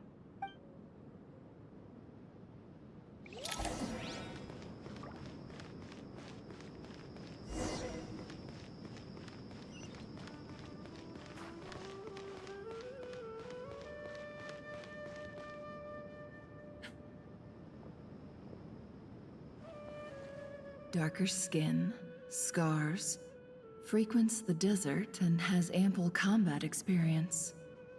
Nothing unusual about how he dresses or acts. What's that he's looking at? A coin. Interesting. Could that be how his contact paid him? Conveniently discreet for someone trying to hide any unexplained income. And yet it could be highly valuable. Sorry to bother you. Has everyone here already left? I don't suppose you happen to see a lady wearing a hat? Ma'am? What are you doing in Caravan Rebot all by yourself? The main group evacuated some time ago. Didn't you pass them on the road? My friend and I lost some of our cargo along the way. I didn't want to miss out on potential business, so I told her to go on ahead and meet the client while I retraced our steps. And then there was a terrible sandstorm. I guess I must have taken a wrong turn, because I didn't see any large groups on my way here. Forgive me for asking, but just to be on the safe side, could you describe this friend of yours? Sure. She has blonde hair, and she was wearing a hat and a white dress. You'd definitely know if you'd seen— Yes, I think that does ring a bell. Ah, my apologies. During this exceptional time, the Corps of 30 are under orders to be extra cautious when dealing with unknown people. I understand. Well, sir, is there anything else you need to know? Hey, wait! They left a good while ago now. You'll never catch up with them on your own. Why don't I give you a ride? I'm here to collect the last few people anyway. We have plenty of carts, so one more won't be a problem. That would be amazing.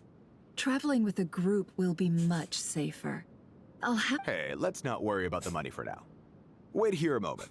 Once I'm done packing up, I'll take you to join the rest of the group. All right, thanks. Let me know if you need a hand carrying anything. No need for that. I'm strong enough for both of us. Okay. Well, I wish there was some way I could repay you. Guess it's my lucky day, running into someone who knows what they're doing here. You're not wrong there. I mean, what kind of cargo is so important that it's worth risking your life to get back? I hope for your sake that it's priceless. Actually, I suppose I can tell you, since you've been such a big help. But be sure to keep it to yourself, or we could both be in big trouble. Oh, really? Sounds mysterious. We're in the antiques business. You understand? Some of our goods aren't acquired through the most legitimate means. We have to be very discreet when we're selling. Ah, no wonder. Well, ma'am, in that case, it turns out that maybe there is something you could do for me. I'm all ears. But to be clear, our commission isn't cheap. Think carefully before you ask. I'm sure that won't be a problem. My issue is, I have something that's a little difficult to sell on as well.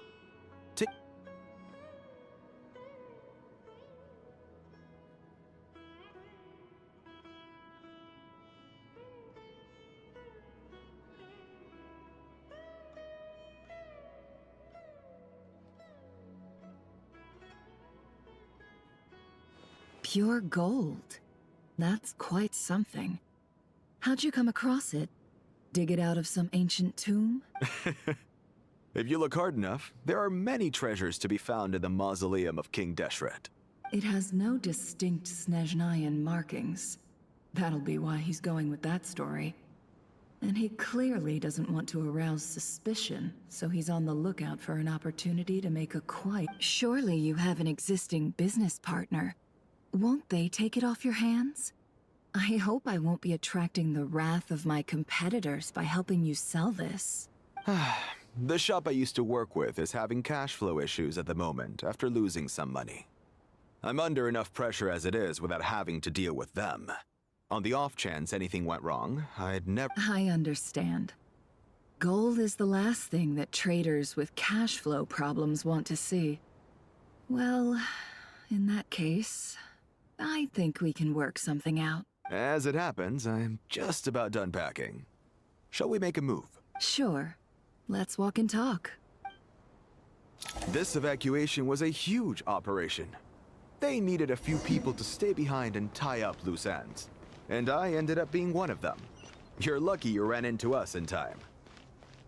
I certainly am. I don't know how this happened. One thing led to another, and look how it ended up. I just hope our client doesn't get spooked and cancel their order. Fingers crossed. But...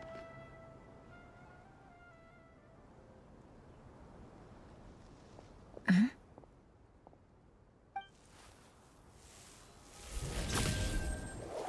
Hands where I can see them. General Mahamatra! No, wait! What are you doing?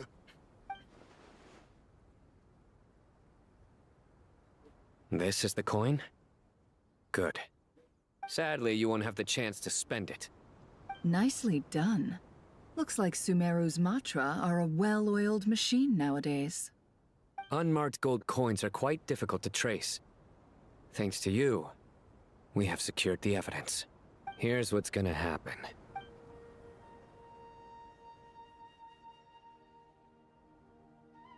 Southeast from here, leeward side of the hill.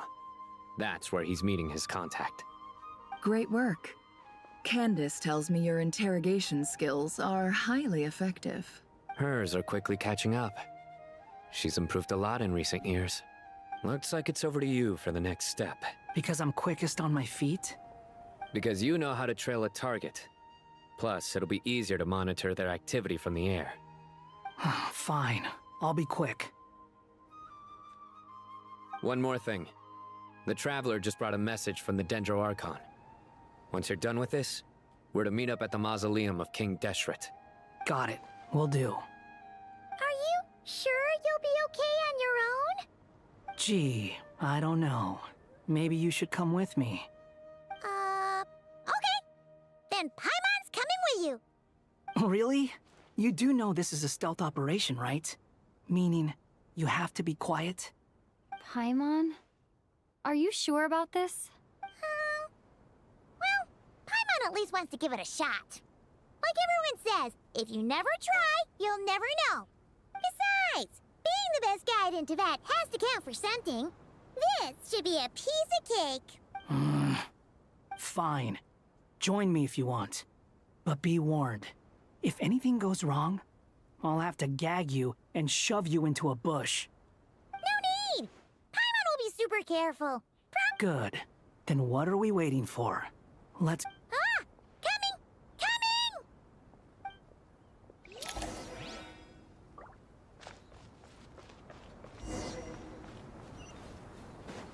Squall Fury!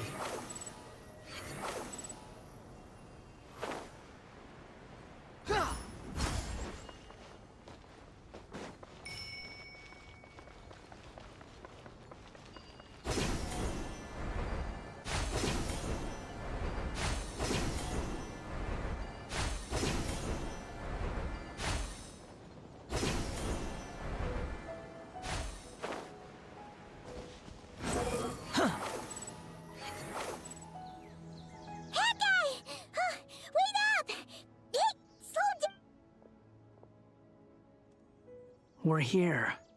Now we wait. Okay, yeah, cool. What's on your mind, Paimon? Huh? Oh, nothing? I thought all you cared about besides being a guide was food and sleep. Why the sudden urge to go on a dangerous mission? What's that supposed to mean? Paimon's been on plenty of dangerous missions before. But never on your own. You hardly ever leave the Traveler's side. Just saying. I'm kind of at loose ends right now. So if you did want to share, I suppose I'd have to listen. If not, suit yourself. Oh, that guy? Do you think Paimon is useless? What?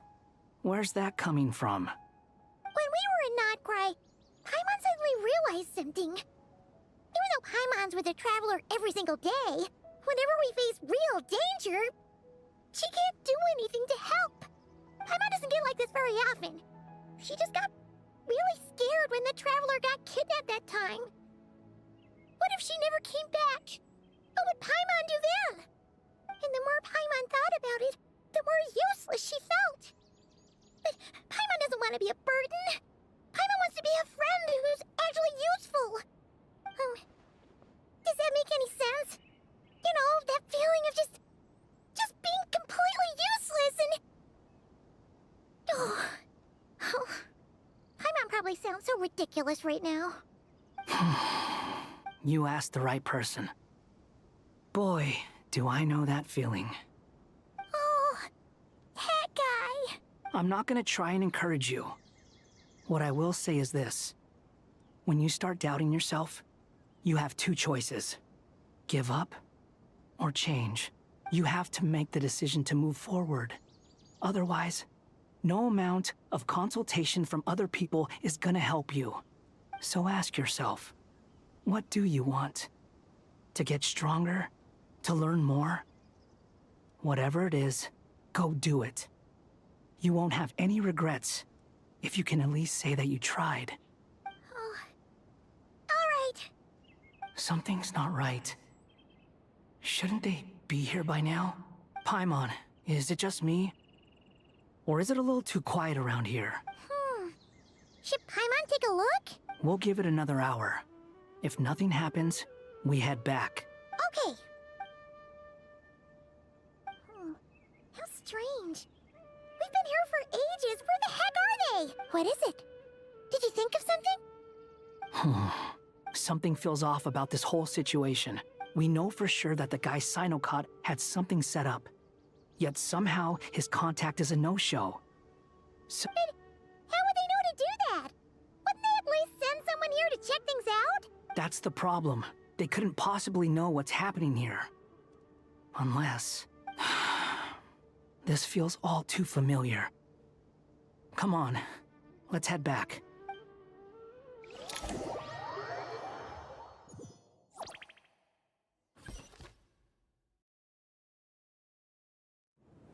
Even though this isn't a formal meeting, I'd still like to start by saying how grateful I am to each and every one of you.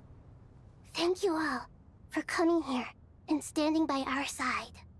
Chesapeake and Bennu are currently assisting the scholars with the maintenance of Aru. Please forgive their absence. As for Hermanubis, may he rest in peace. There have been times when I imagined what it might be like to meet you all. Now that it's really happening, I feel quite emotional. Time has taken many things away, but that which remains is all the more resilient. I must say, there is one thing that rather you appear to be in good spirits, Lesser Lord Kusanali. But even so, I can sense that... Oh no! So even perhaps... Don't worry, Paimon. It worked very well indeed. The issue is how closely I am tied to Irminsul. Until the problem with it is resolved, there is no way Sumeru has undergone tremendous changes during your absence. When gods pass away, inevitably, people's faith in them grows weaker. Regrettably, this is true. I too have grown weaker due to the effects of Irminsul. Then what do you suggest? We take all the help we can get. Sumeru is our shared home. You and I, gods and humans alike. We must unite all our strength in this moment. Though Al-Ahmar is no longer with us, the alliance between the three gods remains in force. Regardless, as subjects of our king, we have a responsibility, not to mention that it was the people of Sumeru who released us from this prison of Aru. Times have changed, and the people of today possess greater wisdom than those of the... You really know how to give a rousing speech, Koti. Now then, let us learn more about your plan. The brightest minds of the Sumeru Academia are busy opening and renovating Aru. Correct. Irminsul has existed in Teyvat since the very beginning. But during the Age of the Dragons, it did not possess the significance after the heavenly principles arrived. The power of the Light Realm was divided into elemental energy, and Irminsul was refashioned as a device that records and preserves all information. Since then, everything in this world has been inextricably linked to it. As the Dendro Archon, I have a duty to protect Irminsul. To Sumeru, it is both a national treasure and undeniably a major threat. Teyvat has seen many upheavals in the last few years. The most recent of these was a major crisis in Notcry, which forced Sumeru to be even more vigilant than usual. I made sure to monitor all the pathways through which an outsider could potentially transmit themselves into Irminsul. But despite my efforts, a major problem still arose within. I still believe that someone has actively invaded Irminsul. But rather than taking any of the pathways I referred to, the intruder chose instead to utilize the most direct route, by entering Irminsul through death. I see what you mean. You cannot simply stop all deceased souls from returning to the ley lines because of a potential invasion that could occur at any time. That's right. As important as it is to guard against external threats, I couldn't allow myself to stop the souls of the Please, understand how difficult this predicament was. Defense has never been an easy task. After Irminsul was invaded, my authority was quickly restricted. Soon after that, the tree began denying access to any connections. I'm sure you feel responsible, but you are not to blame. No one can predict every possible disaster. There will always be trials and tribulations. But the people of Sumeru should not have to endure this. We must find a way to break through the lockdown.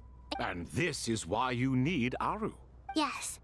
The only thing in Sumeru capable of rivaling Irminsul in terms of overall function and performance is Al-Akhmar's legacy, Aru. All I managed to do before falling into a coma was make some minor adjustments to Irminsul. Using Aru is a last resort, and a move that comes with enormous risks. The Scholar's initial plan was to borrow Aru's power to reboot the Akasha, then use the Akasha to connect to Irminsul and Unfortunately, Irminsul has suffered far greater damage than they first thought. To rise to the challenge, we had to resort to more extreme and far costlier means. That to reclaim Irminsul, our brightest scholars have made further modifications to Aru with multiple goals in mind. I thank you all for giving them your blessing in this endeavor. Human wisdom has clearly improved over the millennia. You have not only our support, but that of the Jinn, the Aranara, and the Pari. Together, we will do everything in our power to save Irminsul. By the way, when you spoke earlier of an intruder, it almost sounded as if you knew who you were dealing with and what they were capable of. Well, since you ask.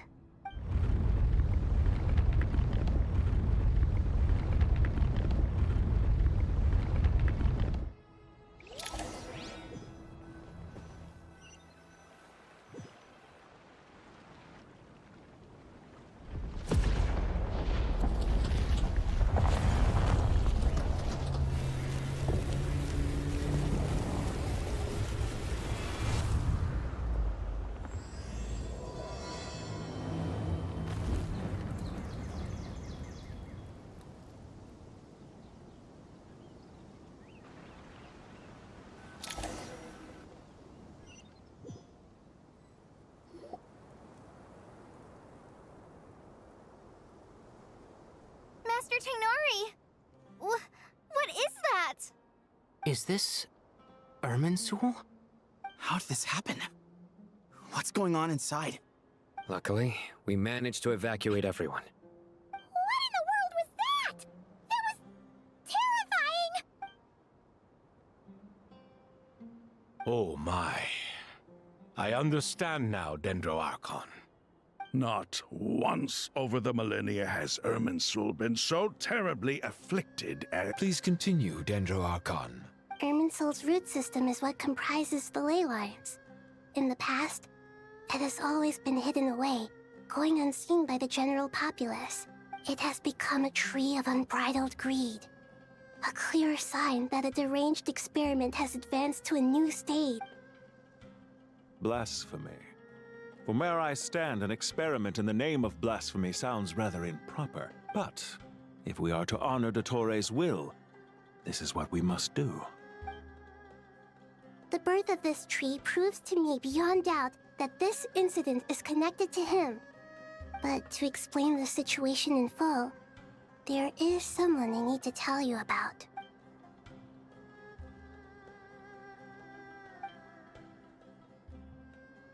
Zandik. So it was him. I saw him in the desert once. A man of supreme arrogance. So this is where it has taken him. But didn't Dottore die and not cry? How is he still able to do all this? He must still have loyal followers amongst the Fatui. Even so, I'm still unclear as to how he has been able to wield such a— I can confirm that Fatui forces have arrived in Sumeru City. Furthermore, Irminsul seems to be undergoing some kind of mutation. Evil branches are beginning to grow.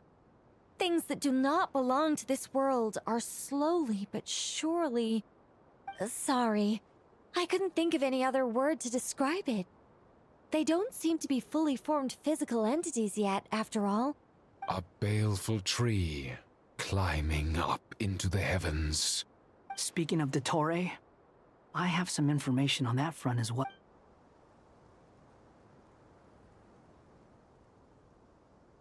I didn't think it was wise to state this out in the open.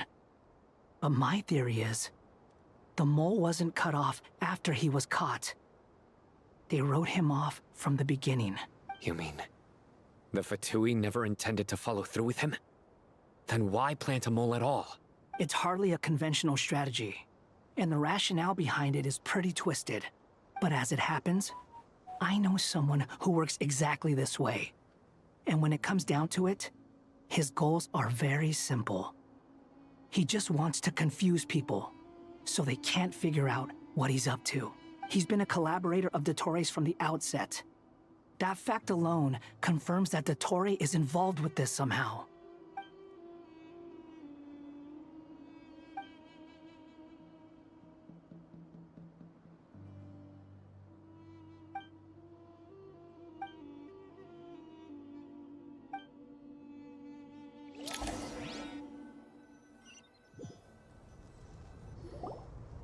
There is still much to be done. Everyone, please remember our core strategy. As per the discussions, the following groups must act immediately. Mr. Alhaitham and Mr. Kave, the next phase of the Aru renovation project must begin right away. Godspeed to you both. We'll give it everything we've got. The plan looks feasible, but the implementation will require certain resources. General Mahamatra Sino and his team will help to procure the materials required for modifying the terminal. No problem. I've already spoken with Sethos and Hat Guy, and they've agreed to assist me. This kind of thing is best left to the fleet-footed, right? Hat Guy? If it's efficiency you're after, we're the right people for the job. Following up on the elemental energy amplifier we discussed, Ms. Dory, I assume you're the one most familiar with the status of this project. Yep, that's right. Leave it to Lord Sangama Bay. Got it. Well, I'd like Madame Farazan, Kale, and Nicole to support Dory on the technical side. You can count on us. Will do. Rest assured, I'll take good care of Kale. Dia, Candace, and Nefer, you'll be in charge of negotiating between the various parties. I trust you remember our goal.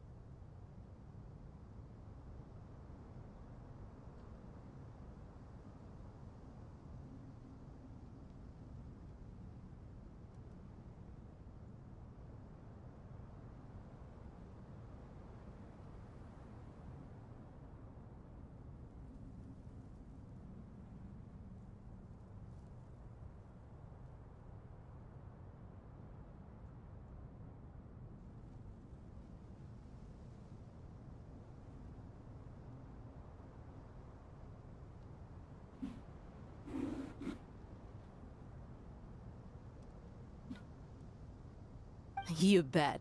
We can handle it. Good. I believe that covers everything. Tainari will provide ad hoc support as needed, if that's okay. Poor Tainari. Must be tough being Nephis' student. Getting bossed around all day. Hey, don't try and drive a wedge between us, you old rascal. All it says to me is that Master Nephis has faith in everyone's abilities. While I'm nominally here as backup, I doubt there will be many situations where my— Exactly. Finally, Traveler, you and I will head to the border between Sumeru and Natlan.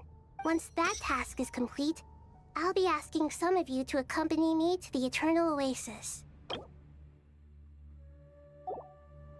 The Eternal Oasis? I thought that was just a legend.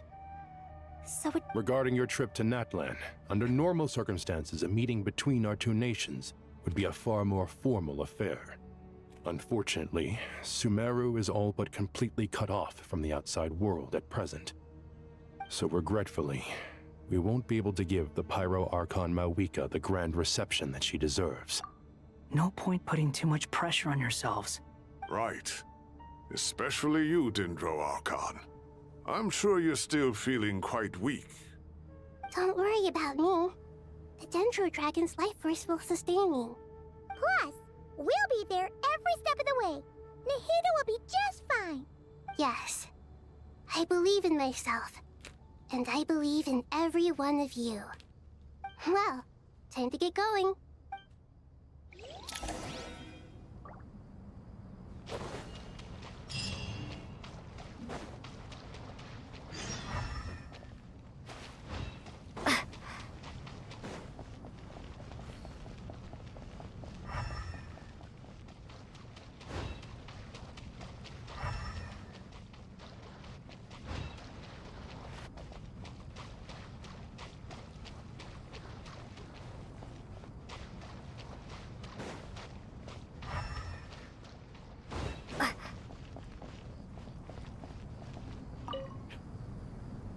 To what extent we can implement the final plan depends on how successfully the Akasha can be modified and configured. And to make sure the configuration works, Aru will also need some further optimization. Yeah, no surprises there. Once we roll this out, any Sumeru citizens who already have Akasha terminals can simply continue to use their existing devices. This still leaves us with a significant equipment shortage, though. Many groups of people were never issued Akasha terminals, including mercenaries, the desert folk, and many others. We'll need a supply of rare materials for the renovation of Aru and the production of new terminals. Right now, the best place to source these locally is from the primal constructs within King Deshret's mausoleum. Time is not on our side here. It's gonna be a race against the Aru merge and renovation project will have to be carried out by you two. Everything's riding on this, so failure is not an option. Best of luck to you both. As discussed, General Mahamatra Sino and Mr. Hat Guy will source the required materials. Mr. Sethos is quite familiar with the layout of King Deshret's mausoleum. With him accompanying them, things should go quite smoothly. I have every confidence. In the meantime, we may as well take a breather. Makes sense. There's not much we can do until the materials arrive. Get information and stay close. What is this, boot camp? Knock it off. It's just Sino being Sino. Everyone clear on our mission objective. Look at the excess primal constructs, dismantle them, and And King Deshret's 7 pillars agreed to this? If they're just sitting there doing nothing, we might as well put them to use. Thought.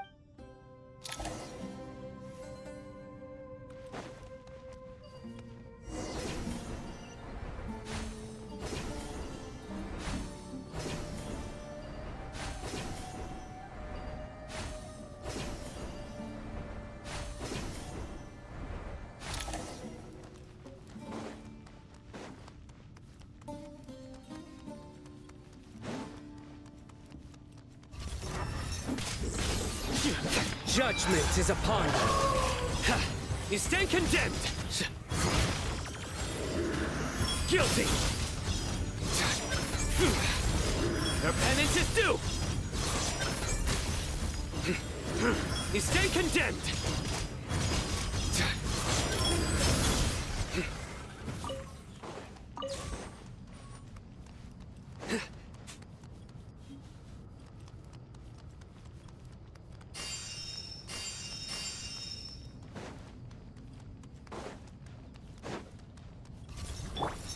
Rises. Bow your head. way ahead of you. The sage's wisdom.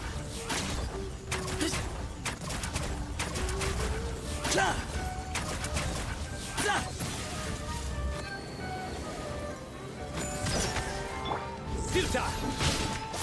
Through me, justice is served.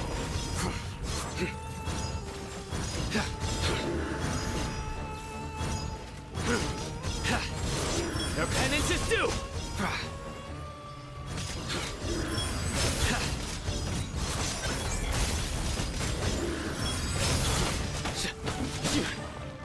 Excuse me?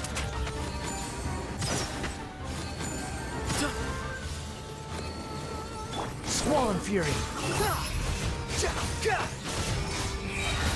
You dare to gaze upon me? These devices should still be usable even though they're broken down.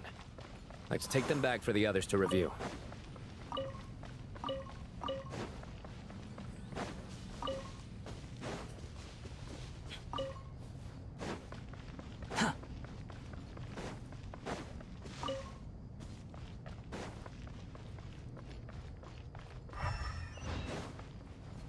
The wind rises.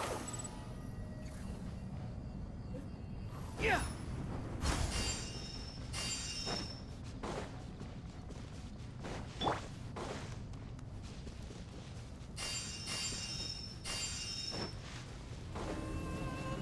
Nowhere to run. Way ahead of you.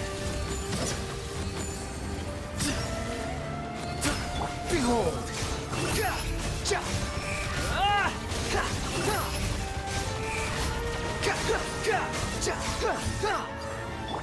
Surrender! Your sins weigh upon your soul! You stand condemned!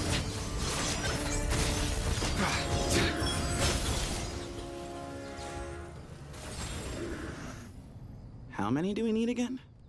Enough to make an Akasha terminal for everyone who doesn't own one. I remember you telling me how revolutionary these Akasha terminals were. You've used one before, right? The Academia declared the Akasha to be the most powerful and comprehensive wisdom dissemination system in history. Certainly sounds impressive. Neither Hat Guy nor I have ever had an Akasha terminal. Well, if it all goes to plan, that's...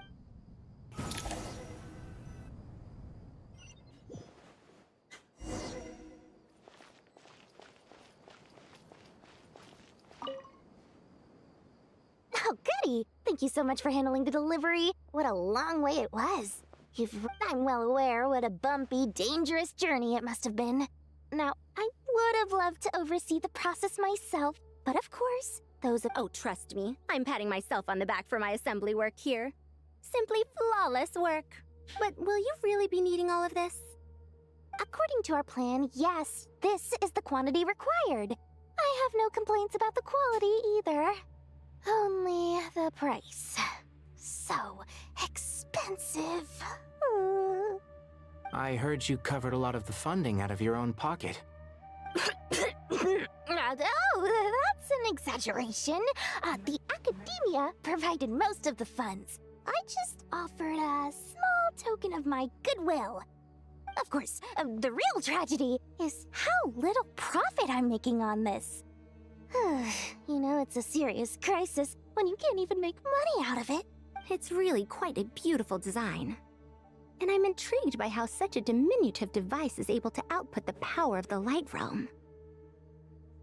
Did you attend the lecture on Light Realm energy, Madame Farzan? I don't believe I saw you there. Of course I attended.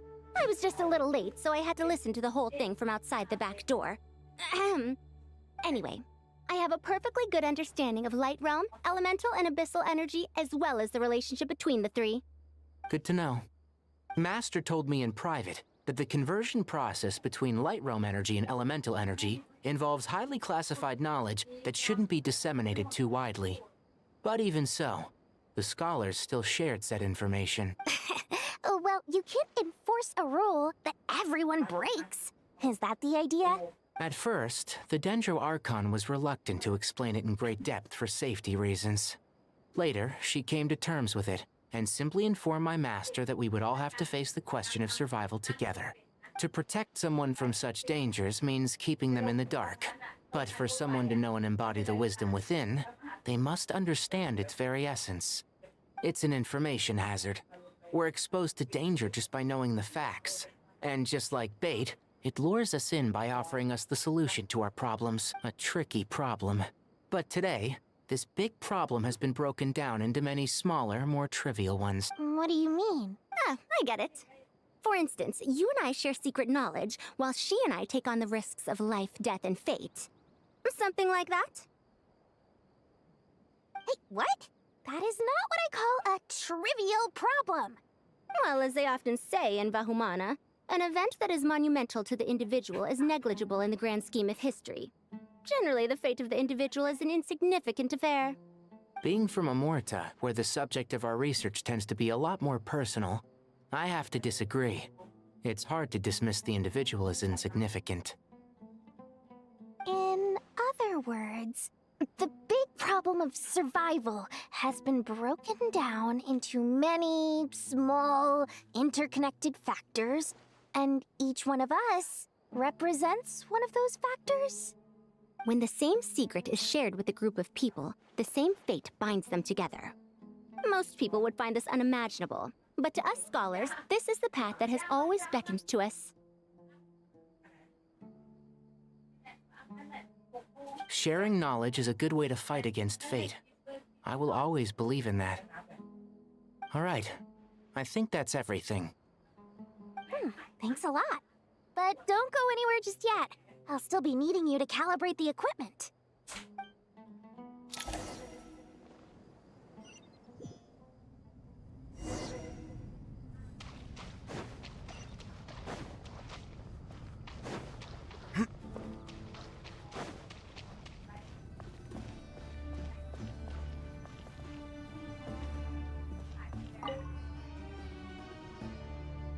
Okay, the materials are ready. We can proceed with the next phase.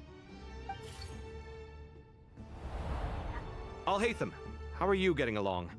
Most of the information in Aru is written in ancient desert scripts. Some of this is written in a tribal language, while other parts seem to be a variant of an oasis script, based on the glyph forms. Oh. Not lost to history, I hope. Some are. All we can do is infer the meaning based on the rules of related languages. Although, this section actually fills in some of the missing historical record. I'm transcribing it so we can bring it back to the academy. After Aru started up, 2 more lines of text appeared here. Can you read them? Humans may not read what is written by the gods, except by not reading. Victory should not be easy to attain, for it symbolizes divine wisdom. Knowledge must not waver, for it has external borders. Is this a clue to solving a puzzle? Or is it being symbolic? You can't read it unless you don't read it. Victory is wisdom. Knowledge is confined by borders. Wait, I think I've got it. It's a metaphor, isn't it? A chessboard.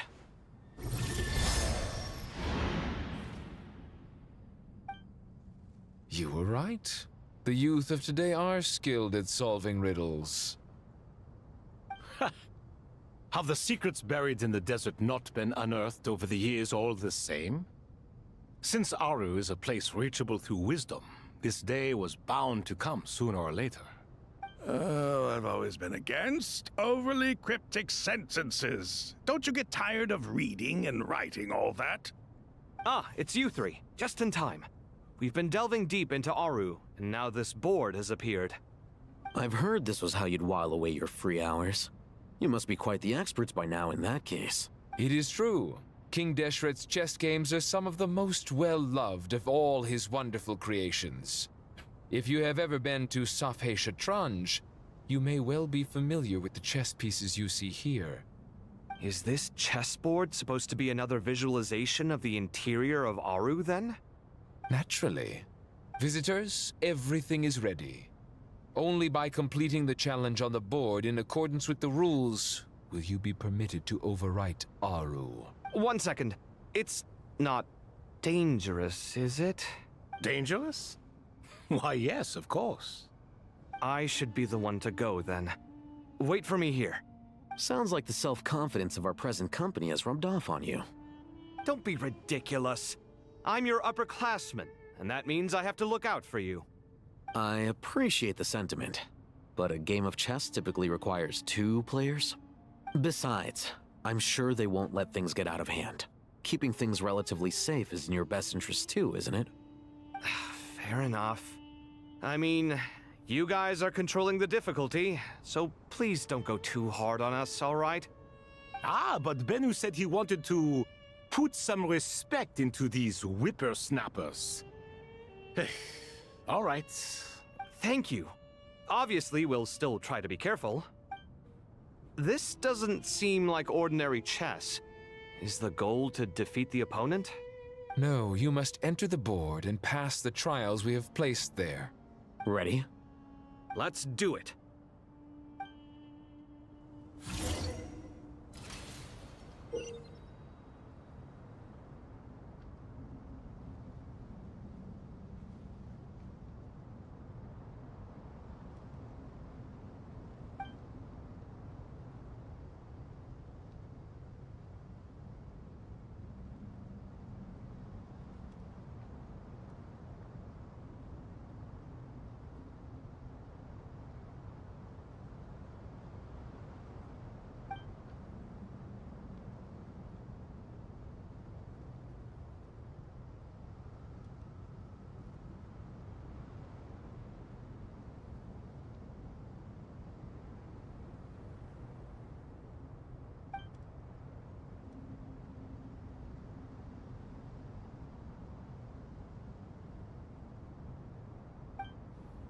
The first trial is posed by me. I don't think this is gonna stop us. Ah, but the key to this game lies in working together. Otherwise, you will be deemed to have broken the rules. Looks like it's up to me. Marak, can you open it? King Deshret's favorite primal construct. Living on in suitcase form, of all things. Amusing. Ho-ho! Excellent work.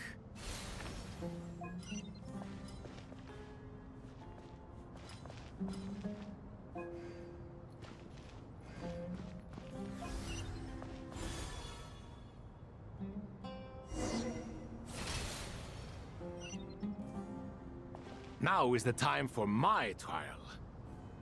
Now, don't be nervous. I'll make it nice and easy for you. Really? Thanks in advance. We appreciate it.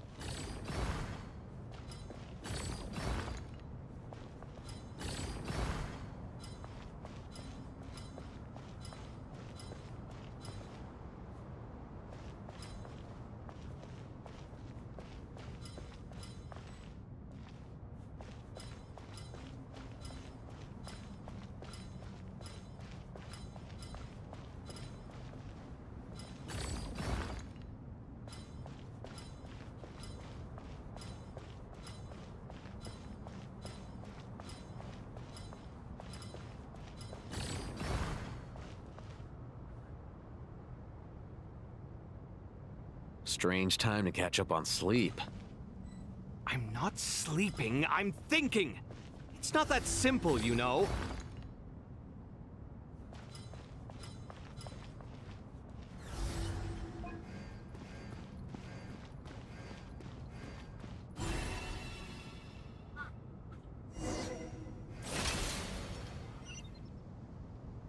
Ibis King, don't you think this all rather inappropriate? You may as well be handing them victory on a silver platter. Do not expect me to follow your lead. Ha! Suit yourself.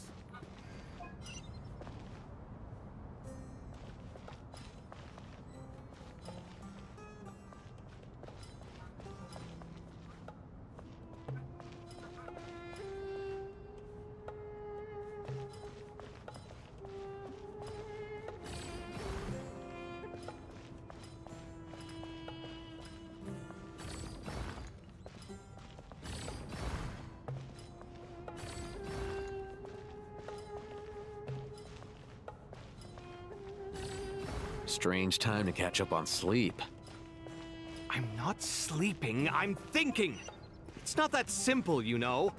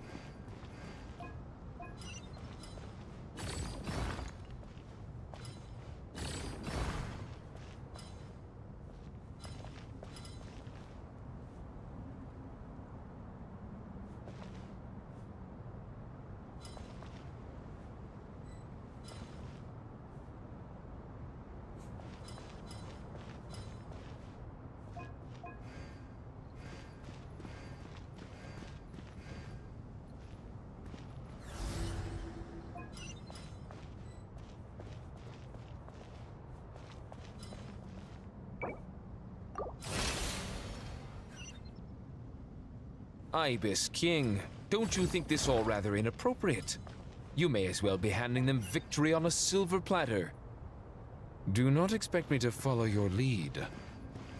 Ha! Suit yourself.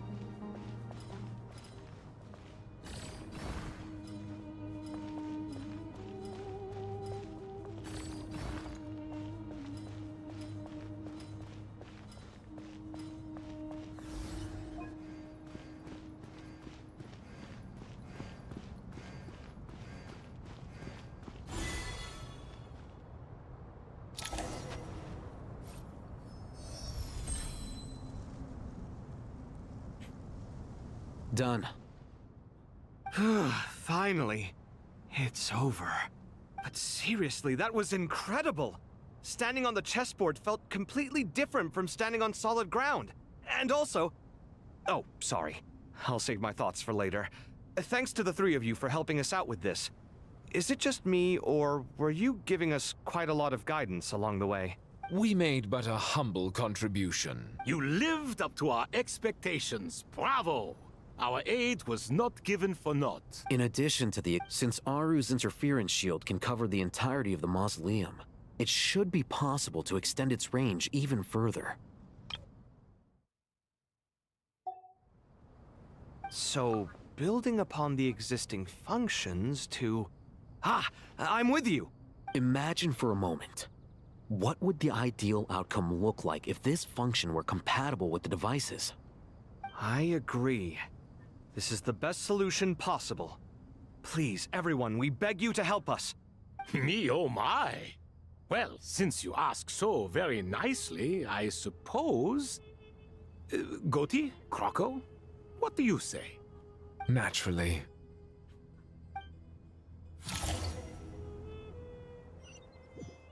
Time to go! Let's go find Nahida!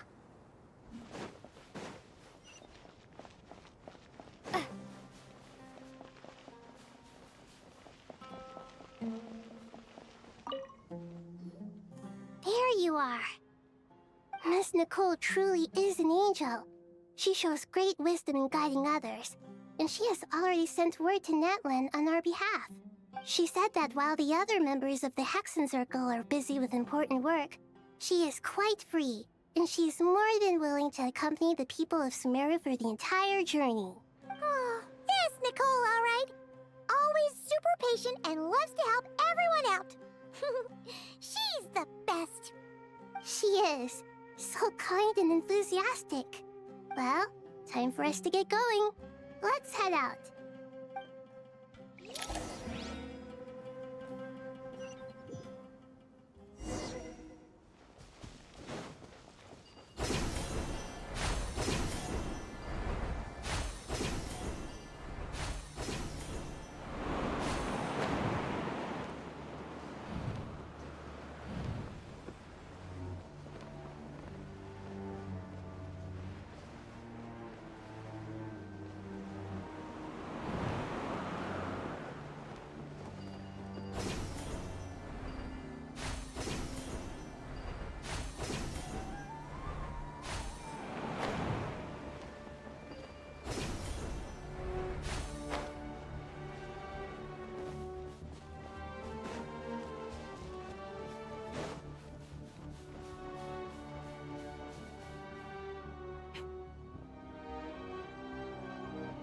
This should be one of the closest places to Natlan in all of Sumeru.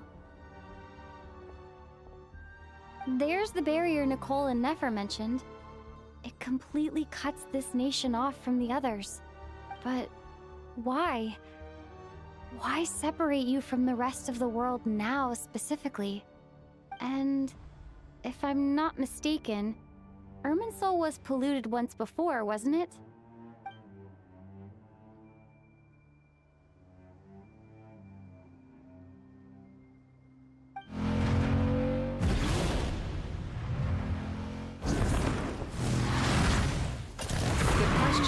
I'm wondering the same thing myself.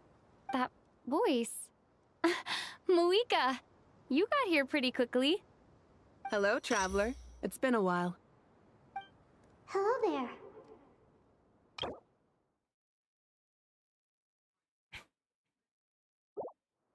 Hello, Dendro Archon.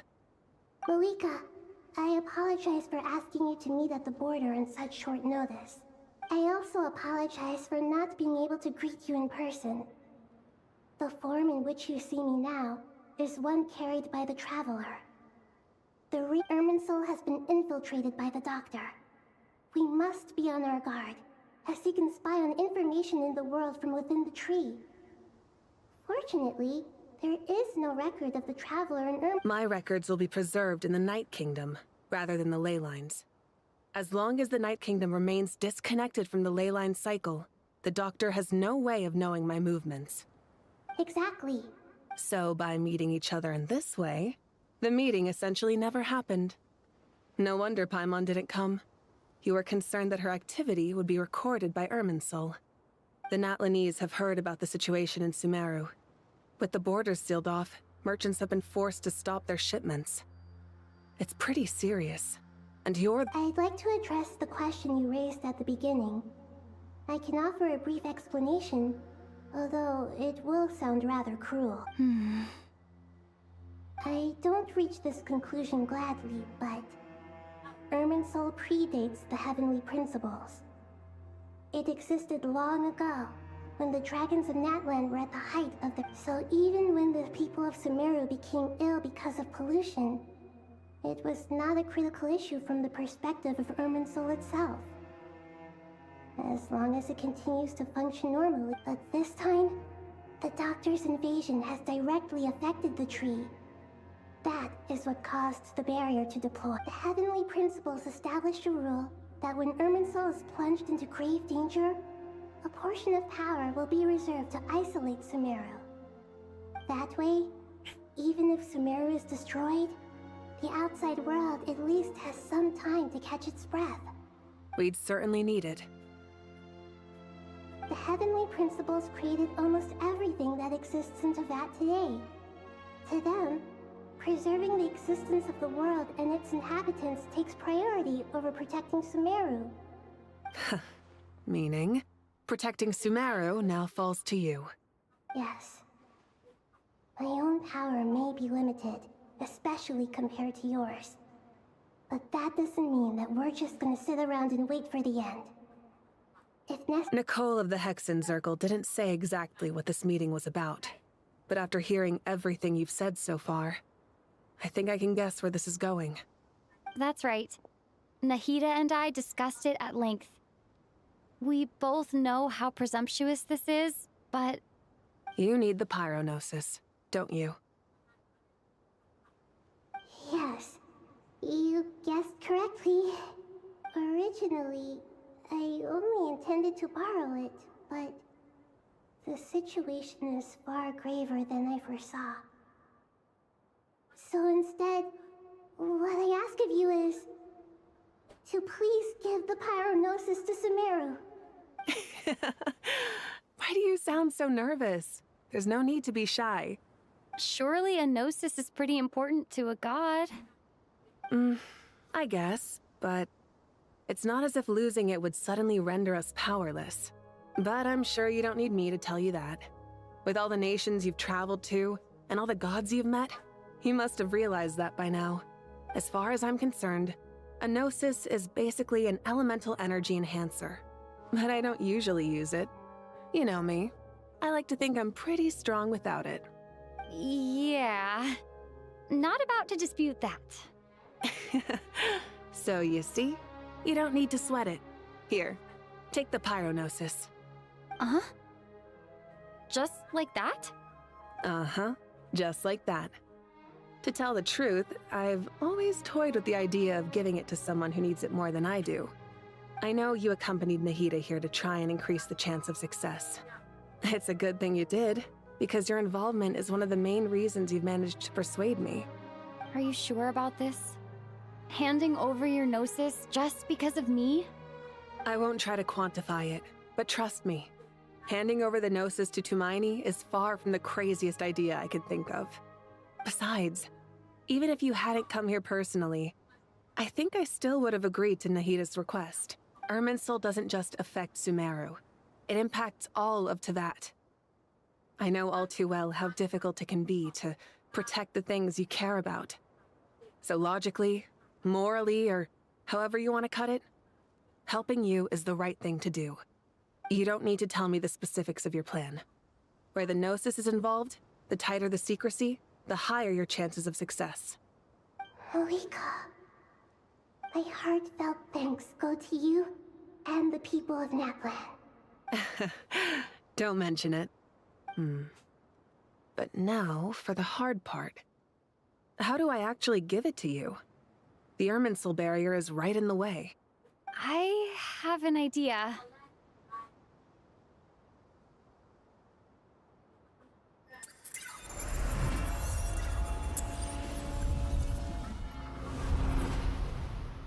Just as I thought. Incredible. What did you do? Just made a lucky guess. This seems to happen quite a lot. things that apply to everyone else don't seem to apply to me. I figured the same might be true here. Irminsul usually produces effects based on the records it holds. Since the Traveler is a descender, Irminsul contains no records of her. Is that right? You really are full of surprises. Catch. Whoa! Thank you, Moika. Thank you for trusting us with something so important. All right. No need to get so formal. It's not like we're strangers. Besides, there's still one problem. You might be able to pass through the barrier, but I don't know about the Gnosis. Any other surprises for us, Let me try something. I have the Pyrognosis in my hand. It feels strangely ordinary. Not particularly heavy. And yet, this tiny thing... I need to think hard about my memories of Pyro. My memories of journeying through Natlan. All those important experiences I've had. The Gnosis disappeared. Traveler, are you alright? I'm fine. The Pyrognosis disappeared into my body, just like phlogiston. Maybe it resonates with you because you've mastered the power of phlogiston. You might not be recorded in the ley lines, but you're still our Tumini. Whew.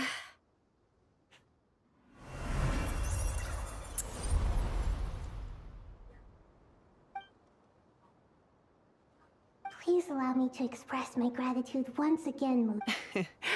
Pleasure.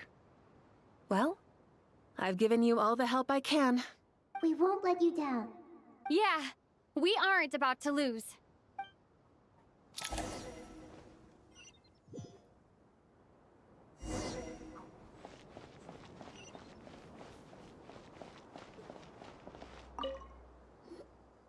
Traveler, Paimon, how are you feeling? Paimon's a teensy bit nervous, but only a teeny tiny bit. Seems like she's gotten way braver over the last few years, huh? Of course. After all the adventures you've had with the Traveler, I'm sure you've gained a lot of experience and grown as a person. I'm doing all right. What about you, Nahida? How are you holding up? With the negative effects of Irminsul, I am a bit like a piece of fruit that's been burrowed into by hungry insects and left to rot. But please don't worry. We all know what we're getting into, and we've prepared as well as we can. Stoking the fire inside oneself is certainly one way to live, but knowing when to rely on one's companions is also a form of great wisdom. I've been quietly learning little things from everyone, like plucking tufts of fur from a sumpter beast. Me too. With the constant traveling, I'm always learning and growing. That's the journey of life. I think there's someone else here who would share that sentiment. Don't worry about what I think. I was just passing by and happened to overhear your conversation. What are you talking about, hat guy? This is the top floor. No one passes by the top floor. Says who? You can fly just like I can. I would have thought it makes sense to you of all people. I don't know why, but I feel a little more relaxed now. It shows that you feel comfortable laying down your burdens in our presence. It means that Sumeru is a place you can trust, and we feel exactly the same way around you. That's what it means to be friends.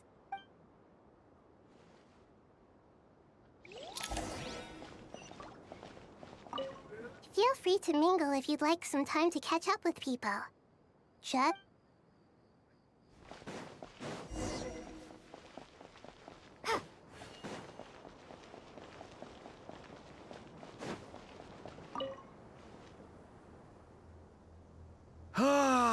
It's finally done. Ugh, but I have a nagging feeling that there's something I've forgotten. Oh, there you are. Everything wrapped up on your end? Okay, fair enough. That was a pointless question. We were working in tandem after... You must really be exhausted. Well, it's been a busy day for both... When work ends, you clock out. Yeah, we're definitely due a break. Probably a little late to start drinking now, though. Here, this one's for you. Thanks. You want a bite to eat? I can grab us something. Or wait, I think there's a stove nearby. Let me take a look. Are you nervous? A little, yeah. Unlike you, it seems. How are you not? Because everything that happens next is beyond my individual control. I don't worry about things I cannot influence. What do you mean, cannot influence? You're the one who came up with half of the strategies we ended up using. There's only so much I can do. I was only doing my duty. Was it like this last time, too? You mean with Azar and his accomplices? Yes and no. The situation back then was easier to control, but we weren't as prepared as we are this time. So the enemy is stronger, but so are we.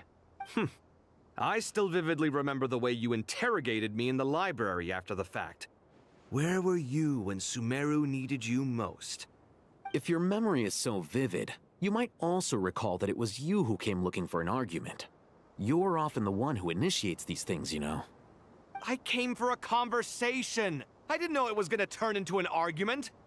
Anyway, at least I showed up this time. So, what do you think? What do I think? I think we're certainly better off for it. It's good having me around to help out, huh? Absolutely. As a citizen of Sumeru, you displayed a remarkable sense of... Certainly feels that way.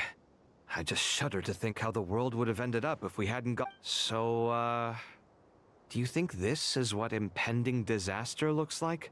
The sky is so clear, and there isn't a whiff of decay or destruction in the air. It's hard to imagine that the fall of Awful things happen all the time. Sometimes people can stop them, and sometimes they can't. What you and I have done is increase our chances of stopping this one. Lofty ideals may provide no defense at all against nihilism, but perhaps little decisions can. Oh, nothing. I hope everything works out tomorrow. It will. As long as we stick to the plan, our chances of success are good. It's really strange. You're my junior, yet you always seem to act more like an upperclassman than I do. I think it's mostly a matter of temperament. Ugh. Walked right into that one, didn't I?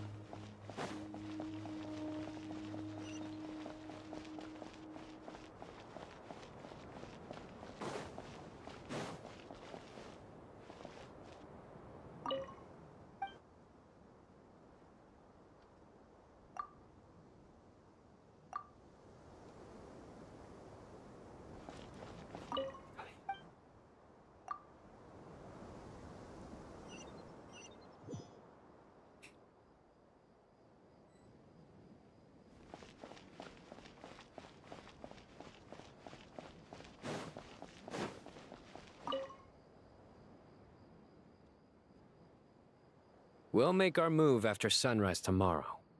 Good. Is everything ready? As much as possible. That'll be enough. Don't let the pressure get to you. We'll take things one step. Master Tainari! Mr. Sino! So this is where you were. I brought some juice and some water. Would you like some? I know how easily you get dehydrated in the desert, so you should definitely have some water. In which case, I'll have the juice. I gotta ask, though. Who's on juice-making duty at a time like this? Madame Farazan said she was feeling a little nervous, so I told her about the automatic juicer my friend invented. She took it right off me and started making carton after carton of juice. A juicer? Did Sucrose send that to you? Yeah, I hadn't had the chance to try it out before this incident occurred, but I couldn't bear to leave it behind in Gandharvaville. The juice is very sweet. I think so too. Kale, how are you feeling? Physically, I'm okay, but it just still feels strange to me. Why would a great power like this come to someone like me? I know the feeling well. That same question ran through my mind every day. At least now, you have someone who can relate to you. All the more reason that you should apply for Spontamod. Tighnari fiercely opposes the idea, though. Those two things are completely unrelated. What are we all chatting about, Would anyone like any juice? Oh, you have some already. I had some earlier, ma'am. Maybe give the extra to someone else? Very well, very well. I shall be off then. There's this enormous power, and then there's little old you. You feel like there's no connection between the two. And that sense of dissonance is difficult to get used to. Yeah. But after all this time, I can't believe this stuff still gets to me sometimes. Makes me feel a little childish. Kale, just because we normally keep the conversation light doesn't mean we can't discuss deeper issues. I don't think it's childish at all. You were the victim of a terrible crime. It's normal to struggle with the fallout from it. You have absolutely nothing to be ashamed of. My professor once told me that no incident can be considered truly resolved until the victim says it's over. Your rage and your pain are completely justified. Thanks. Miss Nicole said that the same god remains which were once used to inflict so much pain upon me have now become a weapon with which I can protect everyone. It's like my own personal kind of evolution. Every innocent person who's been hurt needs time to realize that it wasn't their fault. I was the same. But it's all about to be over. Tomorrow, it ends for good. I don't know if you've noticed, but you rarely stumble over your words anymore, and your outlook has become much more positive. It's a big change from how you used to be. And since this isn't over, you can settle the matter on your own terms. It's time you seized back control. Yeah. Sumeru is my home. And it's so important to me. I have to protect it. And once you're done, how about you come back and apply for Spontamod? Stop it with the sales pitch, would you? Hey, excuse me. There are still 3 unclaimed cups of juice here. Why don't you take one each? Ugh, my arms are getting sore from carrying them around everywhere. Madame Farazan, why are you... Here, let me take them off your hands. Thank you, Madame Farazan. Drink up and enjoy my handiwork. I think I'm going to make something else now instead. Please, try to relax, Madame Farazan. I know, I know.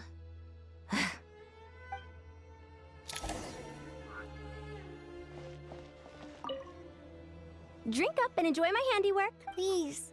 I know.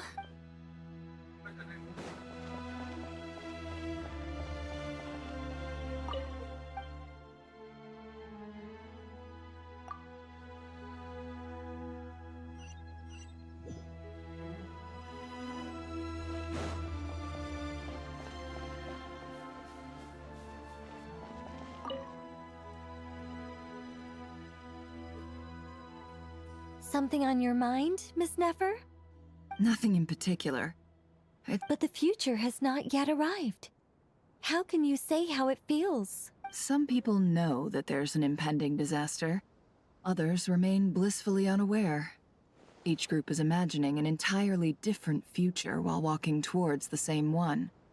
But when they get there, they'll still find they feel differently about it. People are shaped by their circumstances. Different circumstances create people with different perspectives. I've always found the perspective of the Vahumana Darshan to be a particularly incisive one. Even at the height of the crisis in Nodcry, people held diverging opinions. But things are different this time. Indeed. Regardless of faith, gender, wealth, skin color, or eye color, everyone in Sumeru knows what will happen tomorrow. The world has never been an especially fair place. Yet now, against all odds, a moment of unprecedented unity and equality is about to take place. If only my father could have lived to see this era. Era. To me, that term represents a much greater span of time. It can be an unsettling word. I would even say I'm afraid of it. Do angels even feel fear? Yes, at least I do. I fear the gap that grows wider with each passing day, and the never-ending flow of time. Time renders all memories insignificant, and reduces all splendor to nothing. But those memories are the one thing I do not want to lose. You're very human in that regard. If angels draw too close to humanity, our wings burn away in the bright flame of awareness, and we fall to the earth. After spending so long among humans, I have lost much of my former glory. Maybe that's a good thing. You're more human than some humans are. I've been talking to Kale a lot in recent days. We seem to be in completely opposite situations. I suppose that makes us good case studies for comparison. Case studies for who? Myself, I suppose. After comparing the two of us, I suddenly discovered that I desired more than before. It was a gentle, pleasant sensation. Just as most people pursue glory and miracles, I too am pursuing miracles of my own. Guiding humans to make the miracles in their hearts a reality. That is my miracle. It doesn't sound so bad, does it?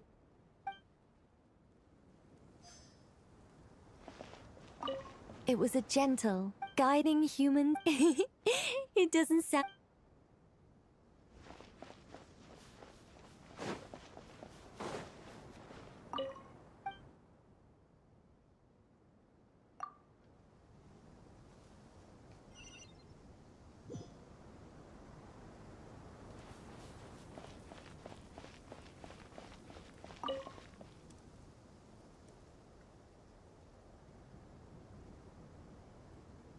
Look at the time. I should head back. I'm so sorry. I was in a hurry and didn't look where I was going. I'm fine. Wait. You're... Have we met? Not exactly. I think we may have crossed paths by the house of Dana before. Oh. You're Hat Guy! From Vahumana, right? You recognize me? The clue's in the name. Mr. Hat Guy. Fair point. It's getting pretty late. What's keeping you up? I could ask you the same question. If I'm not mistaken, all the workload for the Ratawa Darshan wrapped up a good while ago. Well, I have something of a background in Satyavada life, so I was helping the Dendro Archon make some preparations. Did you find the experience enlightening at all? Honestly, it was tedious and uneventful at first. But eventually, I think I did sense some profound truths. But I was told that I even shed tears while I was meditating. Though I have no idea why. Not at all. It just proves you're very accomplished in your research. Good night. I wish you all the best for tomorrow. Thank you, sir. You too.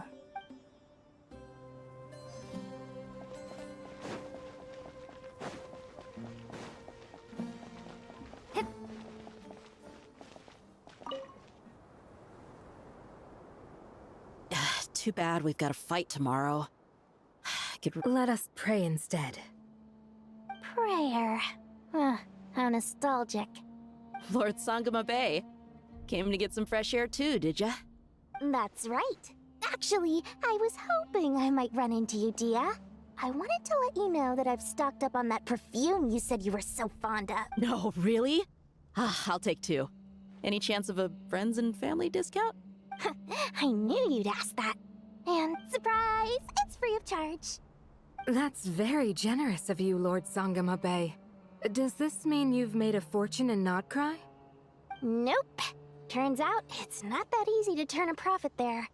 I even ran some assorted losses. Remember that merchant caravan you two rescued in the desert last month? That was transporting my goods! No way! I had no idea that was your shipment. Explains the, eclectic mix of goods, though. Lord Sangama Bay's investment in the desert and generous stockpiling of goods has helped many people over the years. The shelters you funded especially have made life a little easier for the children and the elderly.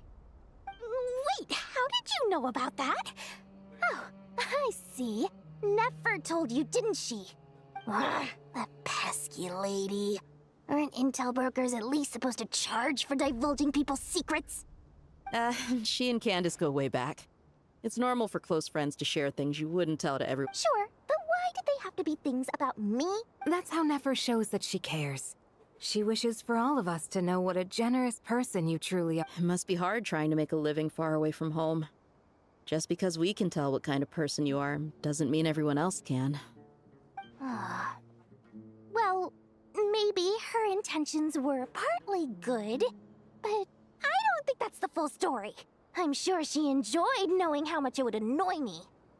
Definitely with you on that. Does praying help you stay calm?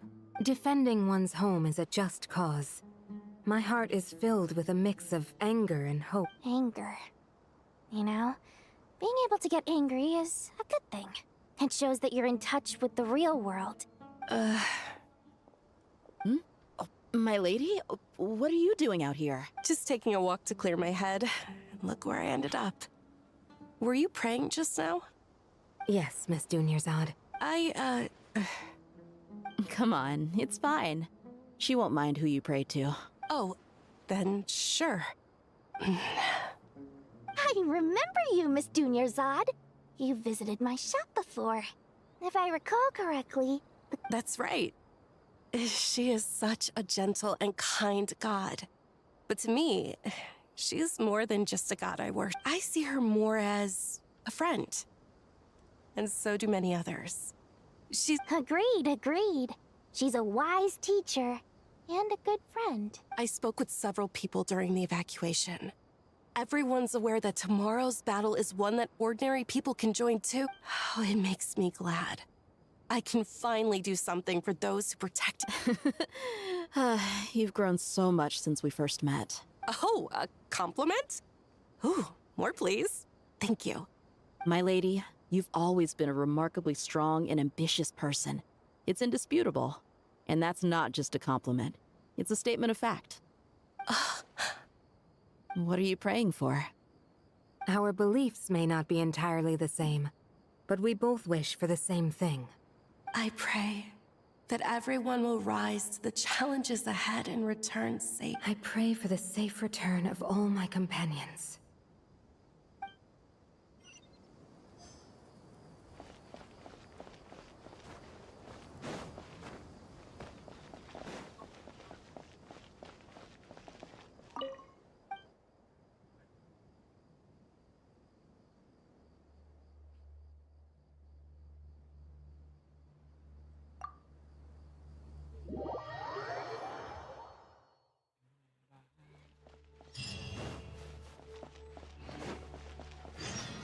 Time to go! Let's meet the others at the mausoleum of King Deshret.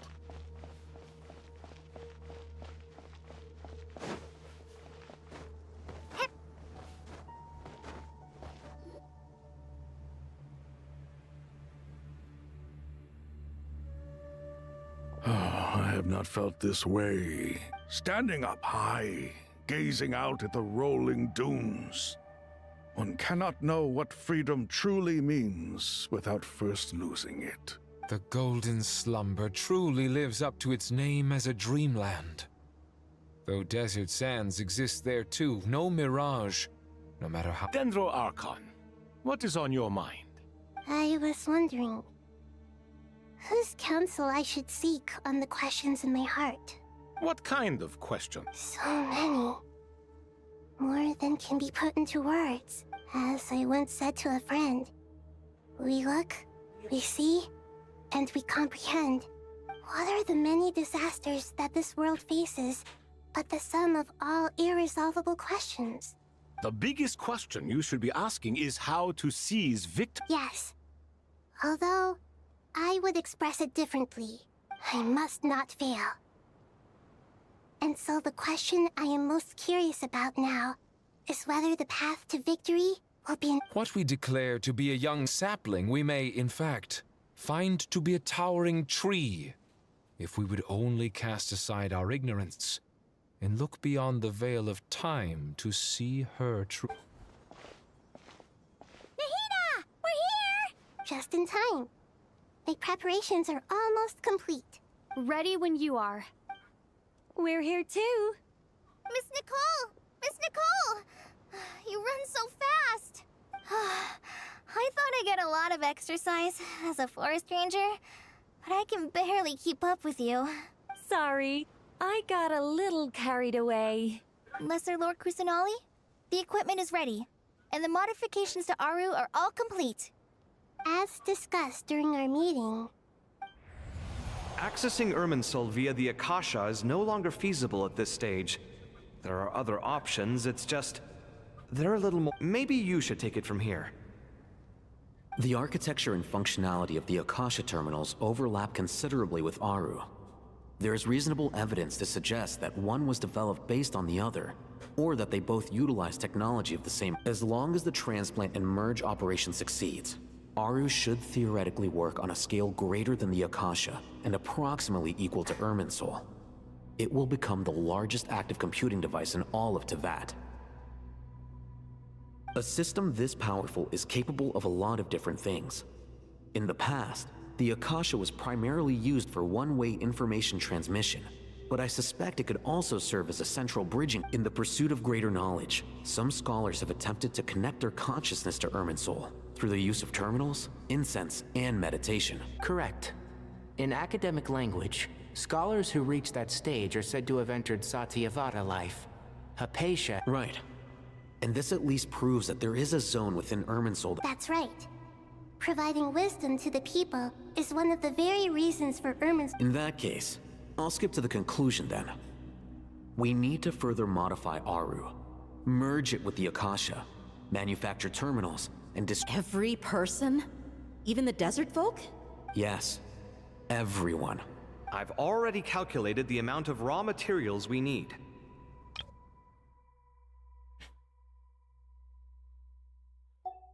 So you mean we're going to get new Akasha terminals? Yes, but this time the people of Sumeru won't be using them to acquire knowledge, just to connect to Irminsul. When we evacuated the city, we brought all the important assets from the House of Dana, in case we ended up needing them. Fortunately, this included the Akasha system's main terminal. We've checked all the relevant records, and one thing is certain. Nothing like this has ever been done on this scale before, so— Everyone in Sumeru is part of the plan. Whoever controls the people controls the situation. Since this function of Irminsul was introduced, it has only ever been made available to scholars, who don't constitute a particularly— But by expanding the scale to include all the people of Sumeru, all the individual connections will stack up to create a significant load on the system. Under normal circumstances, Irminsul would be able to cope with the additional load. But with it already thus, it might be possible to shut it down completely by over—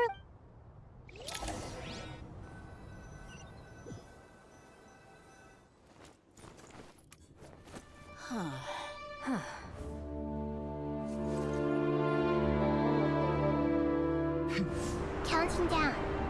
3, 2, 1. Are you ready?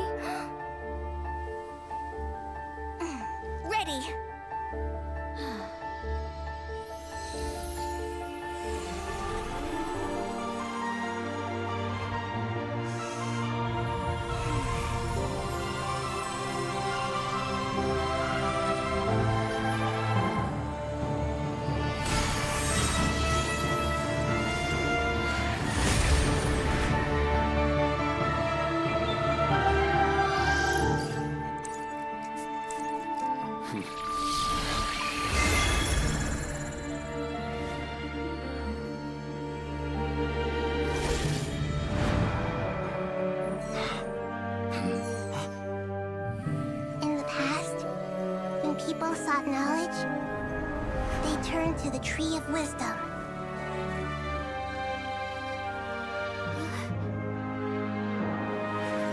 Today, we use it to save Sumeru and the whole world. These boughs that nurtured learning must not become tools for destroying the world.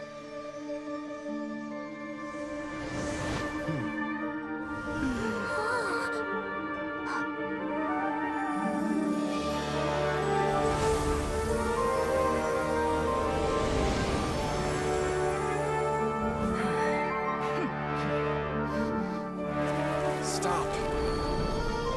Please stop. End this transformation.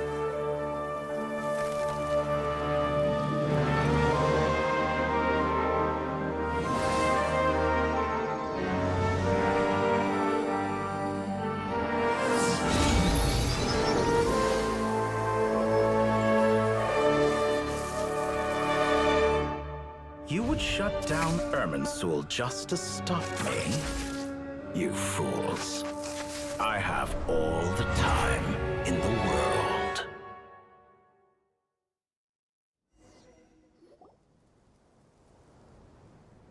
Success!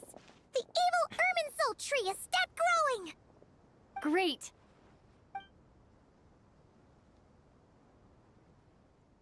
What a display of true courage!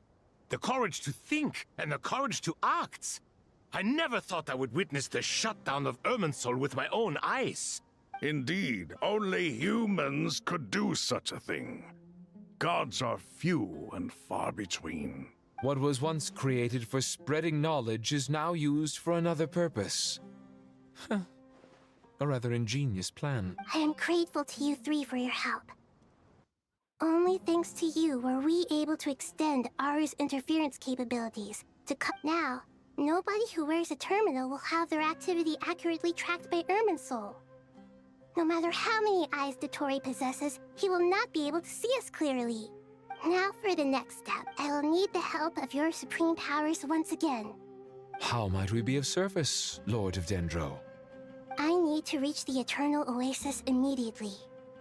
Right now? In that case, Ibis King, would you agree that this is a fine opportunity to— Never. I assume you have that chess set with you? You mean the one you gave to me as a gift? Asking for it back, are you? How could I? You misjudge me. I just wanted to show you another way you can use it. Connect to Safei Shatranj. Safei Shatranj? You mean that place in the desert?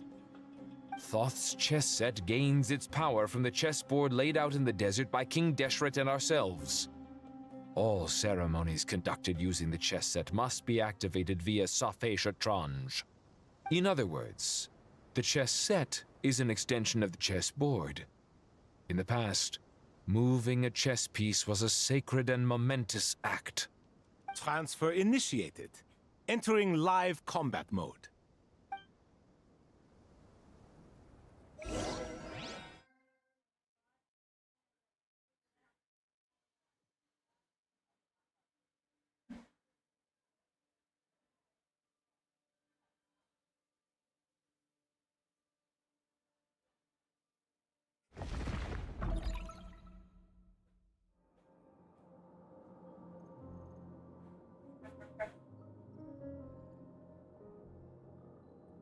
We haven't heard a single word from our spy in the desert. I'm afraid he might have been captured.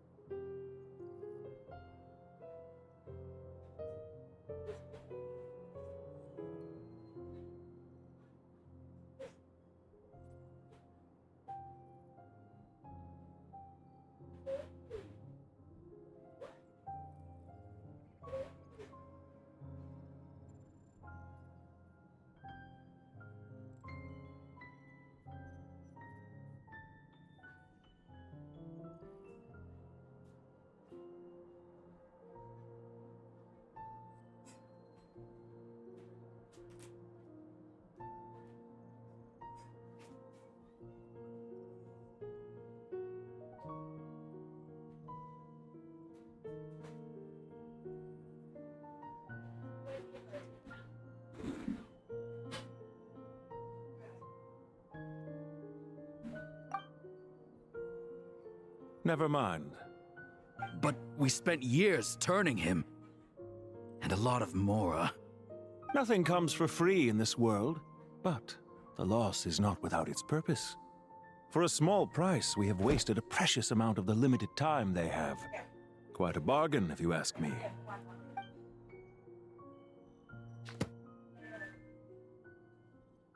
Understood. Weighing profit against loss is a necessary part of life. But to tell the truth, I have been operating at a loss since this all began. Since many centuries ago, in fact. For instance, why would a banker act as the executor of a will? If you hadn't deposited your personal belongings at Northland Bank, I would have no reason to be here right now.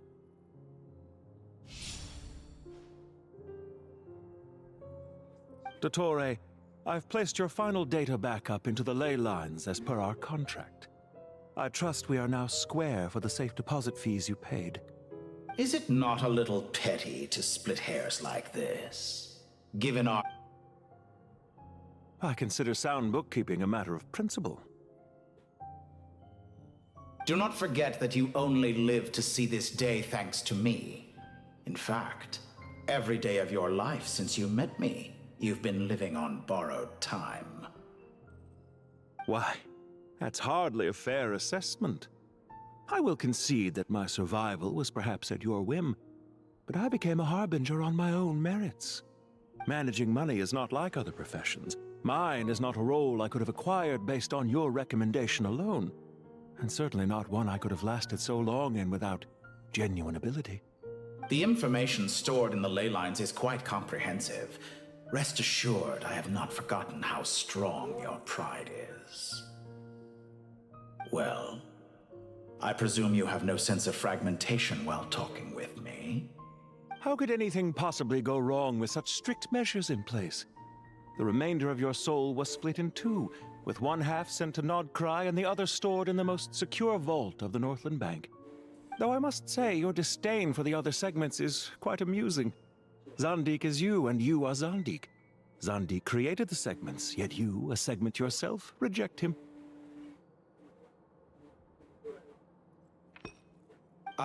That is, Zandik, created segments of various ages in his later years. To achieve this, he had to freeze time and part with a portion of his soul. But as constructive as it sounds, it erases my uniqueness.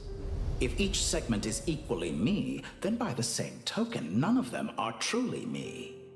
A soul living forever in the past inevitably holds different views than he did in his later years. The same thing that completes me also restricts me.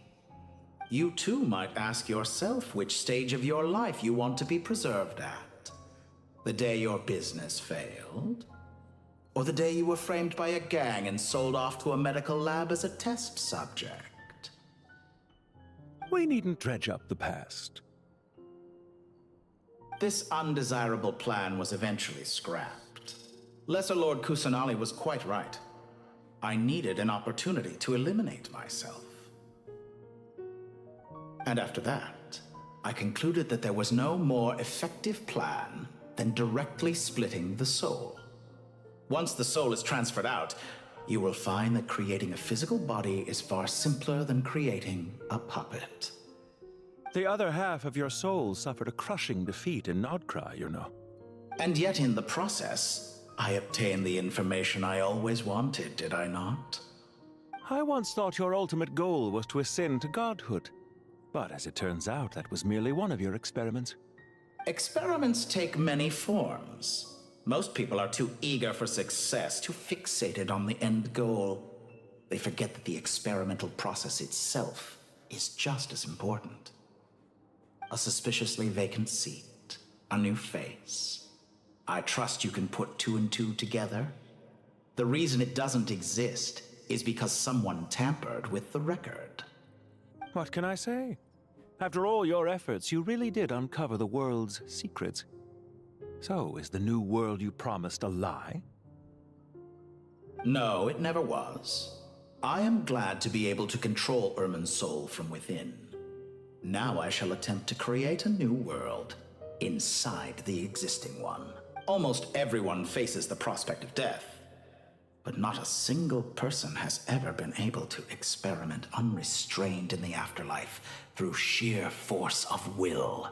I am the only one to have overcome this enormous challenge. Would I not be letting the world down if I didn't make the most of the opportunity to experiment? Clearly, the dividing of your soul did not affect the magnitude of your ego. Out of all the versions of you that have ever existed, this you is the most insane and the most radical. Is that why you chose to work with me? Which was it then? My insanity? Or my radicalism? Could I call myself a venture capitalist without a suitably ambitious plan to invest in? Yours happened to fit the bill quite perfectly. Well then, I must say, while I am surprised enough that you showed up at all, what surprises me more is that you chose to present yourself as my former subordinate, and not as the banker Pantalone. Why make things harder than they need to be? Exposing my true identity in a situation like this would only serve to destroy diplomatic relations between Snezhnaya and Sumeru. I daren't imagine the consequences. Showing up in the name of the original antagonist gives you the recognition you rightly deserve, while also being sensitive to Snezhnaya's predicament. It wasn't. As for why I'm here, if you're suggesting that your credit is in the negative, I won't argue with that. Many people say that about you. I'd argue that a significant factor in your willingness to cooperate is the fact that you have but a few years of life left after my death. Living and dying together has a way of binding two parties together. Rather, is it not true that a relationship should be judged by both the positive and negative returns it yields? So some of what I said actually made it into your head after all. It's true that I hope you don't die too soon, but don't you find that a strange thing for me to say? After all, you've already had quite a long life, especially for a human being. Let's not pretend that you're any more innocent than I am. Are we not the same in this regard? We both despise the existing laws of this world, and neither of us enjoy being under anyone else's control. Is it really so greedy to want the world to operate by a new set of rules? Of course not, my dear friend. And as I've said before, mutual interest is the foundation for the most reliable of relationships. I just hope there never comes a day when I have to work too hard to prove that. Regrader, sir. People have been spotted approaching Sumeru City. How strange. Despite your access to Irminsol's data, it appears the soldiers noticed before you did. They must have found a workaround. Well, Dottore, I trust you know what this means. The fact is... They're coming. They'll breach the city gates any moment now. But even so, I would say Irminsol is a wonderfully convenient thing on the whole. If you do manage to create a new world, perhaps you could plant one outside my office, too. I'll consider it.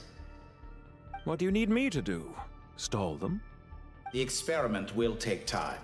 Stall them for as long as possible. Very well.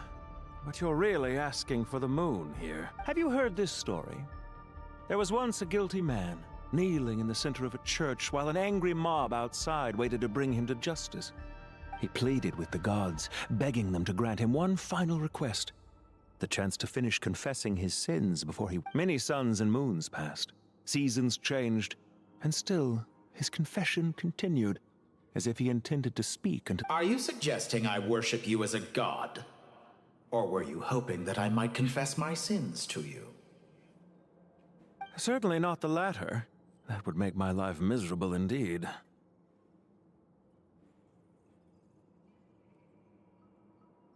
For someone who despises them so, you never seem to have any objections to me creating or becoming one. At first, I thought you'd be furious. Concerned I would terminate our partnership, were you? Not at all. You had reasons why our partnership must continue. Don't you find people's attitudes toward gods amusing?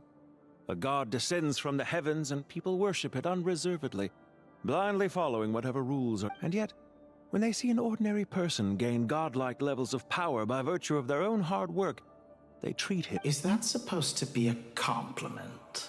No. I was just thinking. I pity the man who would call you a compatriot. There's no need to be so self-critical. I know it's a little late in the day to be asking this, but how have you been keeping? I'm flattered that you would take the time out of your busy schedule to consider my well-being, Doctor. The part of your soul that went to Nodcry caused quite a stir, sending our organization back to the drawing board on numerous fronts. It was quite a headache for everyone involved. Dear me, I must have caused you no end of trouble. You certainly did. I had the rare honor of being summoned before the Tsaritsa with Pulcinella to answer for myself. A terrifying ordeal. Don't worry, I pulled through. At most, it's a public relations nightmare. I made sure of that. Now I'm curious. How did you explain yourself? Oh, it was quite simple. I just pinned the blame on someone who wasn't there to defend himself. I could hardly be expected to defy the demands of someone as insistent as the Second Harbinger, now could I? How you slander me. You know full well that I am perfectly amenable to... There's no question that you are partly to blame for the ruin of my reputation over the years. Do you have anything lined up for when this is all... Hard to say. Field work always takes quite a toll on me, as you know. Once I'm back at Snezhnaya, I'll start with a well-earned cigarette. Why are you so eager to ruin your lungs after I went to the trouble of replacing them for you? If you have an issue with it, feel free to try to stop me. What's on your mind? The limits of humanity. It's a pity. Despite running countless calculations, I find there is simply no way to reduce any further the amount of one's soul required to sustain an individual. It's rare to hear you admit to being unable to achieve something. I beg to differ. For instance, as I've told you before, the original me was prone to motion sickness and couldn't make long train rides. Ah, yes, of course. One of the reasons you often sent yourself out on errands. What are you thinking about now? A new experiment. In the event that my soul was depleted, say we extracted my data from someone else's memories, yours for instance, and then combined it with your intact soul as the base material. What would we create? Such a scenario would be impossible. Oh? As long as your current soul survives, there will be no need to create a new individual. Don't forget, you were the one who approved of the present situation wherein only one Dottore remains. And if you ceased to exist, who would be capable of performing this experiment?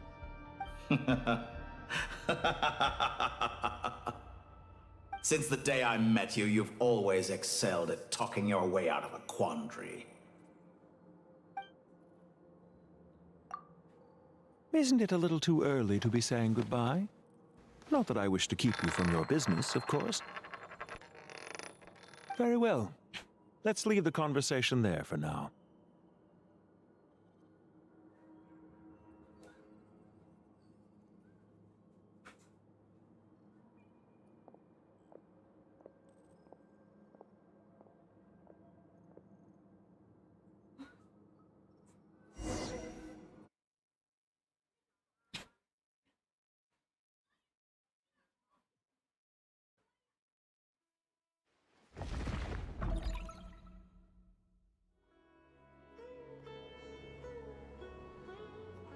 The power of King Deshret's 7 pillars is truly remarkable. Yeah, sets us up for a much easier fight. Really makes my day. The last time we stormed the city, it involved a... I wonder how many people can say they stormed a city twice in their lifetime. I was just thinking that. I've definitely had more than my fair share of unusual experiences in my life. This is my first time here, actually. We never usually leave Gandharvaville. I hope this will be my last time. Does everyone have to chime in? Can't we just fight? What an amusing comment, my dear lady. Yet humans often alleviate tension via small talk. Whoa! Because the image on her shield is one of me. And I, of course, can appear wherever I wish to. Well, la-di-da. Isn't that fancy? Could I get in on this? You wish for your gauntlet to speak? Why, certainly. Ahem. I think you'll find that it is I whose image is carved hereupon. Thanks. Definitely feel stronger now. You're welcome, my lady. I am glad to lend you my power. Sino, what's the situation? There are troops stationed at every entrance. As we expected. A frontal assault will suffice. Everyone, stick to the plan. We'll take the main entrance. You head for the House of Dana's side door. Move out.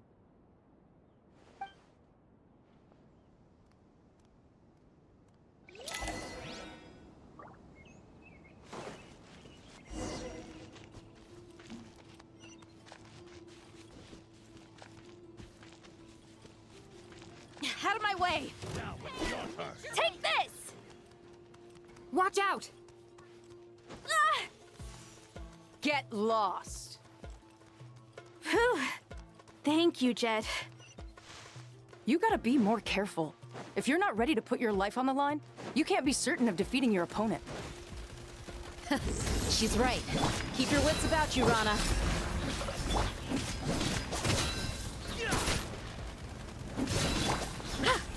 Pin them down!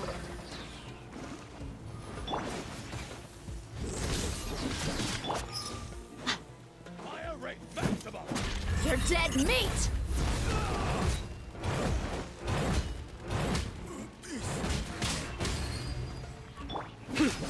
Surrender!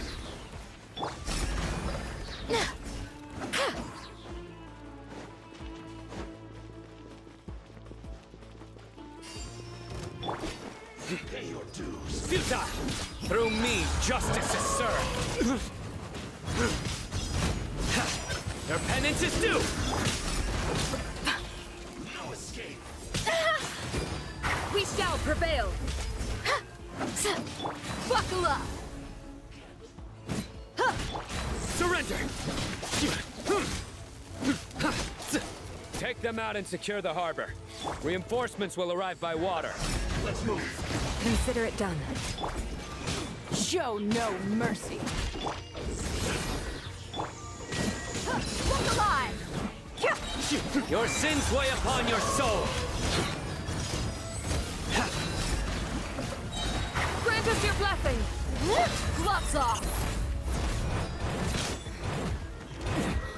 Winter. Hi! Roasted fry. Too easy! Nowhere to run! Buckle up!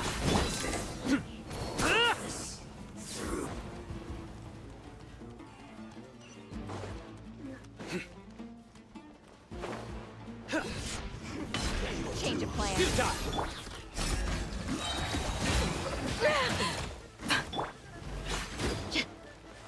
Look alive! Hear my prayer! Judgment is upon you! Guilty! Their penance is due! Use of force We shall prevail! Do your work! You asked for it! Resistance is futile.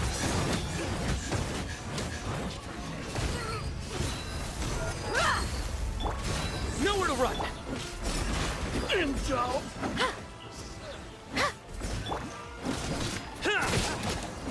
Surrender!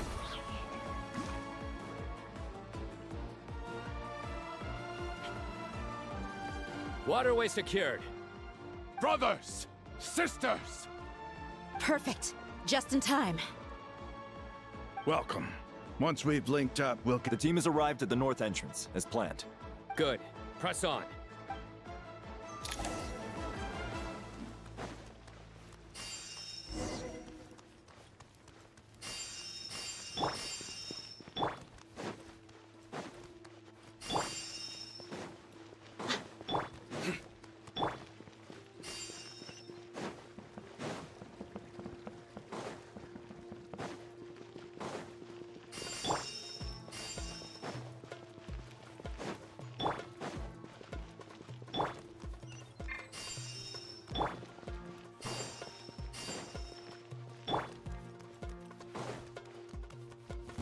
Pin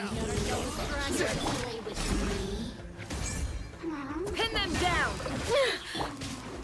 Buckle up! Hear my prayer! Your sins weigh upon your soul!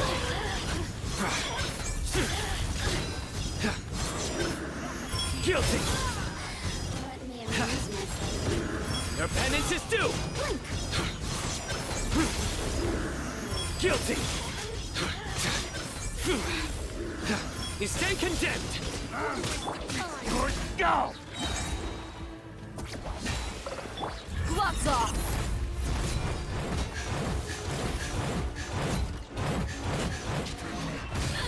Let's get it on! Hi! We shall prevail! Please! Through me, justice is served!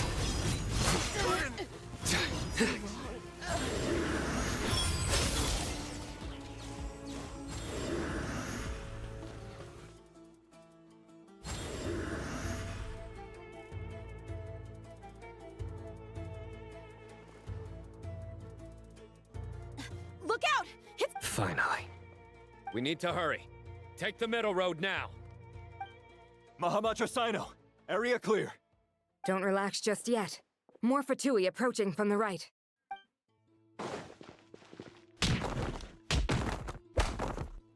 Irminsul cannot track our movements. If necessary, we could split up. Don't worry. We'll wipe them all out. As you can see, our people came raring to go. Good, good. How are things with the Traveler? Can Tainari keep her safe? Don't underestimate Tainari just because he's a forest watcher. He can hit. All right. You know that's not what I meant.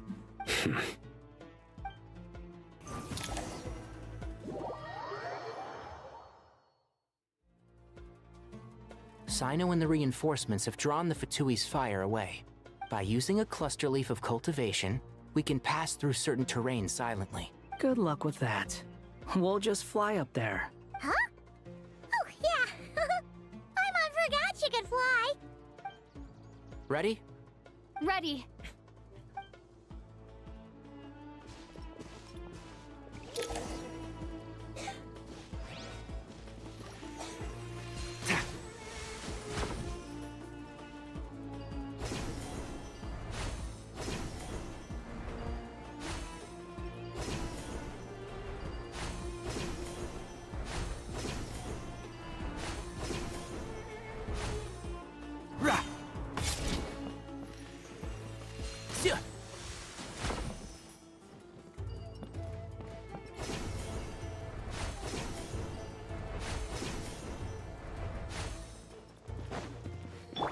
The wind rises.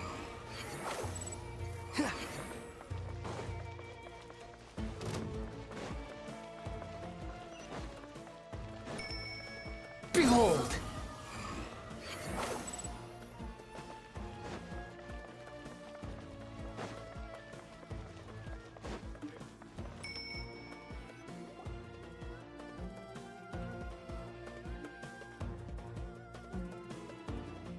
Fatui soldiers up ahead.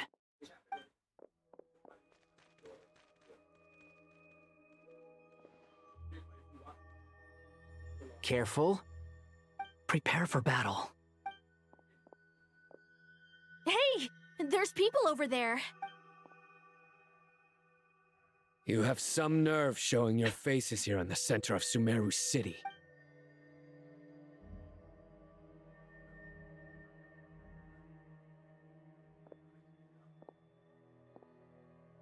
You're right on schedule.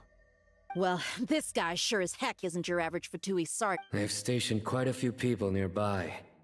It definitely looks like they were waiting for us. But everything about this guy feels too deliberate. I highly doubt he's just a subordinate of Dottores. And he's no mere sergeant. Whatever his rank is, it's high. So you've been waiting for us. But it looks like you're geared up for a conversation. Very clever, General Mahamatra Sino. I know you're the one in charge of this siege, and I look forward to making a deal with you. A siege? Sumeru City belongs to us! Historically, yes. But things can always change. We have quite a sizable force with us, you know. There's a Fatui ambush at the north gate. Can you handle him? We can for now. Yes, I'm quite sure both sides can hold their ground for the time being. The battle has not yet reached its climax. But what happens next? Do you enjoy watching bloodshed? Surely once a war begins, some people must die. I doubt you wish that fate upon anyone you know. Wait a second. It's a trick. He's not even there. Silence! He disappeared. What was that? A ghost? Curses. He was never there to begin with. That was just a shadow projected there to lure us in. Enough talk! Attack! I apologize for being unable to accompany you at this crucial moment, but I am compelled to leave for reasons beyond my control. Please. Sumeru's General Mahamatra is quite ruthless. It's a good thing I wasn't there in person. Your illusion held them up for a time just fine. But now that they have seen through it, they will realize you were just a decoy. Decoy or not, what matters now is that they will be heading your way imminently. Not imminently. They are already here.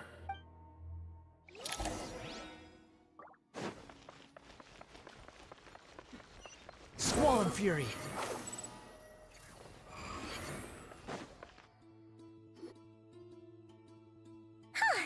We made it! This is far enough. Tainari, you go help Sino. Are you sure you don't need me to stand guard? No need. Once the connection is established, we'll disappear from the sanctuary of Surasthana. Go help the others. All right. Goodbye for now, then. Please tread carefully.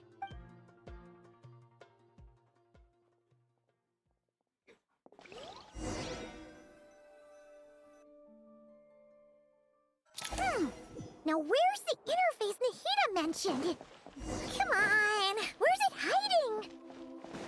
Found it. It's over here. We can connect to the inside of Irminsul through the Sanctuary of Surasthana's built-in security system. You should be pretty familiar with the process.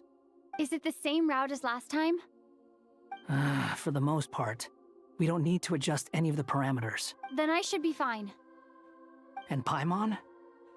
Once you're both ready, we'll set off. Wait! The stakes are way higher this time, right? Maybe Paimon should stay outside and help the others. Then, you can focus on the fight without having to worry about Paimon. Huh? Why are you staring at me like that? It's nothing. I just suddenly realized how much you've grown. Hey, you've grown quite a lot yourself. Don't you two start getting into it again.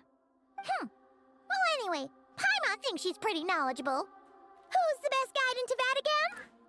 And don't forget, Paimon's a college student now. If we say Alhatham's not a weirdo, it's hard to explain how he came up with the idea of you applying to the academia. But for all that he counts, you're doing surprisingly well in your studies. Just goes to show how important it is to have someone supporting you. And Paimon's not the only one. Let's not forget that you only became a student because of Nahida's personal recommendation. That's fair. I have learned a lot in Sumeru. Oh yeah. Did you ever come up with that ugly nickname you promised me? What? No way! We're friends now! Paimon gave up on giving you one ages ago. Anyway, isn't Hat Guy enough of a nickname for you? Fine. Suit yourself. We need to go. Paimon, if you're staying, look after yourself. Will do. Paimon's gonna link up with Tainari and Sino. You guys are the ones who need to be careful. We will be. Bye for now.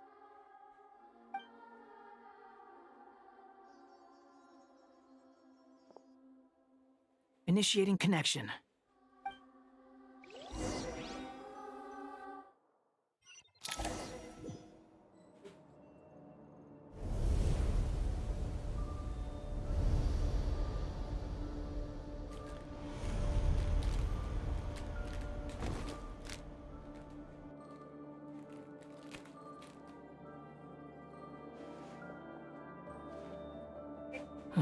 Well, here we are again.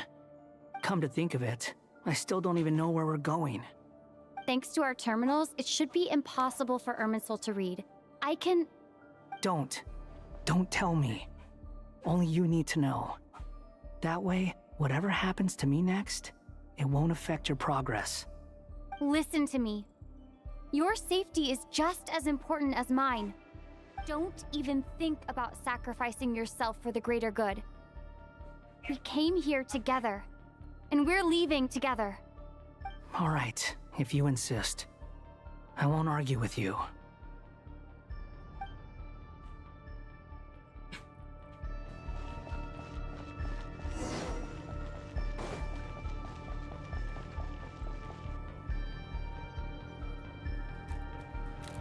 This place looks so different from how I remember.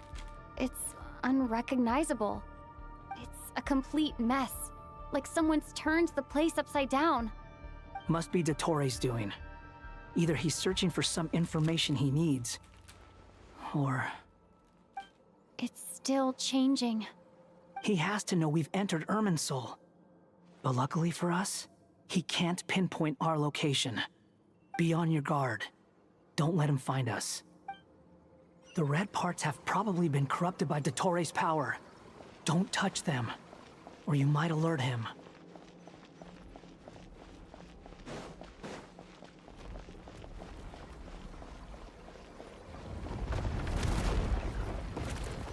He's looking for us.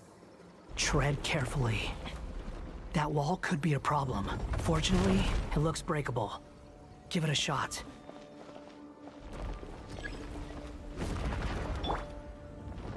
Behold!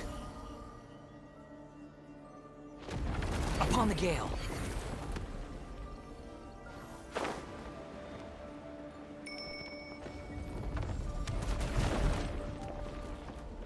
The wind rises.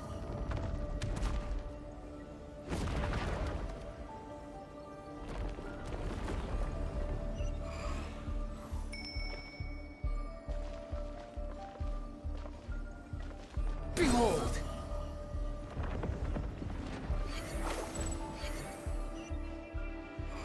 Gah!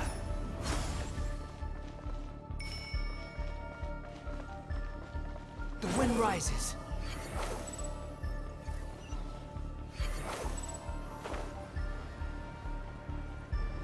Yeah! Squall and Fury.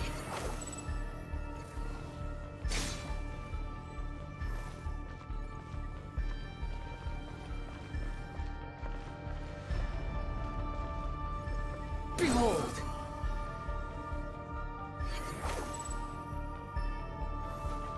The same old trick again? Are you kidding me? Let's handle it just like we did before. This cheap trick isn't gonna stop us. Squall and Fury.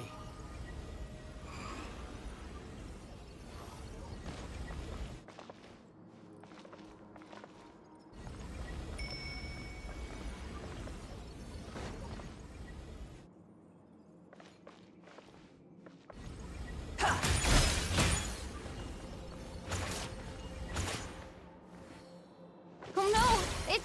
A trap! Is that why he was using the same trick over and over again? To get us to lower our guard?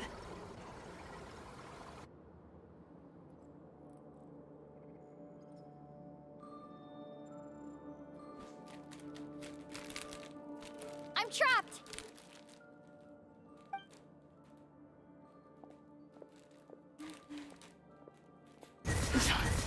Why won't this thing budge? Hello? Hello? Can you hear me? Nicole? Is that... Yes, it's me.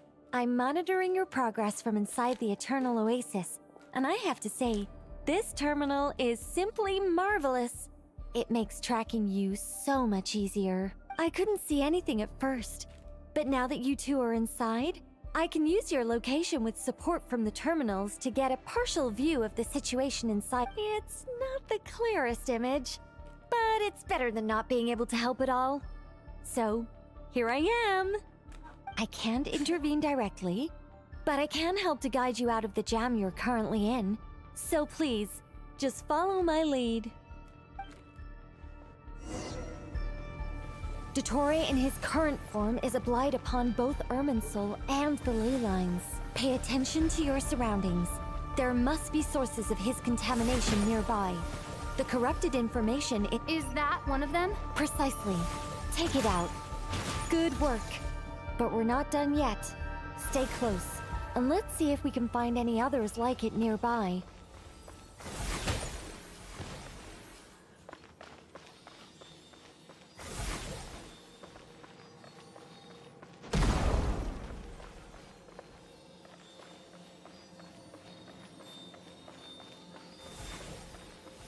Quit following me. Too slow.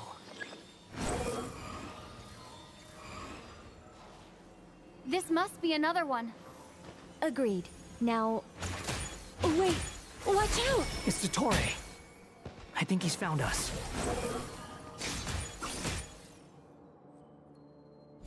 The seal is broken. Quick! Get out of there!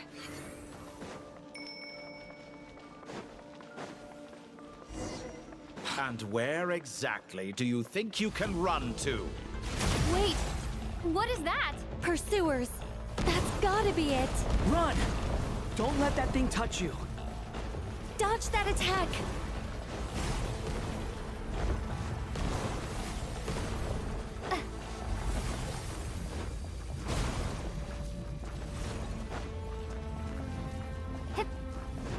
There's more than one path. Which way do we go? To the left! Trust me!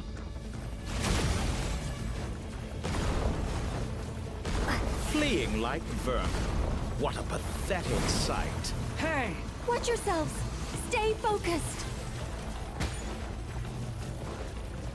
There's a cliff ahead! Jump! More of those corruption sources. Destroy them as you did before, and open the exit as quickly as possible. They're relentless. Is he trying to wear us down? You'll just have to destroy these too. I think the pursuit is over. Hard to say. Stay alert.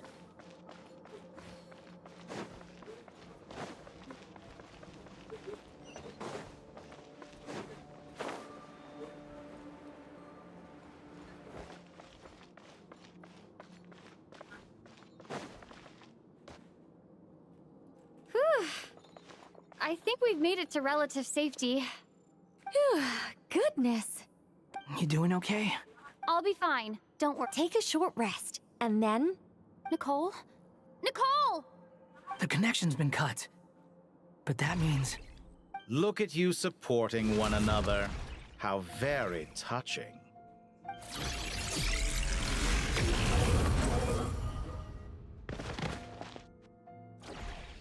Dottore! Took you long enough to find us. You're more useless than I thought. Oh, really? I think I deserve a little more credit for my methods than that. Rather than hunting you down, I chose to let you roam free. I indulged your presumption that I was unable to track your movements, played along with your clever little plan. Fleeing is for animals, but I rather enjoy watching you flee. Some things lose the will to run altogether as soon as you put them in a cage. If that's true, then why did you come looking for us? Because I wanted to observe you up close, of course. Don't misunderstand me, I'm not here for a fight. Is it so unusual that I wish to greet my old acquaintances in person? After all, it's been a while. Scaramouche. Why are you so afraid? I have done nothing unprecedented in discovering the truth. Nor did I go to any great lengths to uncover your... You made a bold series of moves in deciding to erase yourself. And with the power of this great chronicling device called Irminsul, you were able to achieve something quite remarkable. Once most people form an opinion about someone, it tends to imprison their mind. Yet you managed to erase every trace of your existence. However, This meant that you stood out to me all the more when I saw you in Nodcry. I didn't even have to go looking for you. Just the sight of you was enough for me to intuit the truth. For someone in my position, connecting the dots was a trivial affair. It would have been more surprising if I hadn't managed to piece... You seem very pleased with yourself for figuring it out. I'm sure you'd even be more delighted to learn the full extent of your crimes. That would hardly be necessary. Besides, isn't there something that concerns you more right now? Something that fills you with dread? Let me put your mind at ease. I have no intention whatsoever of restoring any of the records you deleted. For one thing, it would be exceptionally difficult. But more to the point, I doubt that the prospect of losing your current life is all that frightening to you. Because in your case... the cruelest twist of fate is that you'll never again have the chance to make up for any of your mistakes. Dottore?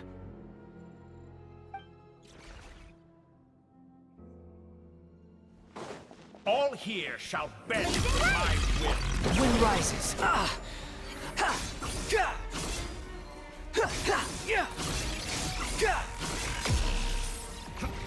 You're dead.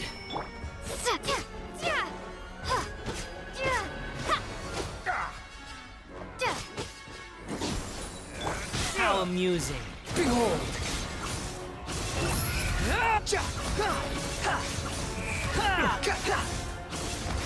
I'm afraid you'll need to do better than that to take me down. I expected you to have grown stronger. Ah, how foolish of me. I forgot that you lack any means to increase your power. You will pay for everything you've done. Oh, will I now?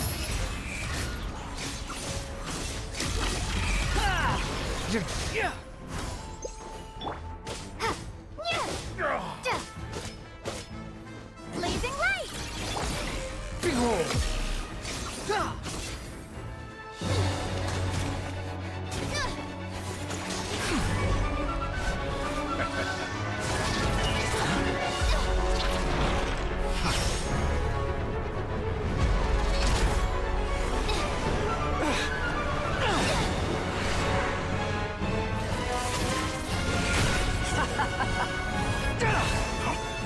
Does the prospect of death amuse you?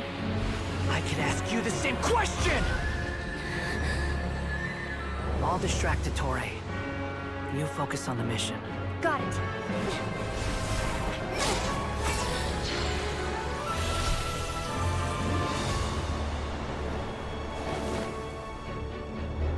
For the hopes and dreams of the masses. Open the secret door on this enchanting night. May wisdom's light eradicate ignorance and darkness, and hereby fulfill our ancient vow. Commence data extraction.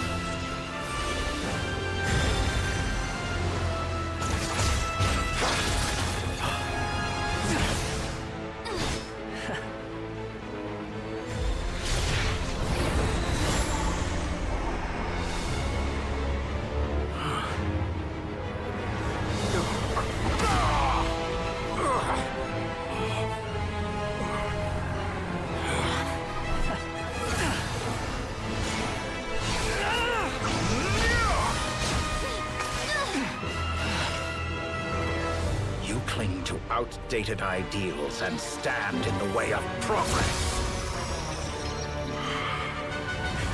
You will pay for interfering with the grandest experiment of all time.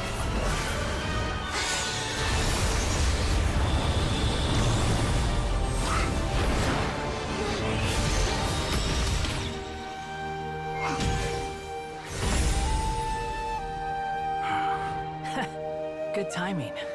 Dottore, as clever as you are, you fail to understand wisdom. Wisdom takes many forms, but the path you have chosen eschews them all. Huh.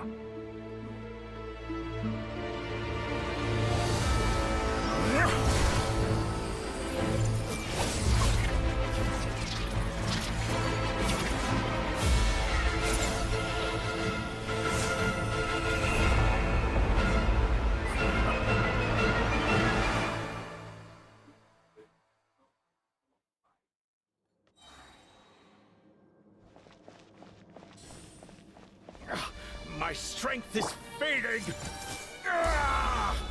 Since you are within Irminsul, it stands to reason that any power you wield comes from it.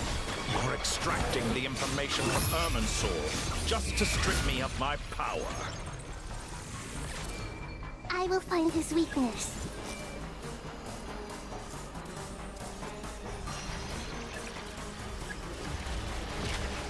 Hey!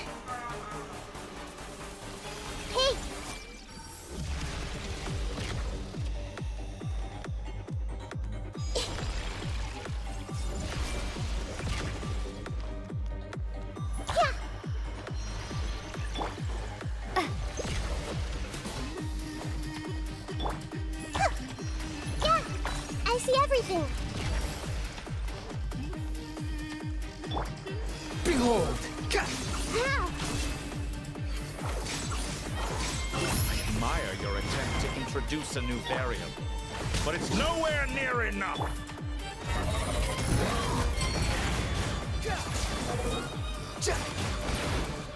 Committed to memory. A petty trick.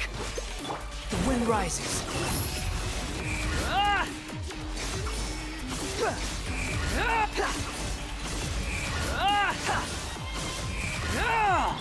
This made her look. Pound in flame! Hey!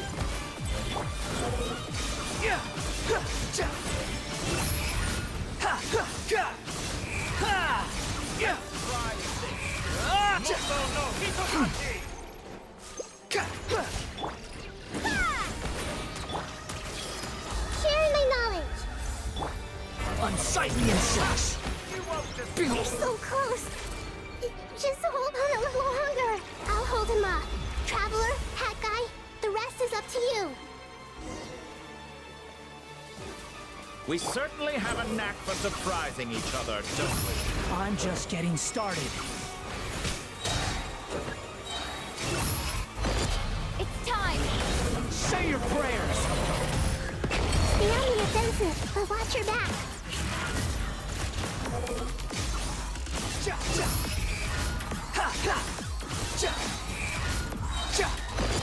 It's time! Say your prayers!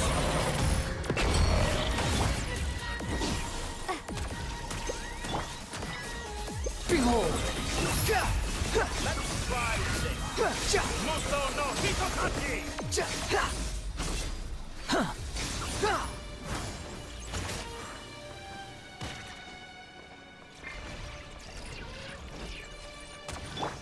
Blazing light!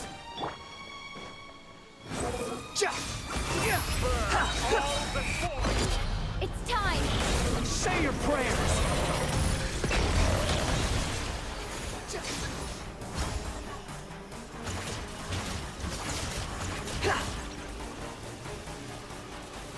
The wind rises.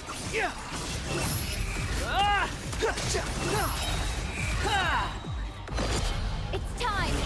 Say your prayers! Finally, time for you to die. Excited? Time for me to die? How could I have reached this place of death? What? It's time! Say your prayers!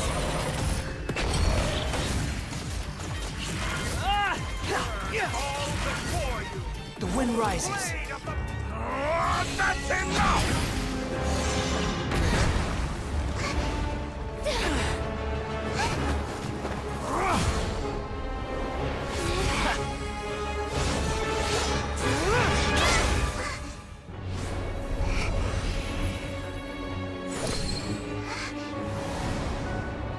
It's all yours. Do with it as you see fit.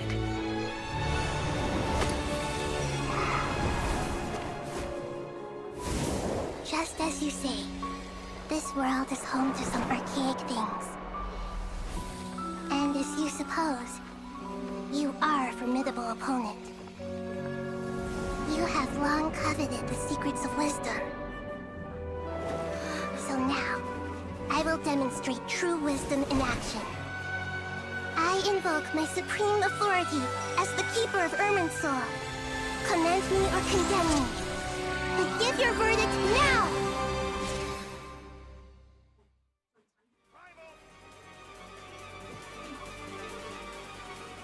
Blessed One of Wisdom, Mahakusaladhama, are you certain that you wish to exercise your authority to destroy Irminsul? It represents both your roots and your finest accomplishments. You truly intend to abandon the very thing you have always— This is my decision. Irminsul has been corrupted beyond redemption. Irminsul is the original tree of Teyvat.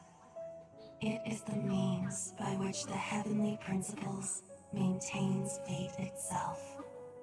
The 7 Archons should honor and revere it, for their authority was bestowed upon them by the— It is precisely because I honor and revere it that I fight for the humanity it exists to protect.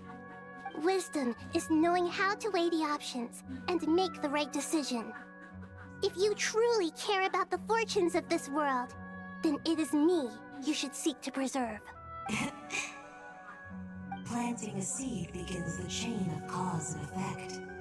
Since you have become a great tree yourself, why should the loss of another tree be anything till we meet again, Lord of Dendro?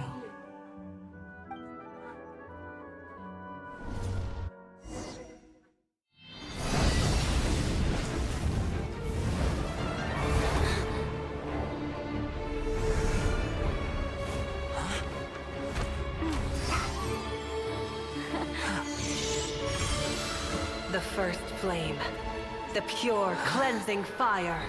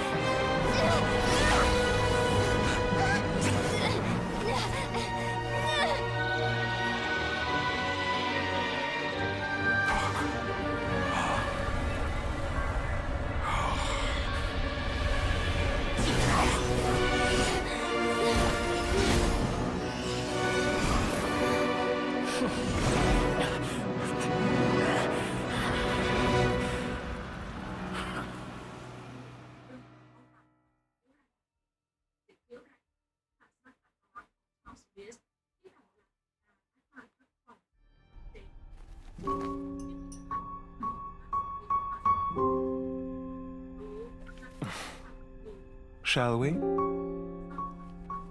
Where were we? I was suggesting that you needn't perform when signing a contract. You're only sitting here because your bank demanded an evaluation of the trustee. So you told a story about a young scholar from a merchant family in Sumeru? I told a compelling tale, didn't I? The post-expulsion story is far more captivating. The human experiments or the elixir of immortality? The part where you die. Ah, yes. My favorite part. The 35-year-old Segment thought of himself as Dottore, reserving the name Zandik for the original specimen. Of all the Segments, he was the most selfish. After his expulsion, Dottore searched for a new direction. He joined the Fatui, studied Elazar in great depth, secured resources. He was rather fortunate in his career. Zandik turned to Conrian technology and successfully created his segments. But this was not immortality.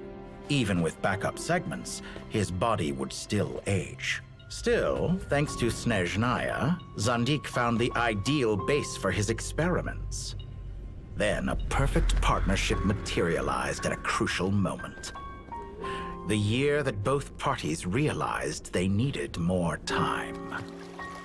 Fortunately, Zandik succeeded. In a miraculous turn of events, he gained the extra time he needed. I seem to recall it differently. All right, it's true. No matter how much elixir he took, Zandik remained human and continued to age. Then, on the morning he turned 85... Help me up. Call for help. Surely he would be rescued, Zondik thought. But to his surprise, no one helped him. Zondik was too selfish for that. Don't forget, you're one of us. Yes, and we're all waiting. Waiting for me to die. Pantalone arrived for a meeting and happened to witness what followed. He found it unsettling. I never said that. But the Zondiks were unfazed. It was a rare opportunity for self-dissection.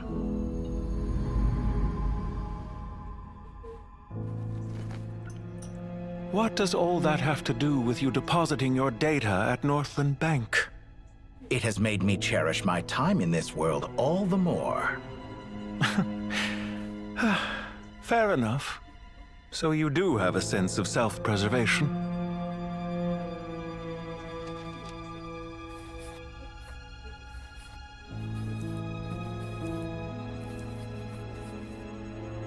What do you mean? You're hardly normal, and you don't cherish life. You just don't want to admit defeat in the limited time you have. Even so, don't I deserve an interesting ending? I'm counting on it.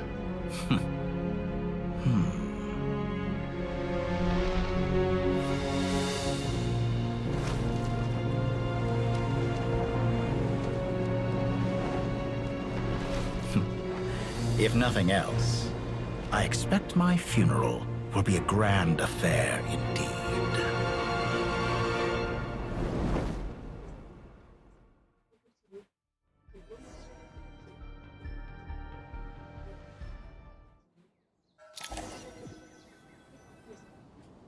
What a magnificent fire. In Snezhnaya, we light fires to ward off the cold. Fire, it seems, is antithetical to ideas such as cold, frozen, and unchanging. Perhaps it has always been that way. From the beginning, fire has been used to drive away wild beasts and warm the body and mind. You could say it's a form of treatment. One that cures the human heart of mortal fear. Mortal fear? Something you haven't been acquainted with in a long time, by the sounds of it.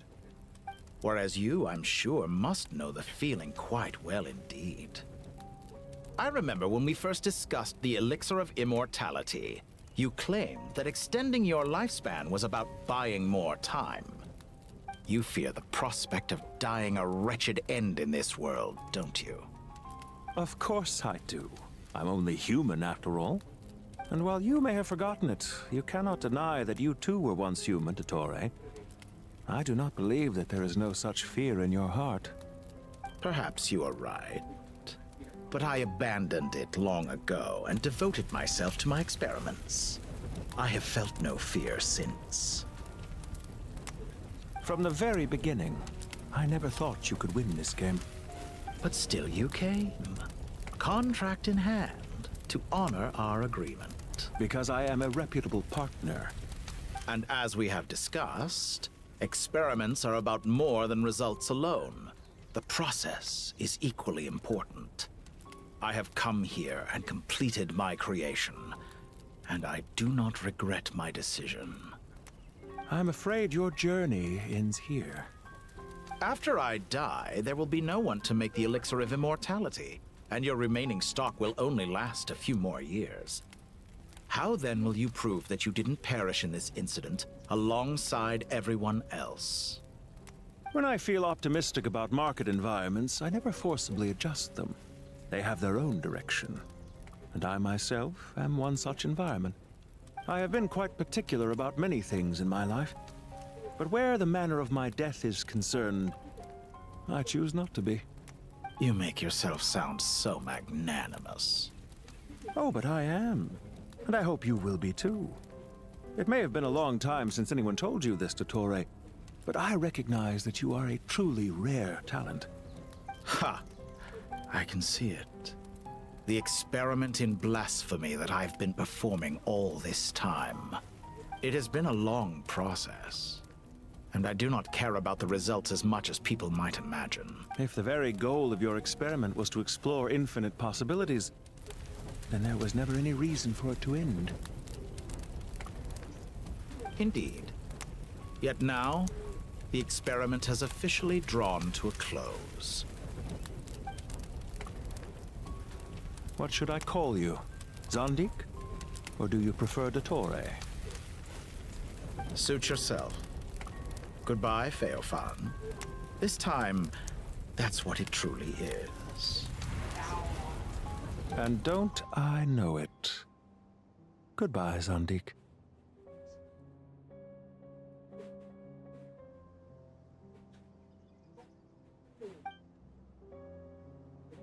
I could have carried out many more experiments, but to me, Lord of Dendro, this outcome is certainly not the worst. I believe you. But unfortunately, this is where it all ends for you. This experiment does not belong to you, nor do any of the results. Experiment? It sounds like you're trying to outdo me in my own field. Wisdom is conveying information in terms that people can clearly understand. You know exactly what I mean. Indeed. I can see no further outcomes. Ha. You have a formidable mind, and you are braver than I thought. Setting fire to the very thing your survival depends on. Your previous threat was empty, but this time... When necessary, wisdom can be as fierce as an inferno. Some of the flames that incinerate you come from within yourself. Perhaps you are right. You see what lies at the bottom of the human heart. Here is where your journey comes to an end. All that is yet unknown belongs to those of us who will carry on living. It seems I have unwittingly been your arch-enemy all along. But now, it's all over. I do not deny your intelligence. But what you refer to as experiments, I would never describe in those terms. They are events that take place in the real world, and they are so much more than mere data. Goodbye. We will never meet again.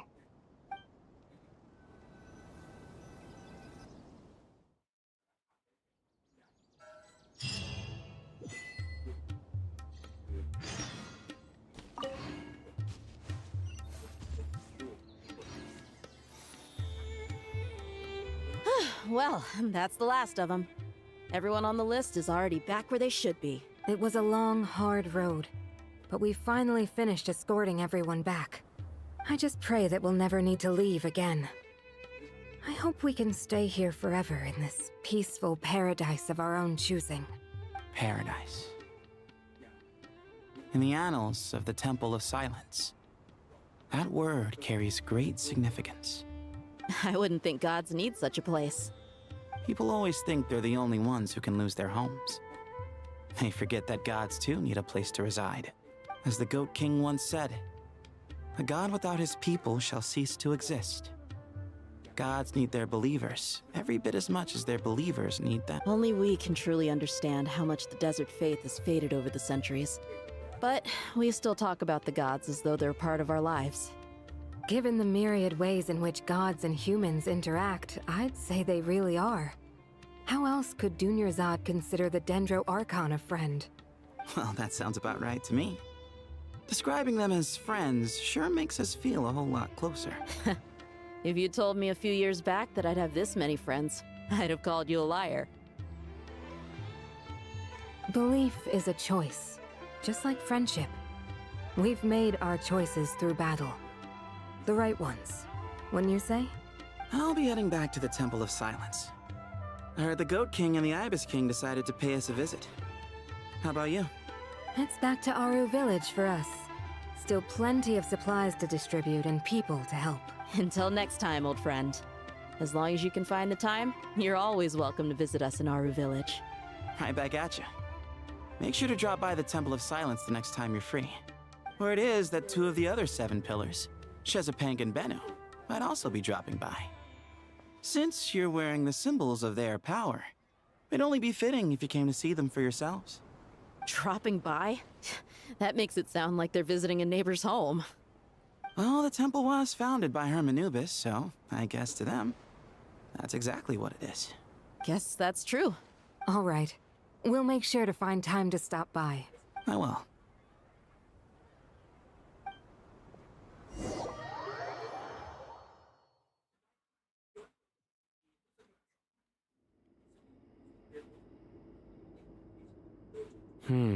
You do have a point. See?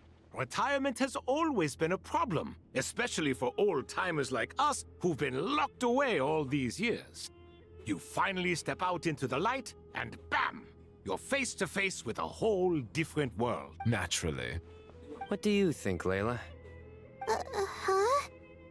Why would you think to ask me? How could I possibly be qualified to decide where the servants of King Deshret should live? Sorry if my question was unclear. Do you think their statues will stand out too much if we place them here? Hey, I never agreed to this. How could we possibly allow our statues to be left in Hermanubis' home? That would... Different beliefs can coexist. We still need to respect one another. By which you mean, you two plan to stay at the Temple of Silence, for a while at least. But you... So, you see this as sort of a family visit? Family. Huh. You could say that. In a sense, Hermanubis would view this as his home. Just look at this place. Magnificent, is it not?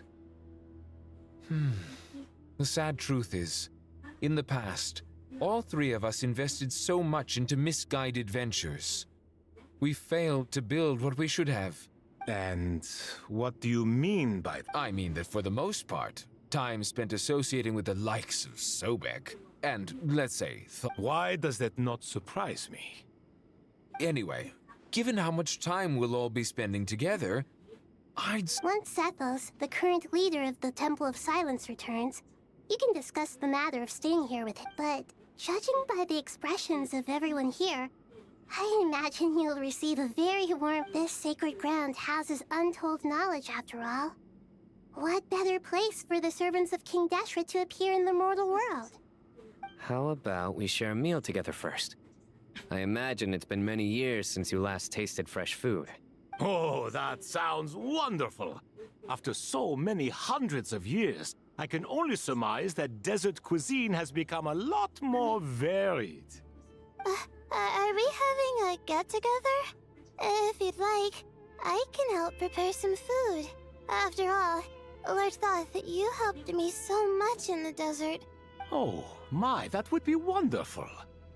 I'm touched that you still remember. how the times have changed. To the people of today, it seems the Ibis King has become a kind and passionate god.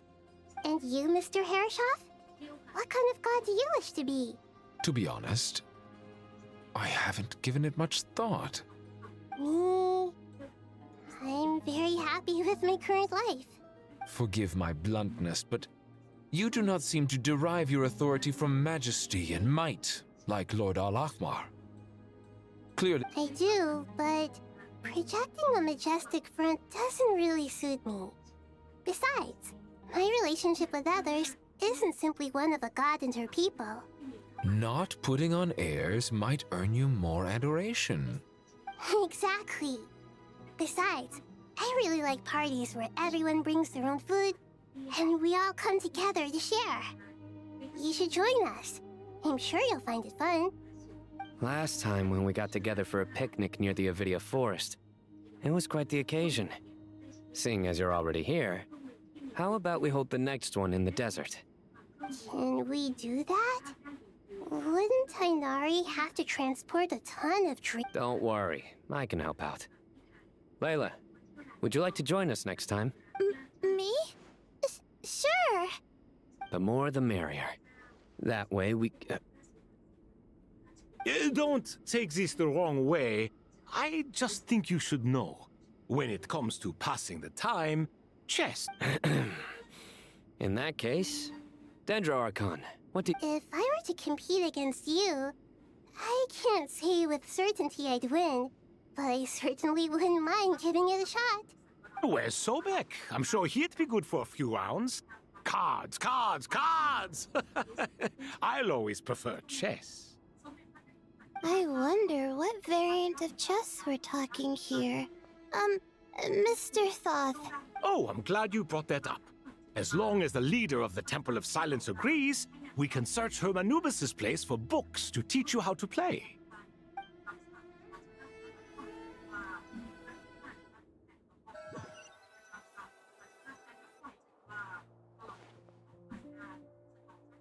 Such devastation visited on Sumeru City. So many houses destroyed or damaged in the fighting. Who could have foreseen this? Look at all of this. It's going to take me forever to tidy up. I suppose living below the academia doesn't always work out to your advantage. I would have thought a little appreciation of my sincerity and effort in helping to clean up this mess might be in order. Helping? Effort? This is your house! Of course you should be putting in the effort! If anything, I'm the one who's helping! So you see yourself as just a helper in this situation. I must admit, I'm rather shocked. If you're trying to say that since I live here too, I have an obligation to tidy up, fine. I suppose I do. Wait a second, stop changing the subject! Nevertheless, in the wake of a great storm, a missing roof is a predictable inconvenience. Can you stop making it seem like I care more about this house than you do? Doesn't it upset you at all to see your home in this state? I won't pretend it's ideal, but that's no reason to be upset. This is the roof over your head, your shelter from the cold. The furniture is scattered, the paintings have fallen off the walls, the windows are shattered. Don't you feel even a little disheartened? The way I see it, these problems are easily solved. Ugh, this is precisely why I hate talking to you about sentimental things. It's like banging my head against a wall. You simply don't understand just how much work goes into making a proper home. It sounds like this is causing you a lot of anguish. You mean the house or the paintings? I mean your sentimentality. Oh, well, yes. But I'd rather not dwell on such things right now. Generally speaking, when anguish becomes the norm, people usually make an attempt to improve their situation. But there are so many people and things in life that are difficult to change. It's not like you can force them. Besides, anguish can be a source of inspiration. And I'm not sure I could break my reliance on it. I'm glad you're able to make yourself think like that. What kind of a response is that? I was stating a profound truth about the very nature of art. Suffering is the cradle of all creation. Even you can't deny that. And I wasn't trying to. I'm just happy for you. Happy about what?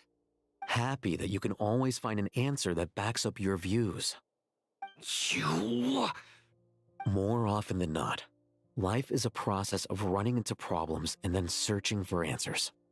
Not everyone's so good at justifying things to themselves. It's something that you've been steadily mastering. Huh. What about you, then? Pass me that box. Huh? Okay. You may consider this my progress on the path to mastery. What? Wait a second. Isn't that box mine? Hey, it is! It must have fallen off that shelf. I'll hate them. Those are my paints and inks. Would you like me to put it in your bedroom for you? Huh? I mean, sure, if you don't mind. What kind of progress is this? Does he think he can bribe me? Not that giving me back my own things is much of a bribe. These books on the floor, they're a complete mess. And this one, didn't he say it was an out-of-print collectible? It's completely covered in dust. And guess I should help him repair it. This one too. And this one.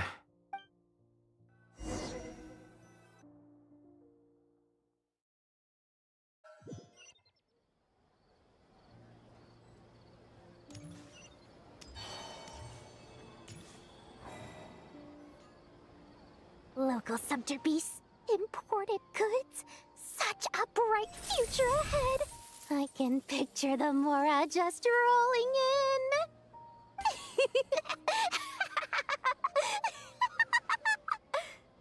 You do realize you sound like a choking cow?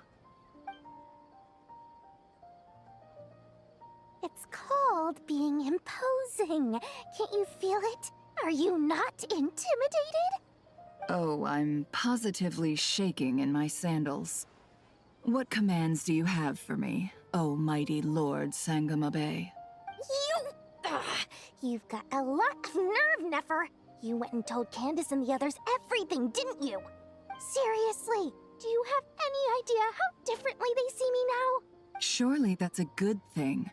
I presume they're more disposed to actually like you now. Maybe. You traded my secret for sympathy! Thanks to you, I've lost every last shred of my mercantile majesty. How am I supposed to make anyone think I'm a big, scary investor now? The dark days of Lord Sangamabe are behind you. Why not take this chance to make a few honest friends? Speaking of friends, since when did the notorious Lady Nefer gain such an admiration for holier-than-thou types? A moon chanter here? An angel there? Who'd have thought it? A coming together of fates, nothing more. No need to throw around accusations of admiration. Forget it. You're right about one thing at least. Making friends is never a bad thing for a merchant. So... I really took a loss this time.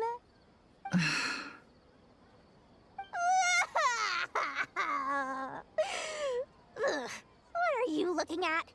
I'm trying to see if you're really crying or if those are just crocodile tears. A little birdie told me that when Lord Sangamabe makes money, the tears flow from the center of her eyes. But when she loses it, they flow from the corners. Which is it this time? Ugh, you are so annoying. I'm not talking to you anymore. Nefer, thank goodness you're here. I've been looking... Huh? Well. If it isn't the House of Dana's very own librarian. What can I offer you today, Miss Katayun? Oh, no. I'm not here to buy. I'm here to bring Lady Nefer a book, and a fascinating one at that. We agreed to meet at the entrance to the mausoleum of King Deshret. One more thing. Reasoning knows not time of day, but suspense always follows a blizzard. That's quite the mouthful. Huh? Isn't that the one that... It was all the rage for a while. People throughout the city were clamoring to get their hands on a copy. The names inside were all circled. Everyone thought it was a riddle. Don't bring up that book in my presence. I don't even want to hear its name. That thing... Surprisingly enough, I've actually heard of this book. Though it doesn't seem of much consequence. So, what truth lies behind... You're from the Vahumana and you're asking me what the truth is? I'd say the actual truth was about the least important part of the whole episode. I brought you this book because it probably has the most interesting backstory of any in the House of Dana's collection, at least in recent years. Don't tell me it's actually any good. You may not know this, Lord Sangamabe, but Lady Nefer has a fondness for books with... How should I put this? No eye for good literature, huh? Perhaps she feels that bad books hide interesting secrets? But I shouldn't put words in her mouth. It's probably fair to say she prefers the conversations that books can spark over... Suits my style as an intel broker, wouldn't you say? Very interesting, thank you. I'll return it to you once I'm done reading. And as it happens, I have something for you, too. Incense? I imagine you've already used up the incense I gave you last time. Here's some more. This batch is from Nodcry, so the scent won't be quite the same. Well, actually, I've been saving the incense you gave me. I couldn't bring myself to waste it without a special occasion. But I'll gladly accept this, too. And I promise I'll use it this time. Katayun, you haven't changed a bit.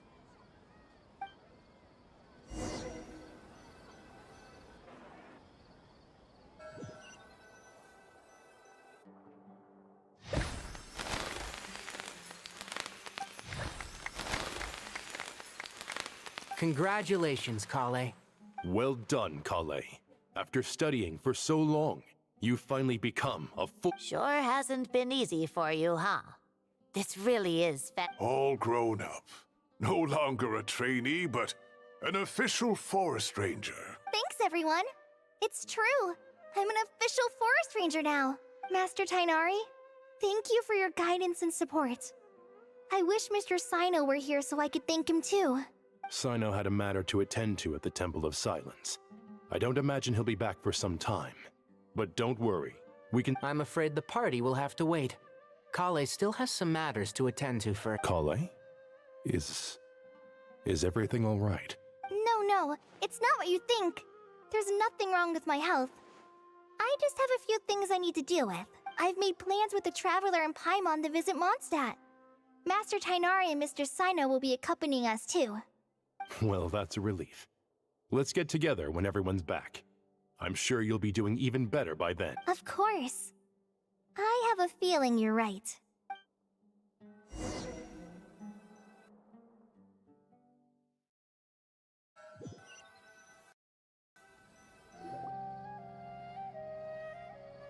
Phew! After all that catching up on sleep and food, Paimon's feeling full. For someone who spends so much time resting, your recovery routine is surprisingly simple. Hey! Paimon's been working her butt off too, you know. She flew all over the city helping everyone out. Don't worry. I saw how hard you worked. Alright, we all know you're the most hardworking person in Teyvat. As long as you're rested, Paimon's been looking around the place, and it seems like the city's already on the mend. But Paimon's been wondering how Nahida's doing.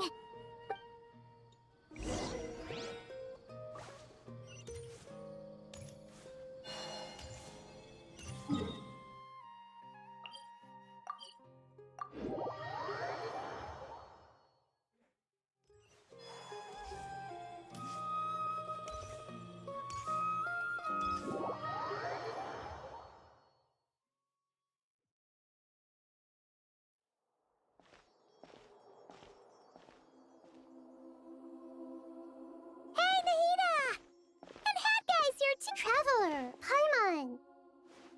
What's going on here? Nothing much. Nahida was just expressing concern for my physical and mental well-being.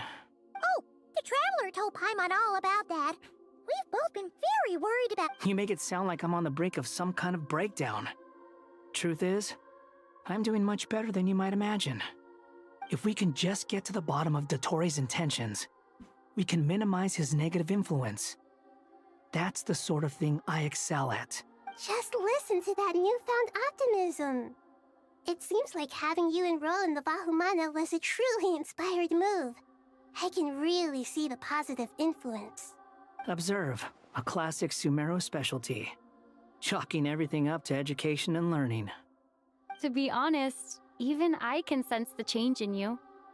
Everything Dotori said to you was a way to manipulate your mind. Fortunately, you're no longer under his sway. Can someone as old as me really continue to grow? If it helps, just think of yourself as a late bloomer. It's all a matter of phrasing, and it comes down to what standards you measure yourself by. For a puppet, developing at such an age is perfectly normal.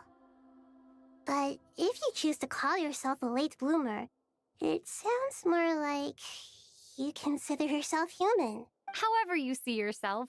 Well done. All right, I see what you mean.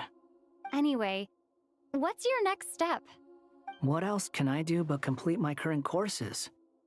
Everything else can wait. Anyway, that's enough chit-chat. There are still things in the city I need to help out with.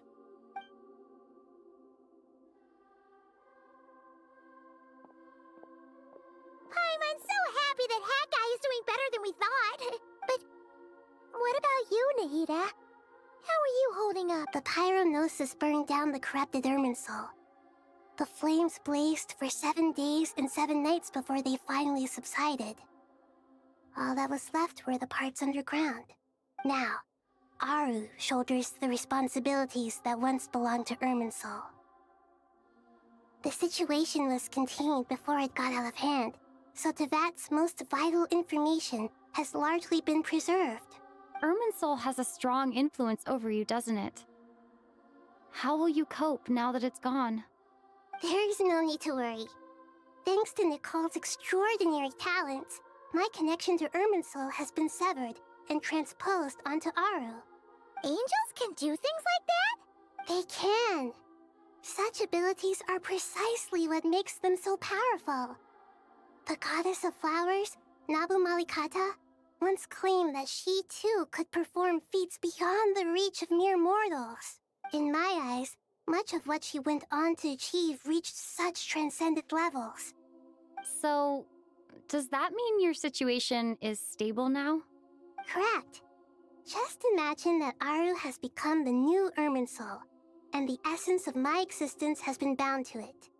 The wisdom of Sumeru has ultimately converged into a single, unified entity. Should we ascribe this all to fate, or is it merely fortune? Whatever it is, the important thing is that you're okay, Nahida. Dendro Archon, Lesser Lord Kusanali. Oh, thank goodness you're here. Sir Nevis, do you have something urgent to say? Yes, there's something I need to report. We've received a message from Snezhnaya.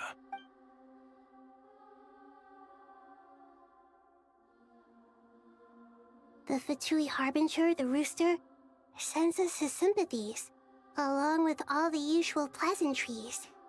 His stance is that, following the unrest and Nod Cry, Dottore was subjected to internal censure. This madness was the act of a rogue element, one who cannot be seen to represent the Zapoliarni Palace. No less than can be expected. Snezhnaya paid a heavy price working to stop him. They even lost one of their own harbingers.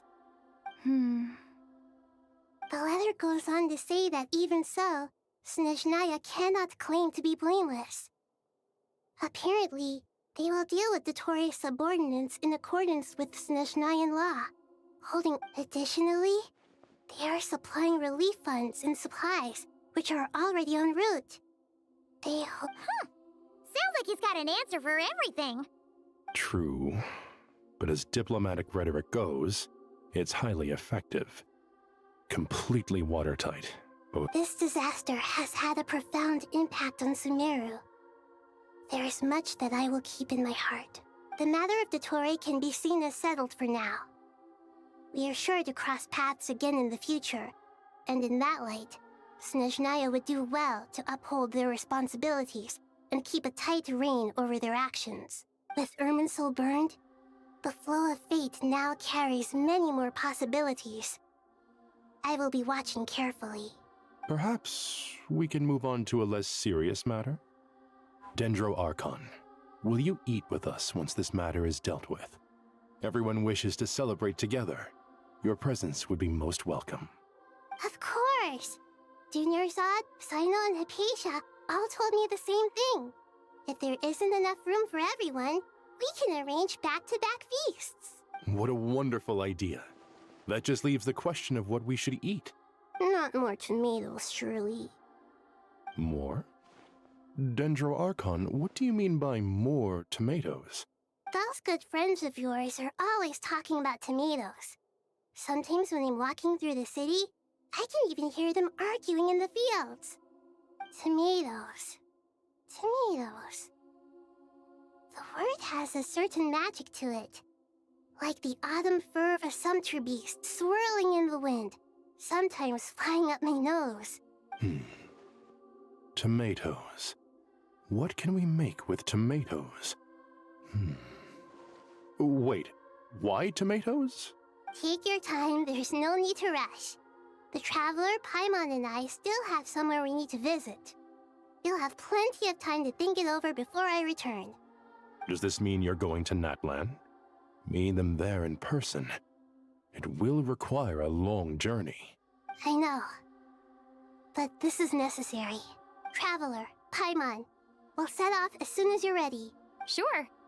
We'll be ready whenever you... You'll hear no objections from Paimon! We should grab some snacks along the way, though. Wonderful. I'm looking forward to this so much.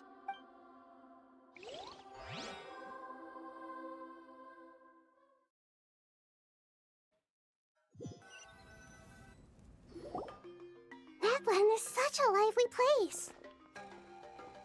It's super cheerful and positive, too. I can see that. There are people outside exercising at all hours. Such a healthy way of life. You came. Welcome, welcome. You must be hungry from your journey. Would you like something to eat?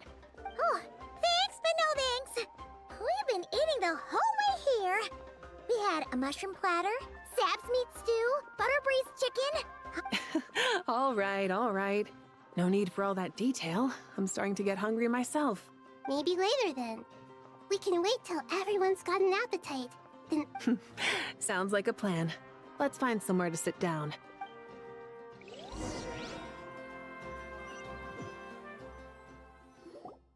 I should tell you, I already have some sense of why you've come. Why's that, Malika?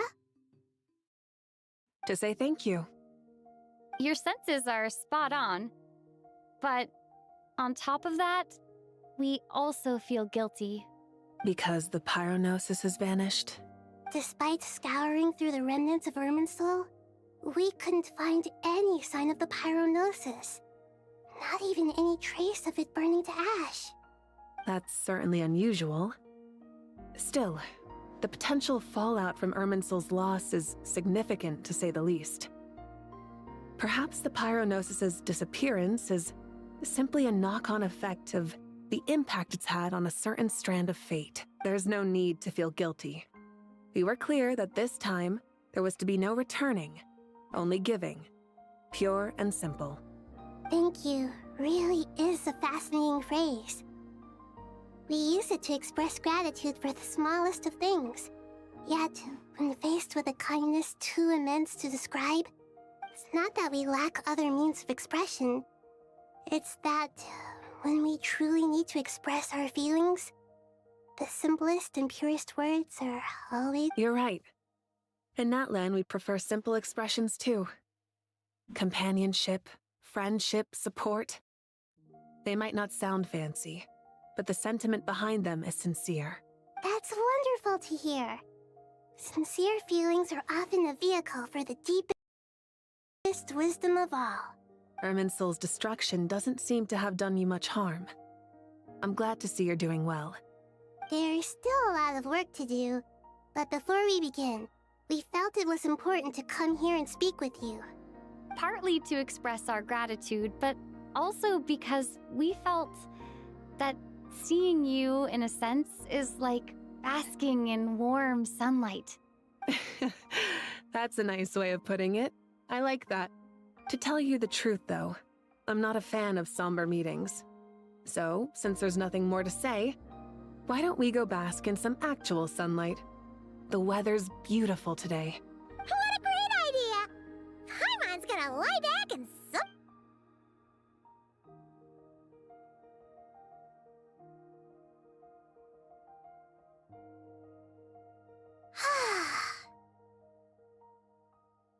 In that case, I think I'll lie down for a bit too before we head to our next stop. And where might that be? Mondstadt. Paimon and I are gonna head back there with Kale and the gang. Long ago, I sensed that the god remains inside Kale had come from the goddess of flowers, but I kept it a secret. Those remains weren't hurting Kale, not as she is now. They simply exist. Besides, I could sense a deep yearning within her. A yearning for an ordinary life. A yearning to hold on to the hard-won happiness she now enjoys. With someone like her, I have a responsibility to keep her secret.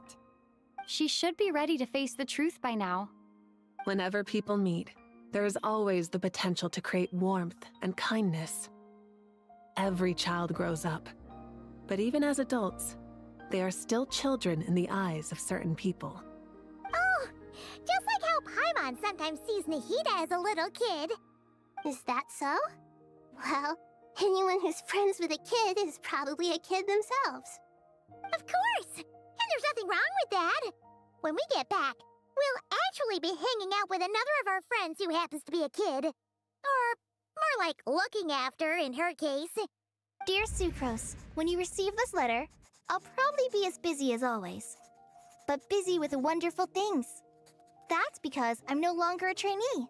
I'm now an official forest ranger. Impressive, right? Sino said that official rangers sound much tougher than trainees. Though he did say it was already pretty tough to start out with. You probably heard that something big happened in Sumeru recently. Don't worry, it's all been taken care of. We're heading to Mondstadt soon, so if you're free, maybe we could meet up? Plus, it's not just me. A few of us are going. Hey, do you still remember that time we all got together? You know, when we all went to the Windbloom Festival?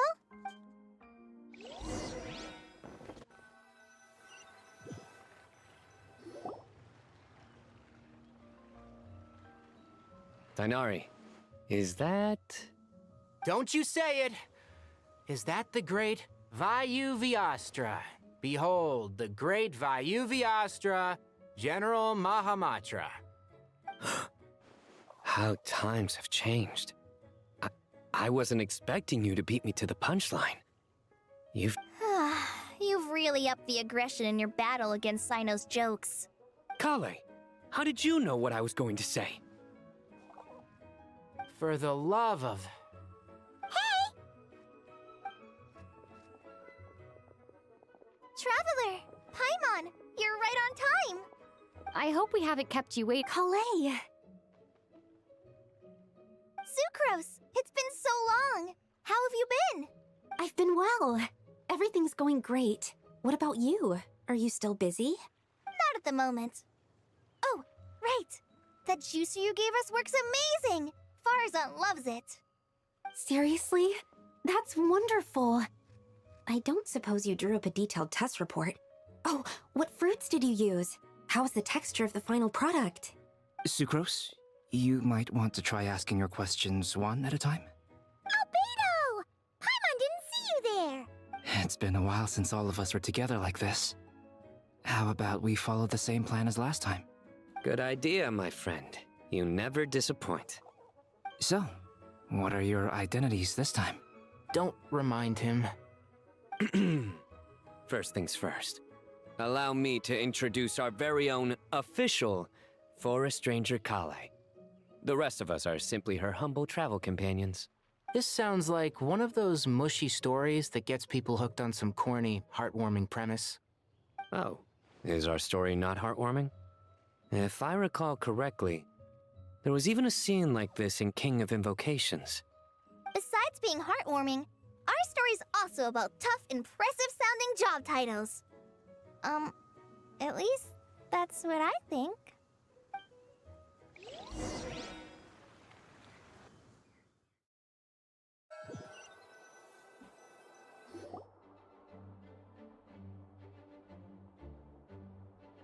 Oh, you're here already?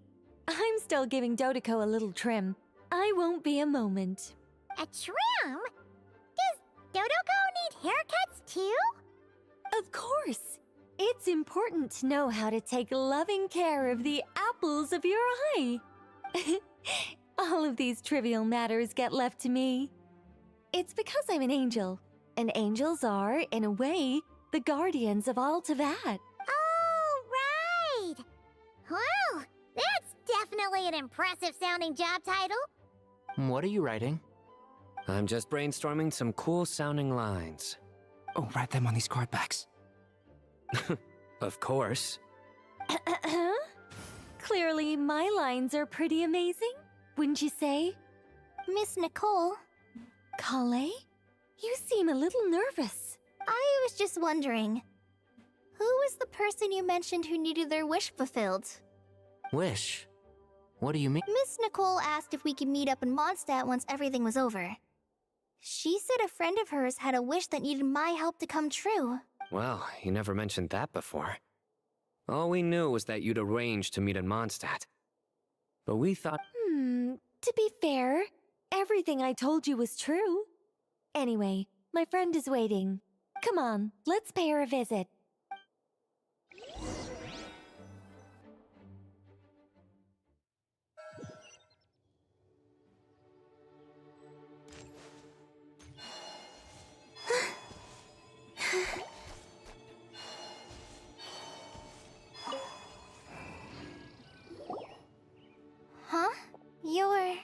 Surprised? I bet you weren't expecting to meet a woman like me beneath this beautiful tree in a faraway land. An oasis will spring from the place where a djinn resides.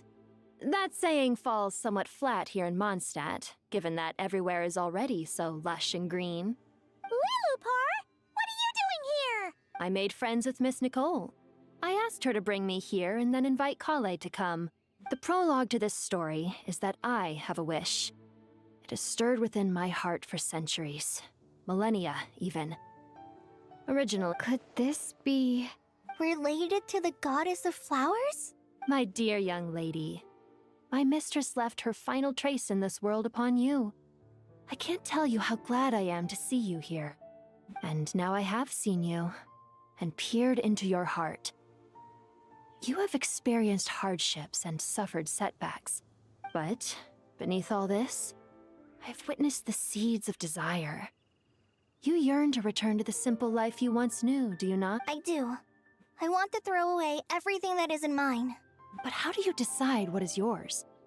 The scars that others carve into your flesh? The kindness and love they inscribe? Are these things not yours as well? They are. This is something I've talked about with Miss Nicole. Miss Nicole said I should learn how to adjust my standards. I just want to live as an ordinary human.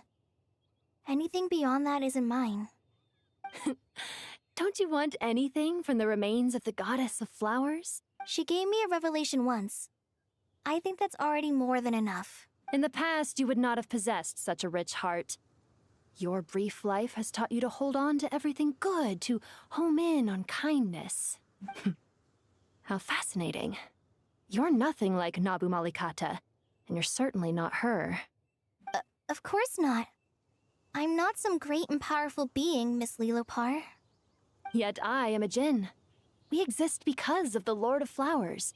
We revere and love her. My wish is to see her one last time. Kale, can you do this for me? But her remains won't be easy to remove. Are you sure this is what you want? That's beside the point. First, I need to know. Are you willing to do something for the soul of this lonely, wandering woman? I'm willing. But look, you know nothing about me. Even if you have heard the stories about me, all you would know is that I was rightly punished for the many evil deeds I committed. Ah, so you do know. Your lips are quivering, your eyes trembling, and still you're willing to do something for me. Life, my dear young lady. To repay your kindness, I too must play my part. Are you sure about this, Lilupar? I yearn to see my mistress. For this moment, the world can burn to ashes, the universe be engulfed in flame. And you, Kale, I can give you a gift. You'll become just another ordinary human. But Miss Lilupar, what will happen to you? My wish will be fulfilled, and I can die happy. Why would you wish for that? A long, unending life might seem desirable for one who has never possessed it, yet it brings torment to one who has. My remains are scattered across since you've promised to grant my wish. Give me that release. Allow the dying to die, and let the dead rest in peace. Kale, there's no pressure on you. What she said, it's all true. It's as if you want to use the last of your life to give me a better future. Nothing so selfless. We'll be using our futures to fulfill each other's wishes. This is a noble act, a beautiful and secret transaction between two women. I understand. Miss Lilupar, I'm ready. Close your eyes, Kale. Then open your soul. From there, I will embrace my mistress. The downpour of flowers is your touch. Like returning to the very beginning. Like surrendering to your grace, my mistress. People say that devotion is beautiful, yet filled with pain. How foolish of them. For me, devotion is beautiful, pure and painless. Devotion is my love. Thank you.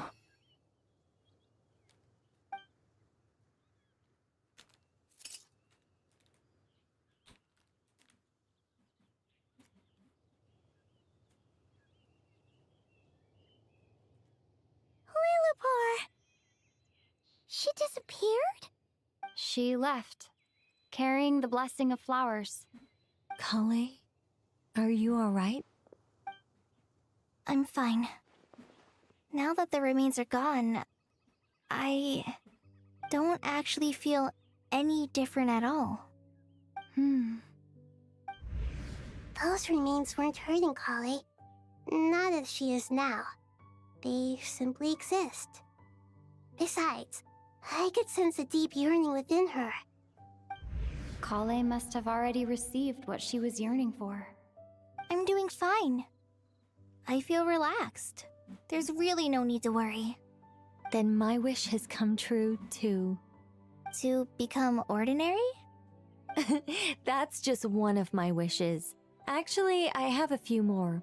For instance, I want to protect the people I meet and help them find happiness. So between Miss Lilopar and me, you've fulfilled 2 wishes already, and protected 2 people. Wonderful, isn't it? I guess that settles things here.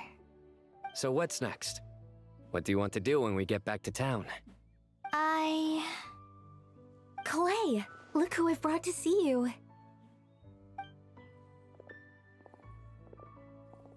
Hey, Kale! I heard you guys were holding some kind of secret event. How come you started without me? Huh? Oh no, it's nothing like that. We were just saying goodbye to an old friend. Really? Who? Me. The old me. So that's what this is all about. Did you come all the way to Mondstadt for that? Because we knew the old you so we could witness the change? Exactly. The old me is gone. I puffed her into the air, and she became a fluffy pink cloud, floating into the sky, before disappearing forever. Do you think, maybe up in the sky, she has friends waiting for her with test tubes, flasks, and bows? Oh, when you put it like that, it doesn't sound so bad after all. What do you think, Miss Nicole? I think maybe that's right.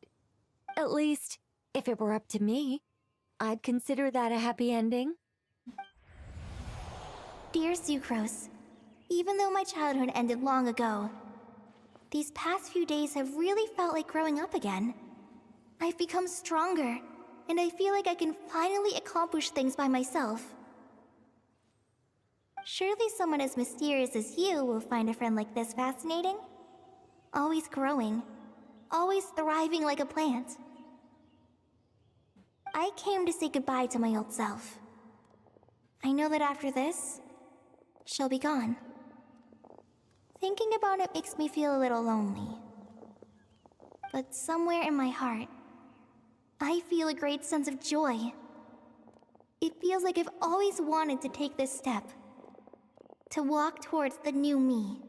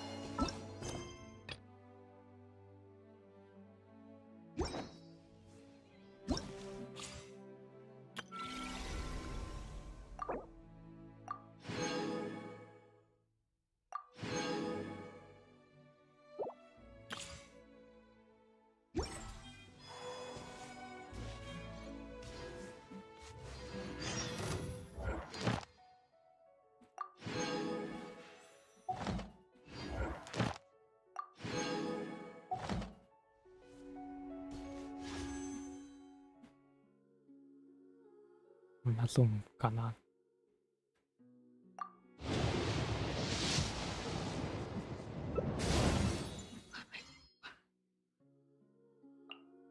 Huh?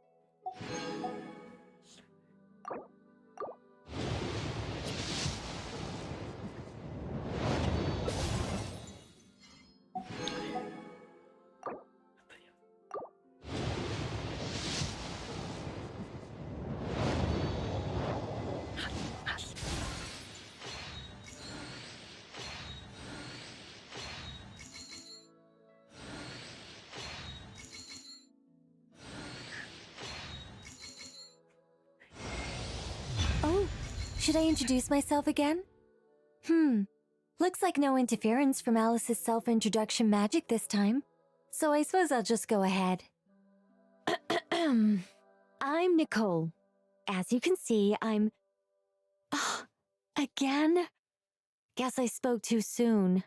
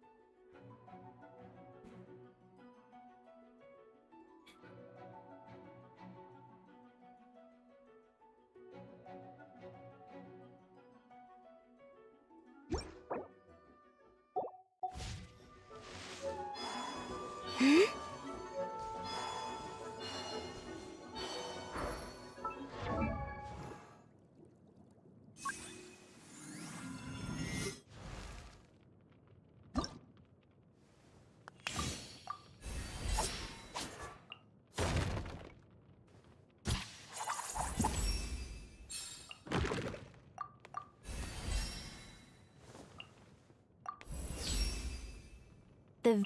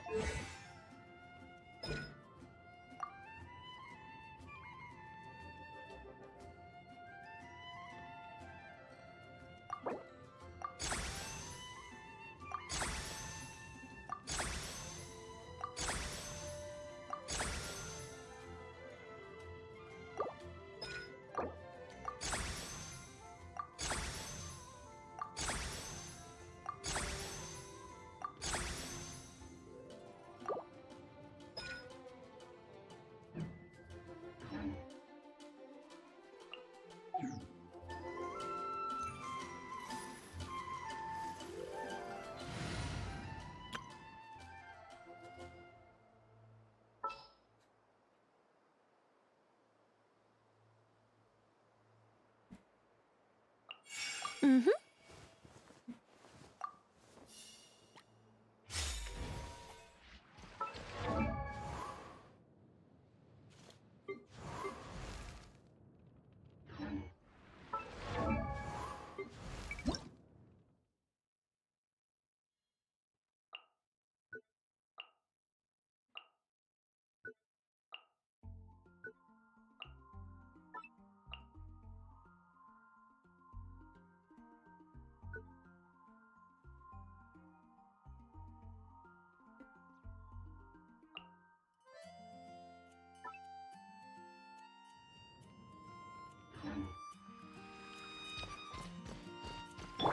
Begone!